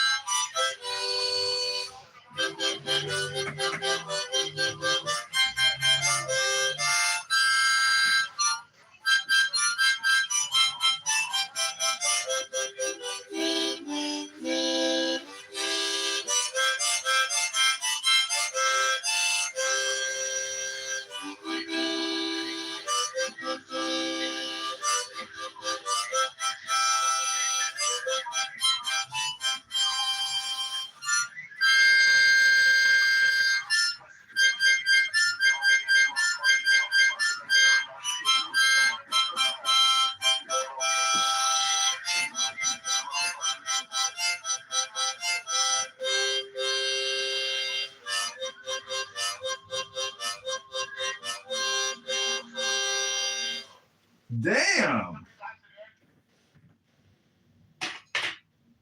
You're welcome, everybody. What the heck? How does that happen? That's interesting. What the hell is that? It's a glitch. It's a code amazing. Oh god. Basically, there's a code.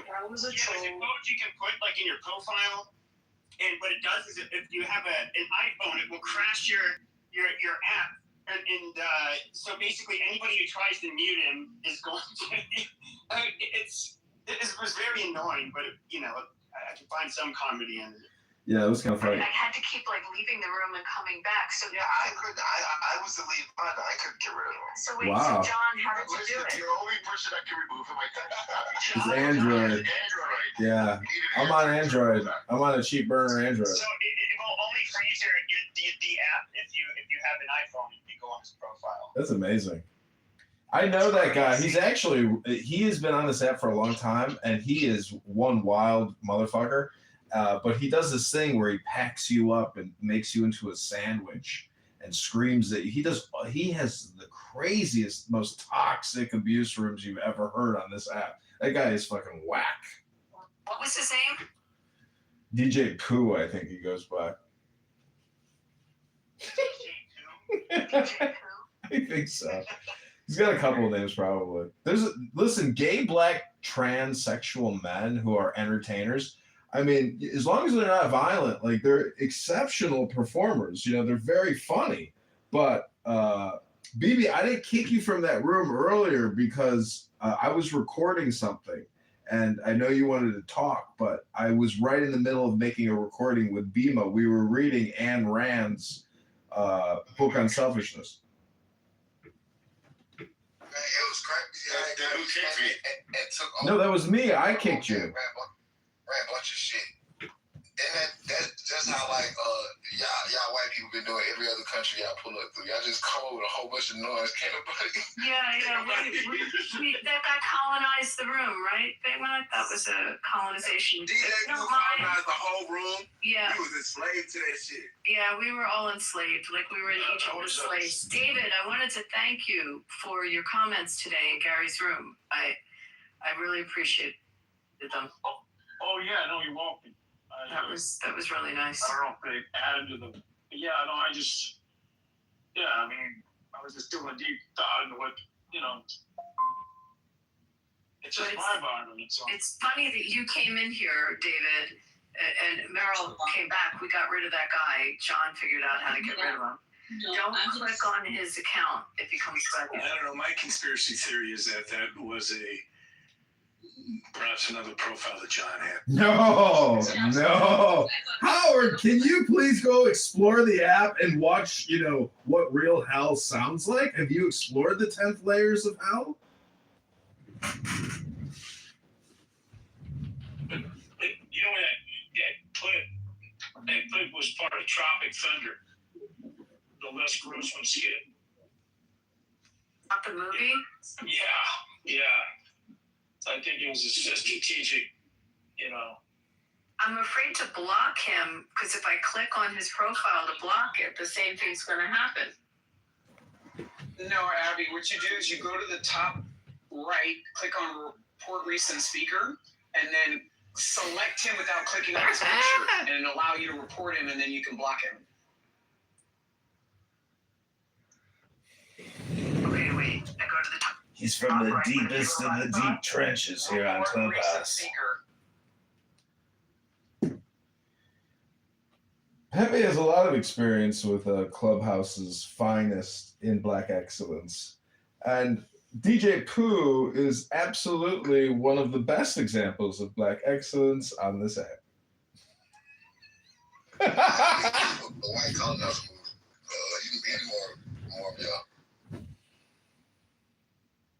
Excuse me, what year is it? Good night to all of you, and thank you very much. It was a very good conversation. Good night, Meryl. Meryl, it's always great to see you. Good night, Meryl.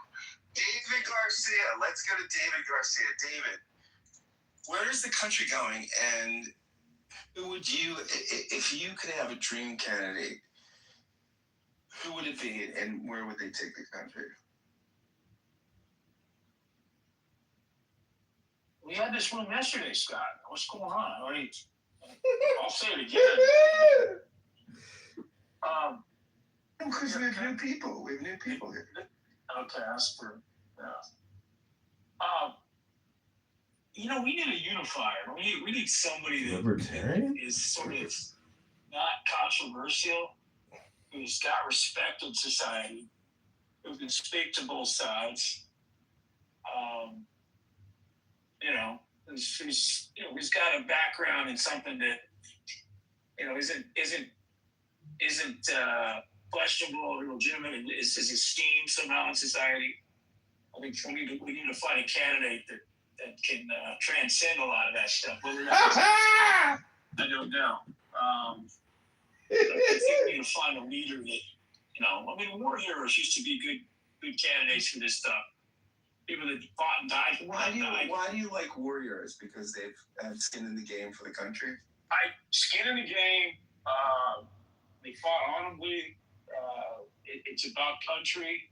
It's about putting your life on the line for the country. We're seeing less and less of that on some level, other than the men and women in the uniforms now today that are out there fighting, of course. So I don't want to get those folks. Yeah, absolutely. David, they better be intelligent though, right? I'm not saying put anybody stupid. What are you talking about? Yeah. Well, it just doesn't seem to me in today's communication paradigm, just because you served overseas honorably and fought in combat to a certain degree. I mean, we have a lot of veterans in Congress or in the Senate that are traitor backstabbers and are veterans to the hilt. And they lost their legs, but they still complain nonstop about Trump.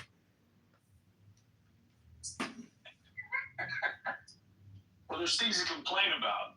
There's every president's had something to complain about. I don't care who he was. If I'm not mistaken, sister, I got kicked. I got kicked. It was either Boston or I don't know the states up here. They were going down to I think it was Florida or one of those states that they just went missing. The whole car cleared there.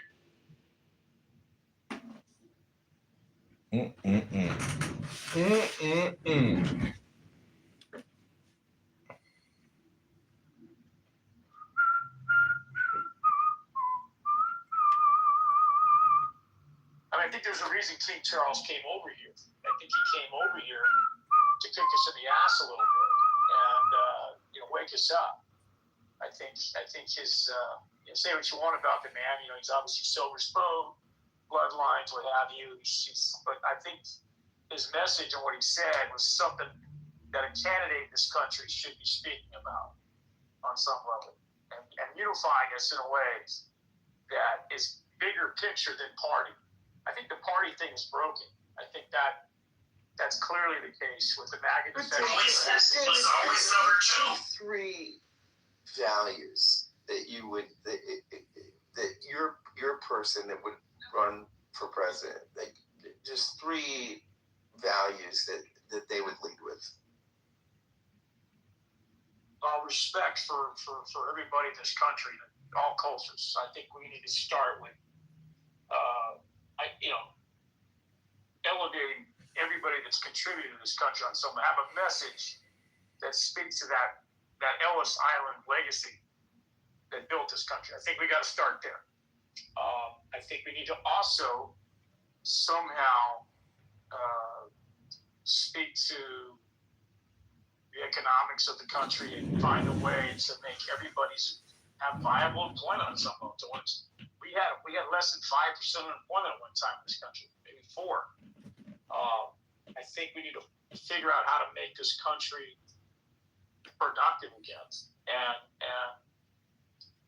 led to technology with innovating and educating our youth and tomorrow's leaders with those possibilities. We can't talk about universal basic income and not figure out what that looks like and tell a bunch of folks you're going to wake up one day and not have a job. I think this country doesn't need to be run by old ass white men. That's what the country needs. We need a Jewish president. Well, I mean, David, what do you think of your governor? How do you feel about him going into national office? Newsom? Well, yeah, I thought you still lived in LA, right? You're a Dodgers fan. But I assume that. Your final check. Well, I think it's part of the same playbook, right? Who's going to lead? He's obviously he's photogenic, he's articulate. He's from a big country, or a big economy in California. Now, people don't like his politics because some people attack it because the failings in California is not delivered on.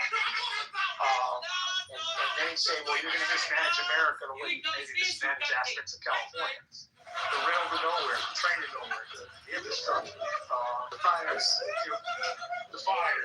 response.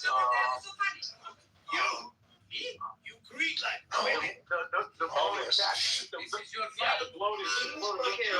California into the fucking ground. Well, there's net migration. He sucks. No, he's terrible.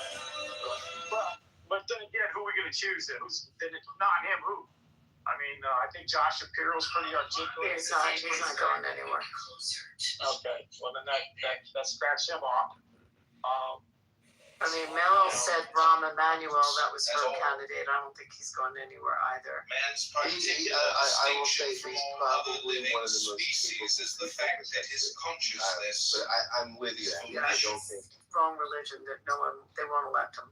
Yeah, and his Zionism is on the record. Well, so, yeah, but now I can tell you I don't like his comments that he's made as from a alleged Zionist, because he's not strong on it. And he just said to give back aid.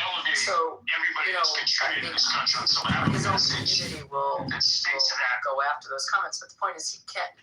In this climate, there's no way he could get elected, even if he was absolutely hit on every mark as the perfect candidate. I mean, the country's too anti-Semitic to do it. So who's left in the Democratic Party, like really as a contender that could start? I mean, would you say it's got to start now? I've heard it floated that Hillary's a possibility, even though I know that's probably laughable for some folks. But Hillary's, I think, tempted to maybe throw her hat in the ring. Harris is obviously she's got a possibility of maybe getting that back. If Harris ran, David, we would lose 53 states. I know. Guam, Mars, Canada. That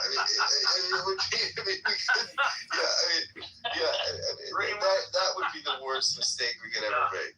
I know, it's probably not going to happen. Yeah. But I think, so I think Newsom's the guy, really. I really do. And I think, but I think... Isn't he under investigation for fraud by the hundreds of millions? Hundreds of Well, millions. there's obviously there's entities that he oversees that are obviously being investigated, and who whether that can be laid at his feet or his doorstep remains to be seen. But there's a The lot of hospice stuff you're talking about? not just the hospice stuff. There's that, and there's the homeless. The homeless audit, the big massive homeless audit here in Los Angeles, that is unearthing, no accountability of where the money went.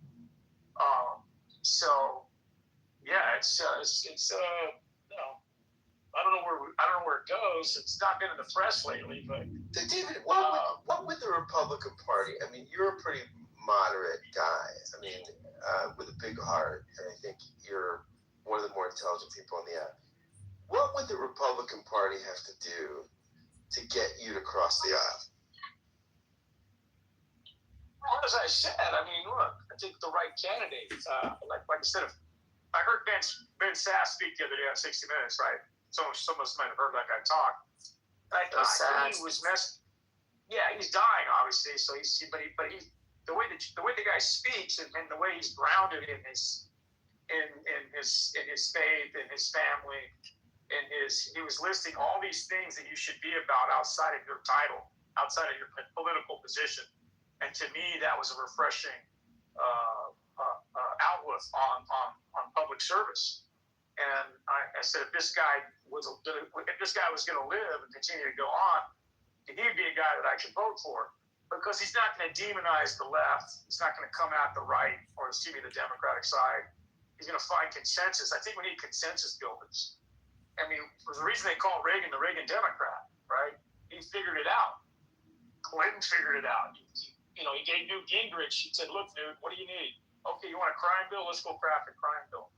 He met those guys on every turn. He said, "Look, I know I can't fight you. Let's find a common ground." And that's why he had 8 years absent the Monica Lewinsky debacle. I think he had a fantastic 8 years. Somebody like that, that could work the room and work the country and speak to all sides. Like you said, Scott, we can't have a politician that can't talk to the other side. Otherwise, they're going to lose, right? So I think you got to take care of the That would be the worst mistake we could ever make. I know, it's probably not going to happen. The nation felt like parts of the nation. But I think Newsom's the guy, really. I really do. But I think investigation for fraud by the hundreds of millions. Fundamentally, Hundreds of millions. there's hard right. Yeah, there's center right. I think electoral college wise it is, but not population wise. I think population wise, with the big states of California, New York, not Florida, but that's more right, is Washington, the cities around Chicago, Detroit. A lot of the population is not center right, but where the votes, where the political machinery decides presidential elections, I think that's absolutely accurate. Yeah, so in the aggregate, we're probably center right. Yeah, exactly. Scott, I would say the country is centrist and slow to change by design, conservative by design, in the small c conservative. It doesn't want fast change. So I think that's a personality about our country as well, about the system.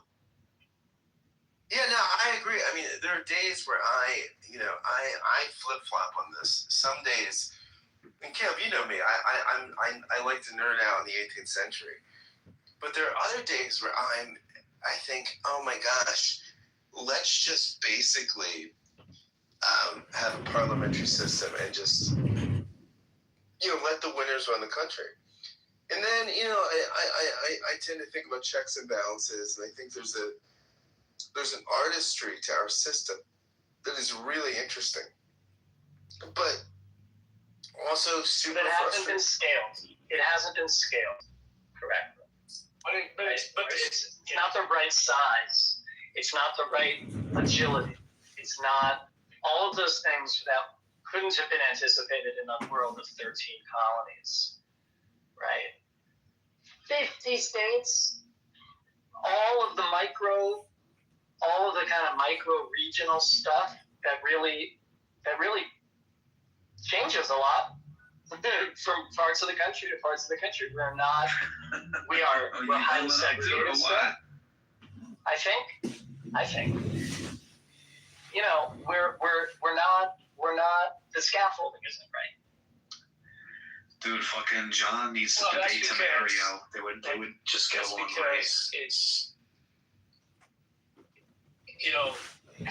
So why can't the Attorney General Boutros only file a lawsuit against Producer Johnson, but shut it down and forward to the Supreme Court? That controls a lot of our politics. I mean, think about it, right? When there's presidential elections, they're not campaigning. I want to debate that person or somebody with that particular argument. People would vote here because they're campaigning in the swing states. That's where the ground game. That's where the emphasis on the politics. I don't know who John is. I don't know because that's the structure that they figured out as one game. I think that's bad for America because a lot of voices get that's to remain to be seen. Those realities. And unless you can win those swing states, you're not because you bring some heat too. You know what I mean? Trump. By the way, what did you get from your delivery driver over there? So you know that's what we have. Unless we break that system, or we change it. What are you pouring yourself a cup right now? That's going to be the unless you can say we can change a lot of the country state and local try to change there. I mean that's. But from a national agenda standpoint, you know, no doubt, man. Absolutely what we're dealt with here. I'll give you because I'm all the money that's spent on the ads, the TV, and all of that. I mean, it's just, you know, just going to. I don't think our founders ever meant for politics to be that costly. You know, whatever. Even as rich as they were back in the day, a lot of them owned everything. I just wrote on it too, so I can just do something. Bro. They never envisioned it. God told me to take the seeds of the earth and grow some shit. So I think we gotta fix that too. Yeah, we should have been like there's nothing wrong. I'm doing the same thing. I'm doing the same thing. I'm doing it. All right.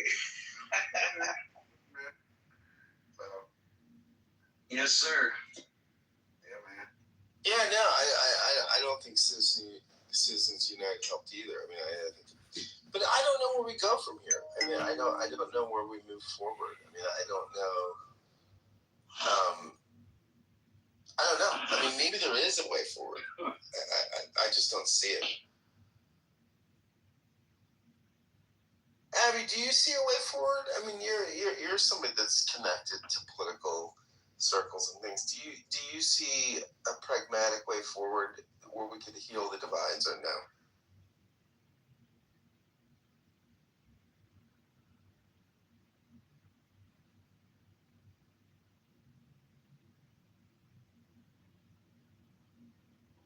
Going once, Abby going twice. Let's go to Dr. Adams. What's going on?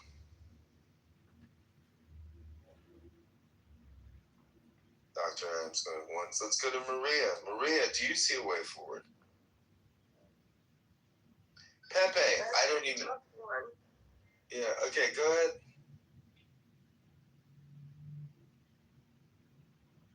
Do I see a way going forward? I don't want to be pessimistic, but I would say almost no. I don't think. Not in the way it is now, anyway. I feel personally like the system now has to collapse. It must, in order for us to, who are, aware and alert to take over and rebuild something new. That's extreme. So you want so you would rather. Can you tell them John Kitover, Chicago Mail is very optimistic I don't about think the that future we have a because of choice at this intelligence? point. I mean, everyone who has the power to do something is either on the wrong side or not doing anything at all. And then the rest of us who have to work day to day, paying our fucking shit way, through life have no other choice but to do, just sit here right now, unfortunately. It even says it in the And Bible. it's not only affecting people here in the United States, but it's a global effect. It's like, it's huge. And unfortunately, my right-wing folks who are blindsided by the cult propaganda and narrative just cannot seem to stop living in a state of oblivion. And by that I mean they just don't. Someone earlier was like, just don't think about those types of things. I just put it to the side. What? Are you even human? How? I can't do it anyway, and that's just me. Well, I think it's interesting. You do sound more like. I'll just say, you seem like somebody, you have people kind of on the fringe right. You seem somewhat kind of on the fringe left. Much more. I like to call myself moderate. Really? I live in Louisiana, unfortunately, and I was registered independent, but now I don't associate with any party because the Independent Party of Louisiana was dismantled last year in August, and then of course this stupid shit that the governor just did with the Voters' Right Act stuff, which I kind of get why it was a loss. The language that they used to redistrict the maps was just retarded, and I just wish they would have used better language to propose the decision that they were trying to make. But also we live in a stupid ass, retarded ass state where people live in a state of oblivion. They just don't care. I work with people every day who don't see how this is affecting me, my family, others around us. They're just praising Lord Trump, blessed by God. I just, Well, I anyway. think that we'll start moving in a better direction when we reorganize our attitudes towards priorities and towards leisure. I think that is a good start. I think that a lot of people that displace their grievances on the government as opposed to exercising their own free will to get second and third jobs, where the cost of living is just outpacing their individual input into how they spend their workday. So I think that when we reorganize people's attitudes towards leisures, luxuries, and necessities, I think that we can get more towards a relevant conversation as to who is doing what, who has earned what, who has what, who doesn't, and why. I feel like a lot of that balance really has been ignored for quite some time. And I feel like we need to return back to basics to where people have their own place, they have their own, hierarchy of needs, and they have their own hierarchy of allowances based on their individual input as to how they cultivate resources. I mean, the fact that you have people buying $20 million homes in the same areas, are working in OnlyFans, in the same areas as people who have built businesses and enterprises. I just think that that's laughable, and that's certainly not what America stands for. It's absolutely not. Pornographers in this country are making more than doctors. That's crazy to me. So I really, this is one thing that I think is really annoying when I hear it from conservatives. They have doctrinaire prescriptions for everything. Just self-reliance and focus on yourself and while you are where you are. It's okay, buddy, that doesn't mean that a house is gonna be more fucking affordable even after that third job. And it's extremely fucking tone deaf. And What is affordable, Pepe? What is affordable? Because no. Because there are homes where people have the money to put down. It's the fact that people want granite counters, they want TikTok homes, they want a bunch of bougie luxury that they quite frankly didn't fucking scale for, and they did not earn. That is what the problem is. No, you're not gonna move into a renovated TikTok house if you don't have the income to match it. Get off your ass and get a second or third job if you want to extend your affordability. But don't sit around and complain that there are no affordable options. You're being ridiculous right now. Nobody's talking about moving into a bougie fucking place. We're talking about the average fucking American home is out of reach for most young adults. Pepe, don't you think, I'm thinking about my parents' generation, that a lot of people, came to the realization that that's why Levitt towns started to crop up around the country. Different That's attitudes towards leisure and luxury. Just hold for a sec. That's why certain suburban areas grew and grew. You couldn't live in the area where the mansions were, so new neighborhoods started that were more affordable.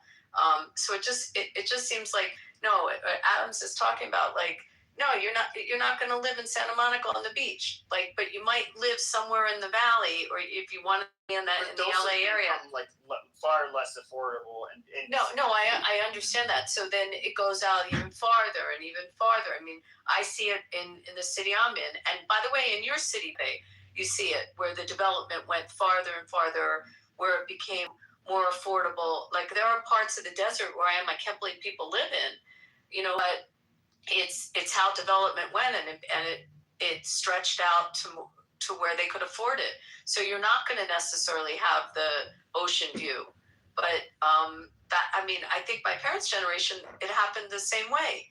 And I use the Levittown because it's an example of, I don't know what income level you would say that was, middle class or lower middle class at the time when they developed them, but that was the choice. It was lower middle class.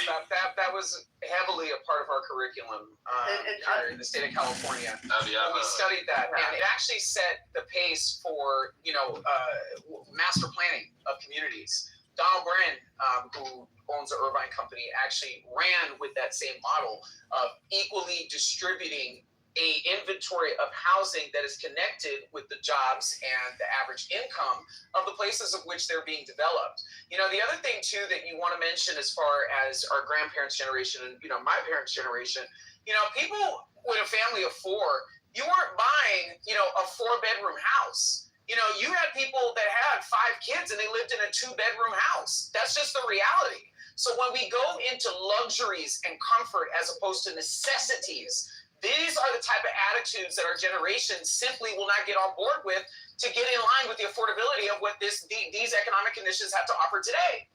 That's So, maybe with the small portion of the population. Okay, but not mind most. have you a question? Yeah, go ahead.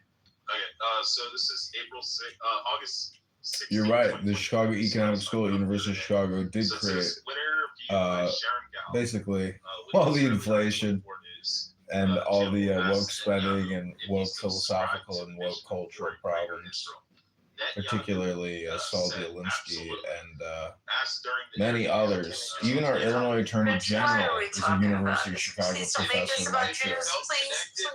I don't know who is he? Like, never heard of him. We have all these attorneys and federal prosecutors that you never heard of, but they're political appointed positions. I just, please, Rich, I swear I'll talk to you about it another time. I think he's was incredibly hot when he was younger. Like, that's all I want to say about him. Yeah. Okay. So he was great looking when he was younger. No, I saw pictures of him. He looked like a model. Gorgeous, just drop dead. Okay, so going back to this, so the concept of the development of the suburbs, or so what you're saying, Adams, that people lived in the 2-bedroom house with the 4 or 5 kids, but then they were able to go into these new towns Because they scaled. They scaled. But how did all these new towns, like especially where Pepe is a really good example, because think about how far west development went where you are. Yeah, way out west. Way out west, right? And it wasn't like super valuable. I mean, and the homes were, but that was the alternative where people couldn't live in PV. Were you around when the town of Maricopa was being built up? No, I'm trying to think. No. Maricopa is close to Casa Grande. Okay. So you have to there's one highway that leads there into Phoenix, and a whole bunch of people ended up moving out there. People even moved to Casa Grande. And of course, very far west, like Buckeye. Right. I mean, and they weren't areas you ever thought would develop, but they were cheaper to get homes.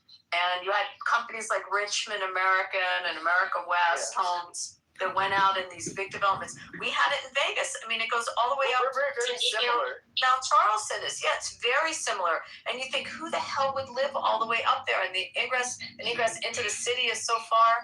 But it's funny in a way, because I'm thinking what Adams is saying, that became the development, and then it turned into the gentrifying and going back to the older areas that got run down and redoing those because areas. people had different attitudes towards leisure. Now you wanted to go into platted neighborhoods, to go to gastropubs, and to go to other freaking places that you don't belong in.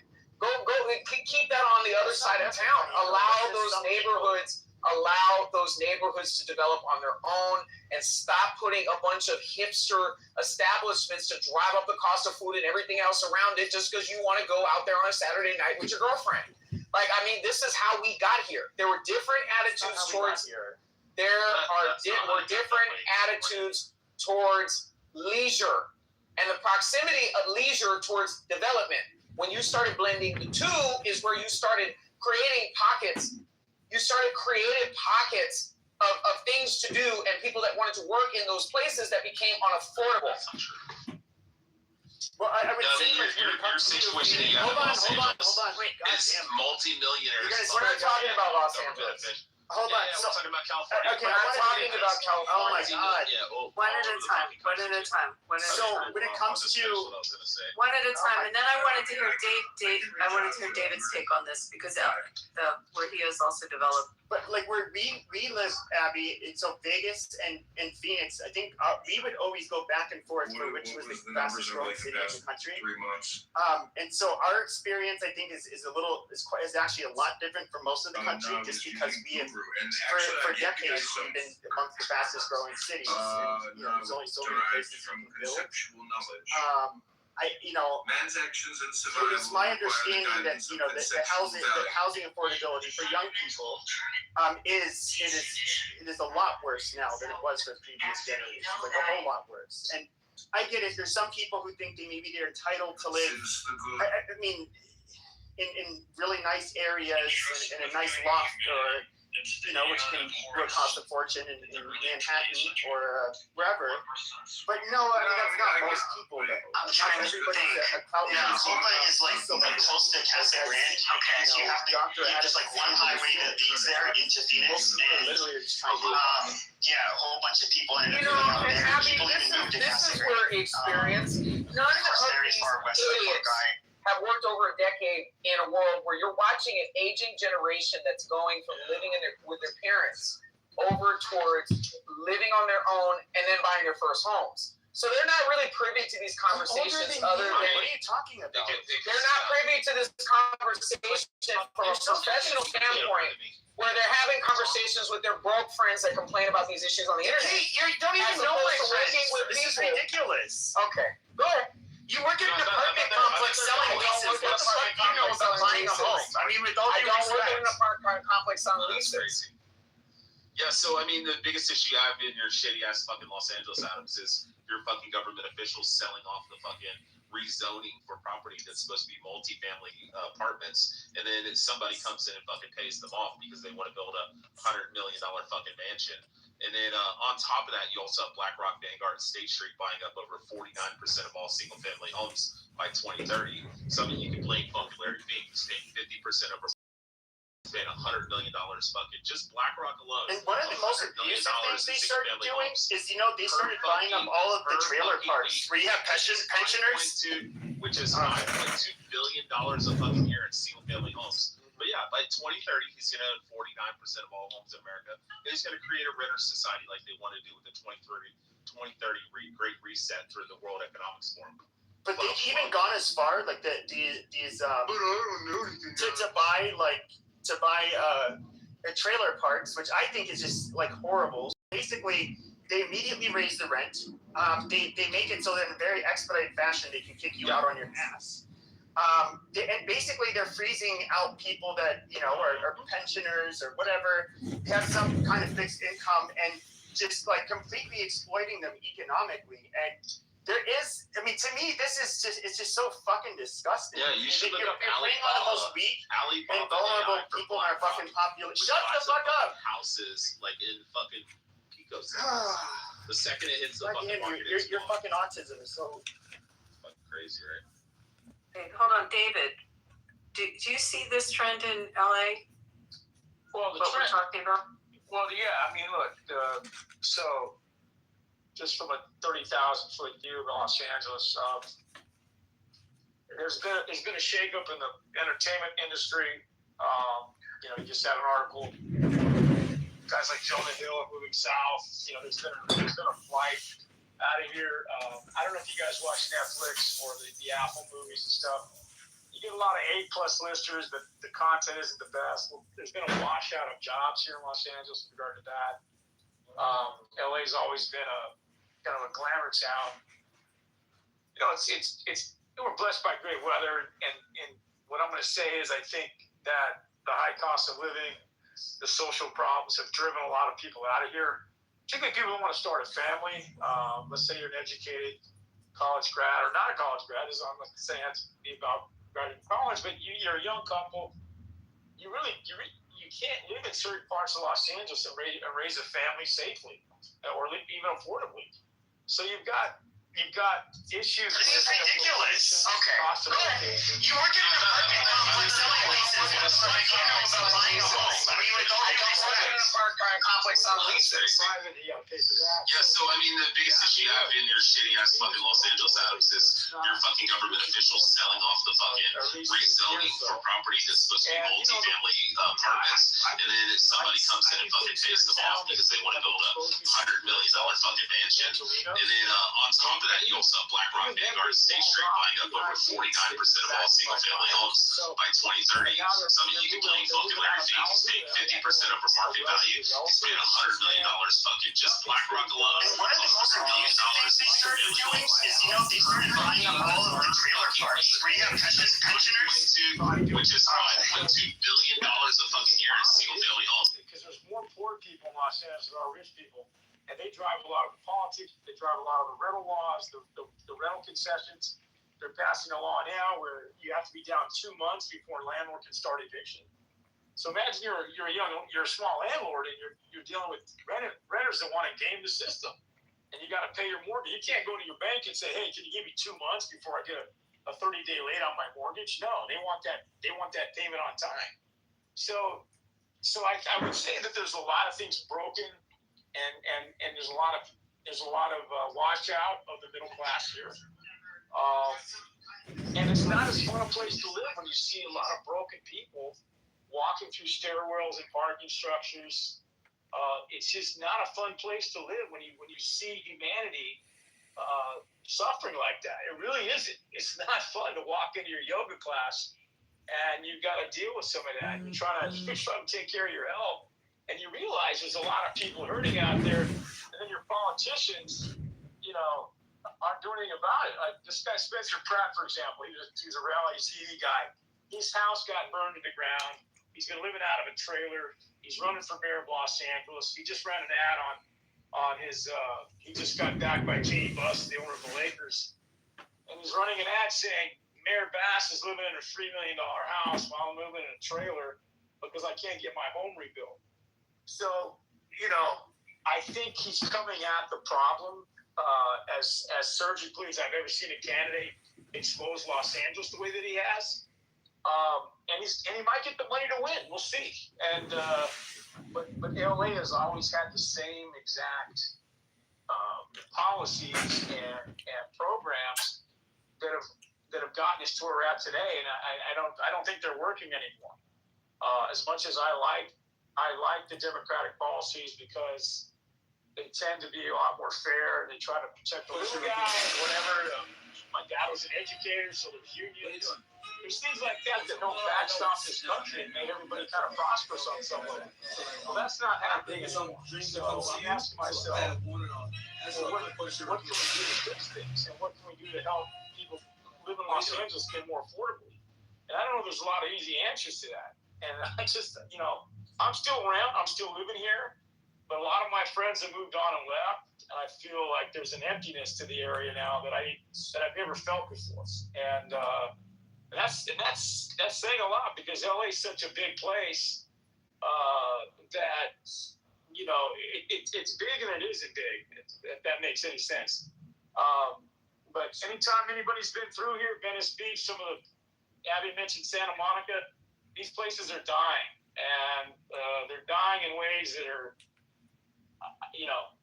businesses going out of, long-standing businesses are shutting their doors now. David, and they're making it worse because in Santa Monica now they're trying to turn the promenade into some sort of, just like drunk crawl, where you can just have open containers in public. I mean, it's going to embolden the homeless people. I mean, aside from that, you go to Santa Monica. So shut off from the real world. You go to Santa Monica. Okay, and an average one bedroom is going to cost you about $4,000 a month just to have a washer and dryer inside of your apartment. Think about that for a second, David. Like it's gotten out of control. It's gotten absolutely out of control. Well, the leases that these landlords want for these businesses is also washing them out as well. So there's a lot of greed that is hurting businesses' ability to survive. Well, they also got to make their money back too, because I mean, if you go to some of these landlords, ask them what their occupancy is, because I mean, they could be charging what they want to charge and list the rental amount for what they want to list it for. Ask what their loss leaders are and ask what their current occupancy. Well, I'm speaking from, like I said, again, a standpoint of this business is around for 30 years. Like we have this British pub in Santa Monica. It's a half a block away from Third Street Promenade.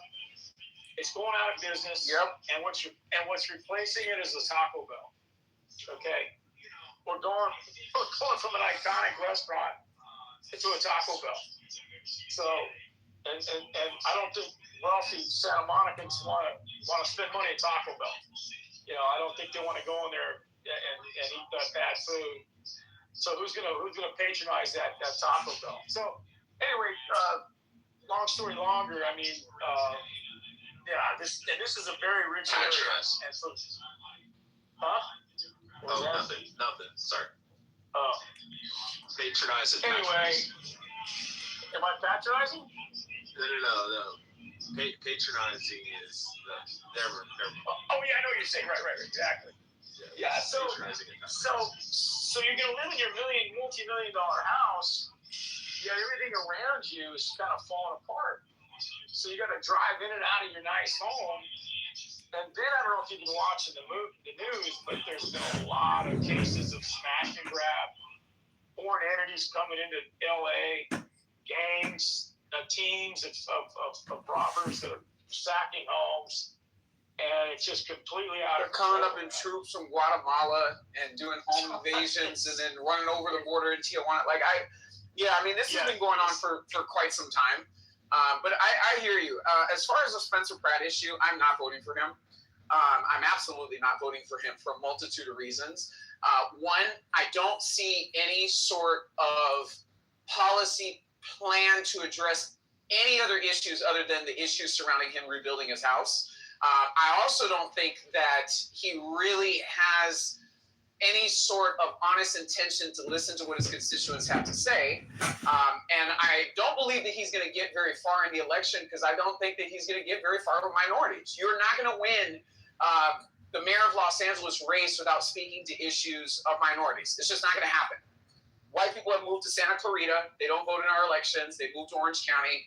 They don't vote in our elections. Most of the people that are dog whistling and cheering Spencer on are either Hollywood elites, which the good majority of minorities and otherwise are sick of them altogether, or people that live in Texas. Well, they also got to make their money back too, because if you go to some of these, bring in a certain type of MAGA sentiment that's just not going to play very well, in this election cycle. So I think he's going to lose.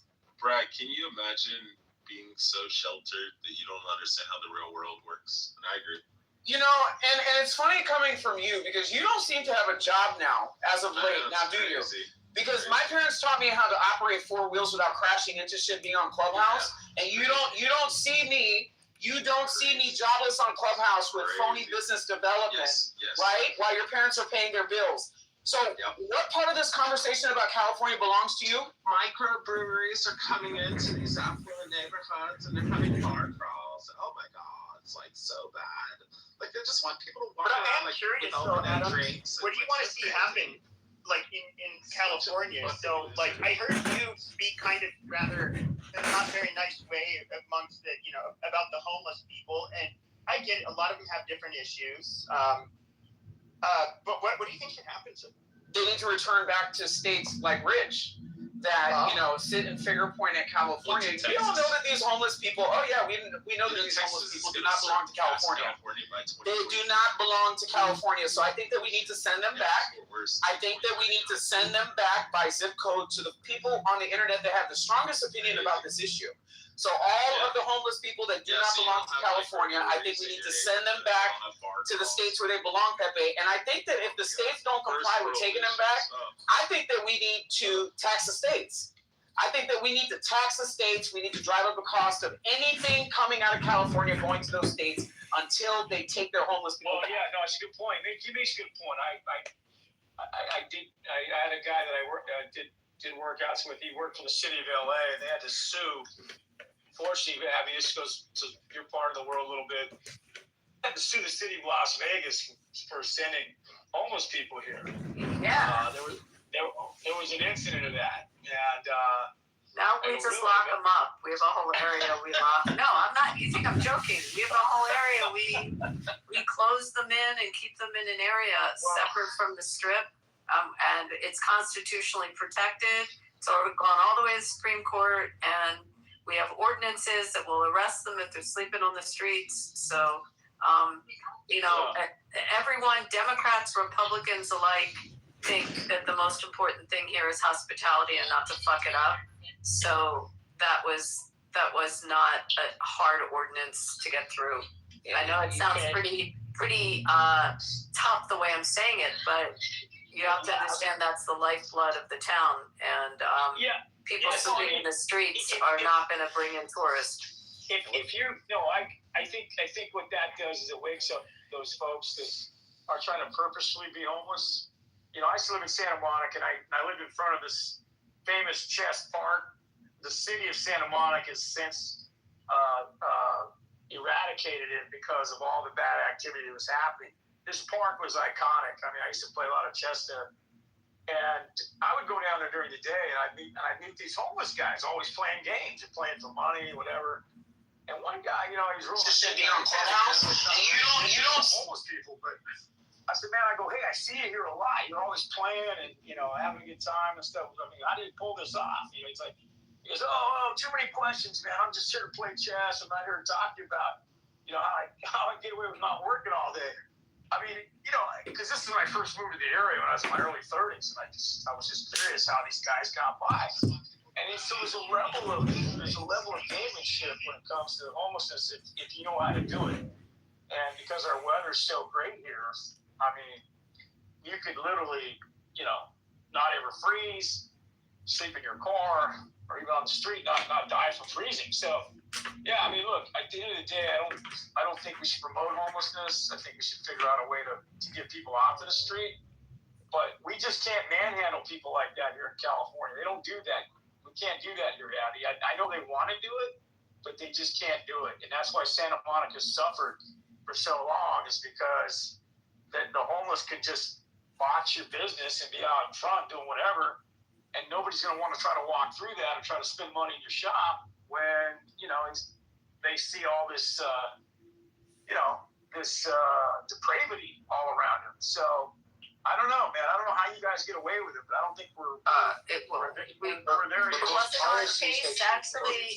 Actually, was an Oregon city that it went all the way to the Supreme Court on having those ordinances. So if you're sleeping on the street, you get a ticket, and you can, if it's more than one offense, you can actually do time. I think it's up to 6 months. And we have to have a place for them to go. I mean, the whole justification was that the county, as well as NGOs like Catholic Charities, etc., built facilities and centers, an area for them to go, and whether they're there just sleeping in a shelter or having a food bank or a detox place. So we had to have a place for them, which they built, but it was across the board. Like, you have people sleeping in the streets with that amount of 40 million tourists coming in every year. But it wasn't our case that won the Supreme Court decision. I'm almost certain it was in Oregon City. Maybe Brad's in here. Do you remember? Yeah, it was I had the name up on that topic because it gives a prime example of like voting for really wonky policies because of virtue signaling, and now you can't eat at Caesar's Caviar Castle and have to suffer at a Taco Bell, and then it's the end of the world and depravity. It just sounds hollow because again, you voted for these policies, and that Supreme Court decision was there that the people have a right to a community. You don't have to like say you can't pick up people and say, you know what, you can't sleep on the beaches, you can't shoot needles up, and you can't shit on sidewalks. We're gonna lock you up. That's not an inhumane thing. That's just common fucking sense. You guys have a new disease coming out that we haven't seen for the medieval times, a typhus that hasn't been around since the medieval times, and now all of a sudden it's like a major deal. Well, that's it. I think what was it? Was it the bubonic plague or what was it? No, this is a viral bacteria typhus. No, he's talking about the bubonic plague a couple of years ago that came across the Mexican border down in the border. No, they had it at Skid Row in LA. It started from the border cities in California and Texas. I don't think that's how the plague spreads. That people spread it amongst themselves. No, as they're sick and they come up. This new one is coming from fleas on rats, and it's the same thing that blew up a plague. Yeah, that was the same as the old one. It came from fleas on rats. Yeah, so I mean, there was somebody who got the. Okay. I know, it's crazy. People don't have fucking vaccines for things like this. There's somebody who got it from a rat in the countries. There's somebody who got the bubonic plague like a few months ago in Arizona, in northern Arizona, just from contact with a bunch of people in a wild area. I don't know, man. I don't know how you guys get away. So, David, I have to find that case where they sued the city. I didn't know about that one. Yeah, there was. So I do know that the Supreme Court. One of the reasons why homelessness was stymied for so long is because the Ninth Circuit said it was cruel and unusual punishment or something. Unless you can provide housing for the unhoused, they had a right to be on the streets. I think the Supreme Court reversed that, and finally reversed that, which gave the cities the power to do what you're saying in Vegas. Now, Grants Pass, that's the case. City of Grants Pass. What case? I just found it too. Grant Pass, yeah. Grants Pass, I guess, versus Johnson. Because they said it started over a bench in the park, and it was, I think, that's the same case. It started over a bench in the park, and they just arrested the people. They got tired of it because literally Grants Pass said, no, you're just not going to loiter about and do. You either have to have a home, a place to sleep. They even had shelters. They just weren't staying in the shelters. Yeah, so it was like that. So the city of Dana Point, take them for example down in Orange County, where they were able to leverage the removing of homeless is they invoked the Disabilities Act because the homeless were blocking the sidewalks. And what they did is they leveraged the fact that the disabled couldn't move their wheelchairs up and down the sidewalks. So they used that law as reason to remove their homeless. And they got away with it, and they created an area of the city where they could put them, and that was their strategy to attack their homeless problem. And it's ADA compliance. ADA compliance is a very good strategy. That's a very good strategy. What's going on, David? But that was really smart. I wouldn't have thought of that. I think it's really clever. Really clever. Yeah.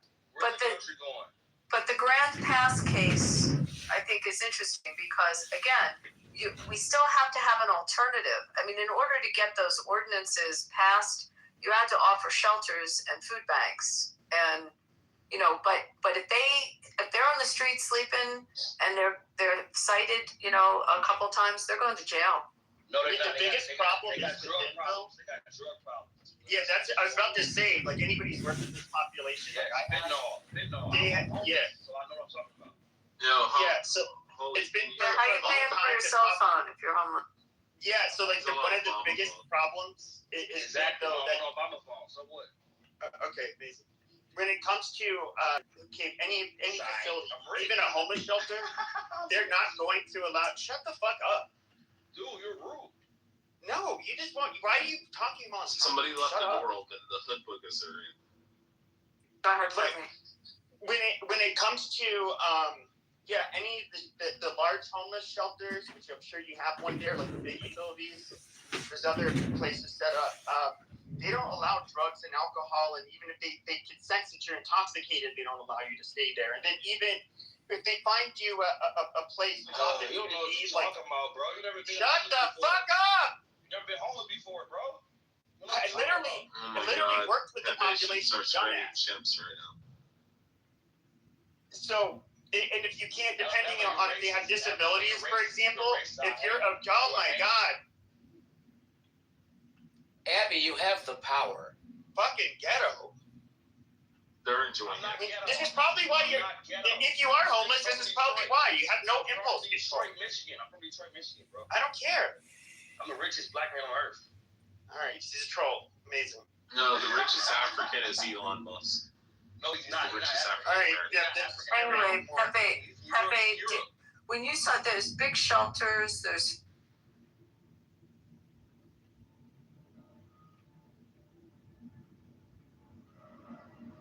Mine is the head of the man, and my insight is keen as the hawk's.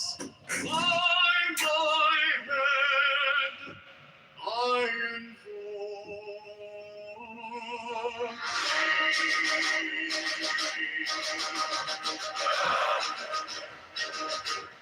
I am the only begotten child of my father and mother. My father is dead. My mother bore me with labor and pain and fear. By my body I invoke thee. About me shine the diamonds of radiance, white and pure. By their brightness I invoke thee. Mine is the red triangle reverse, the sign given of the sacred knee of thee, O Lord. By the Lamb I invoke thee. Mine is the garment of white, sword with gold, the flashing of light I wear. By my robe I invoke thee. Mine is the sign of the prophets and time. By the sign I invoke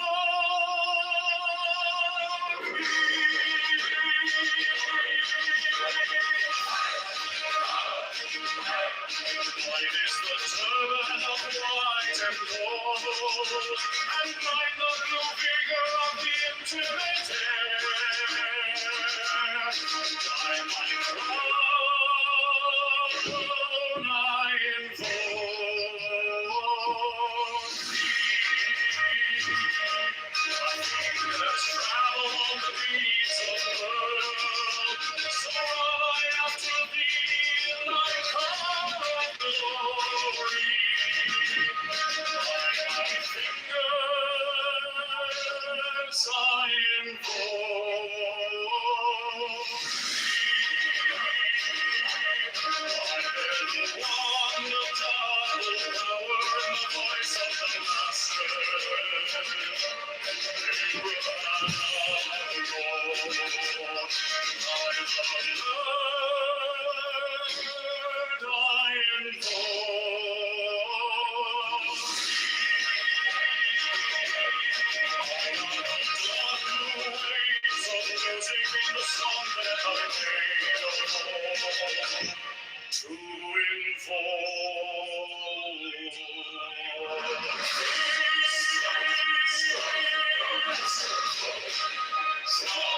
Drop the flaming sword.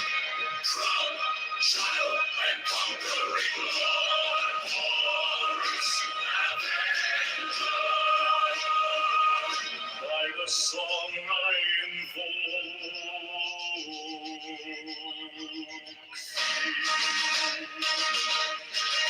My hand is thy sword of revenge.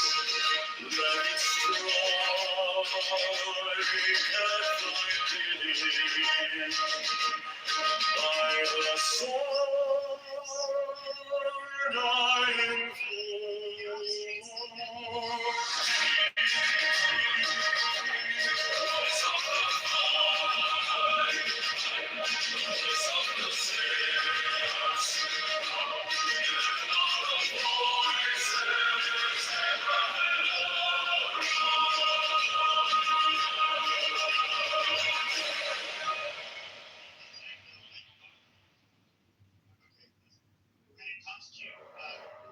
Mine is the head of the man, and my insight is keen as the hawk's. By my head I invoke.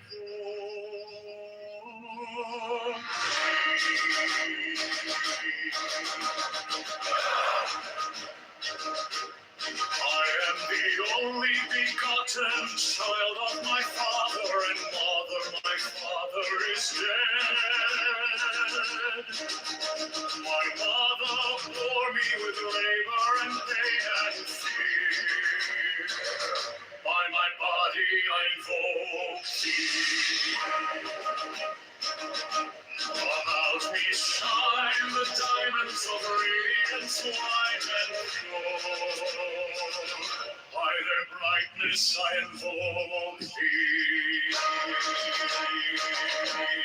Mine is the red triangle, reverse the sign given of the sacred deed of thee, O Lord.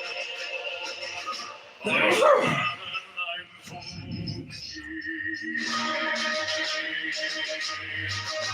is the garment of my soul, behold the flashing of my light I wear. By my robe I invoke mine is the sign of the purpose and time. By the sign I invoke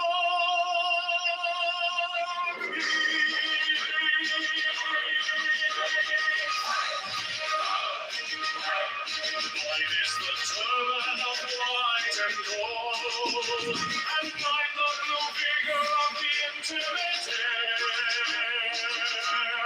By my crown I invoke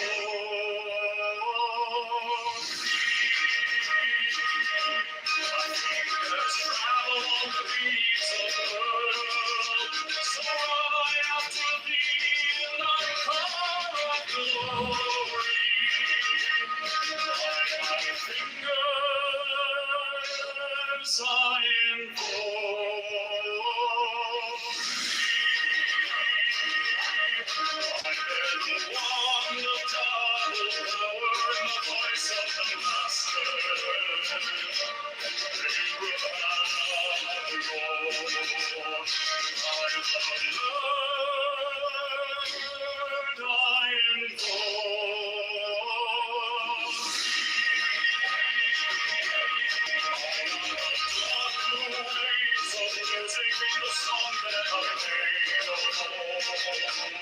To invoke.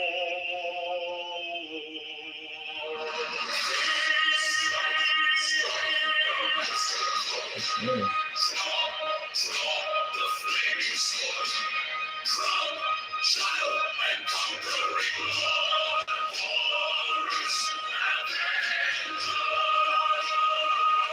By the song I invoke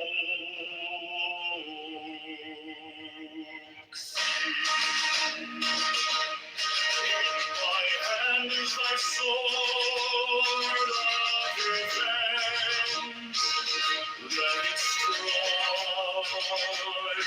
at thy bidding. By the sword I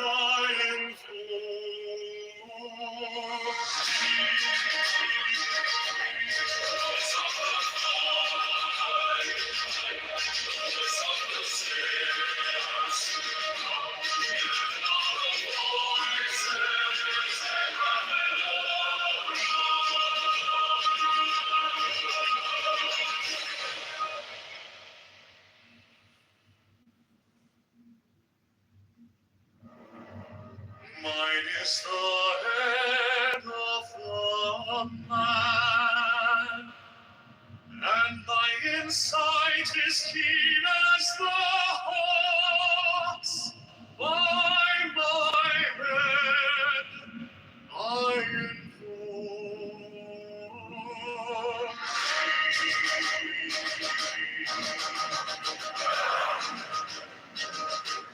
I am the only begotten child of my father and mother. My father is dead. My mother bore me with labor and pain and fear. By my body I invoke thee. About me shine the diamonds of radiance white and pure. By their brightness I invoke thee. Mine is the red triangle reverse, the sign given on the sacred deed of thee, O Lord. By the Lamb I invoke thee. Mine is the garment of my soul with gold, the flashing of thy light I wear. By my robe I invoke thee. Mine is the sign of the prophets and time. By the side I invoke thee.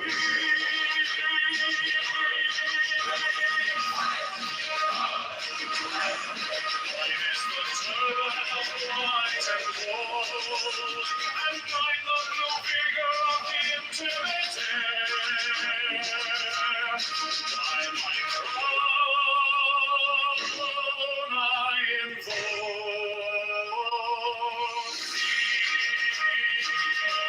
my fingers travel on the beats of pearl, so run I after thee in thy car of glory. By my fingers I invoke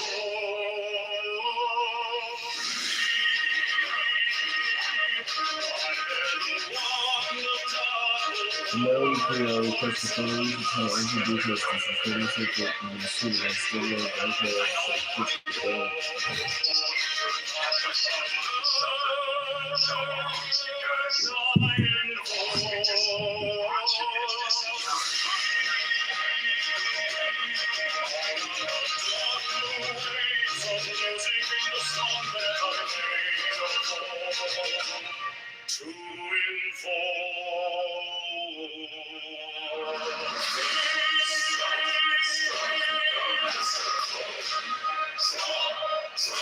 the flaming sword, crown, child, and conquering Lord.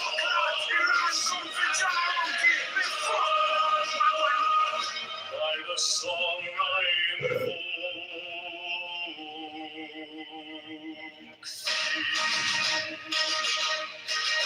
thy hand is thy sword of revenge. Mass third world immigration into Western countries, and they do it. They kind of do it from both sides. They do it here, but they also fund and help them. They set up charities to basically help them if they want to make the trek up north. All throughout Latin America. And if we're being realistic, like with Catholicism,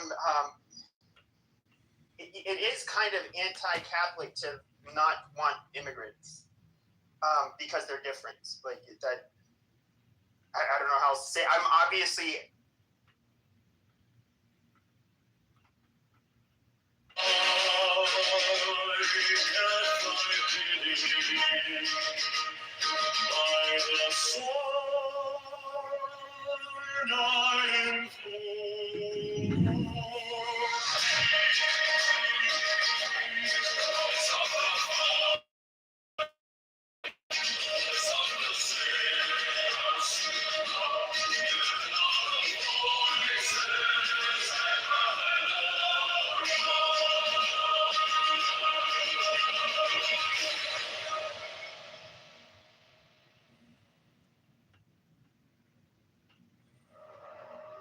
Mine is the head of the man, and my insight is keen as the hawk's. By my head I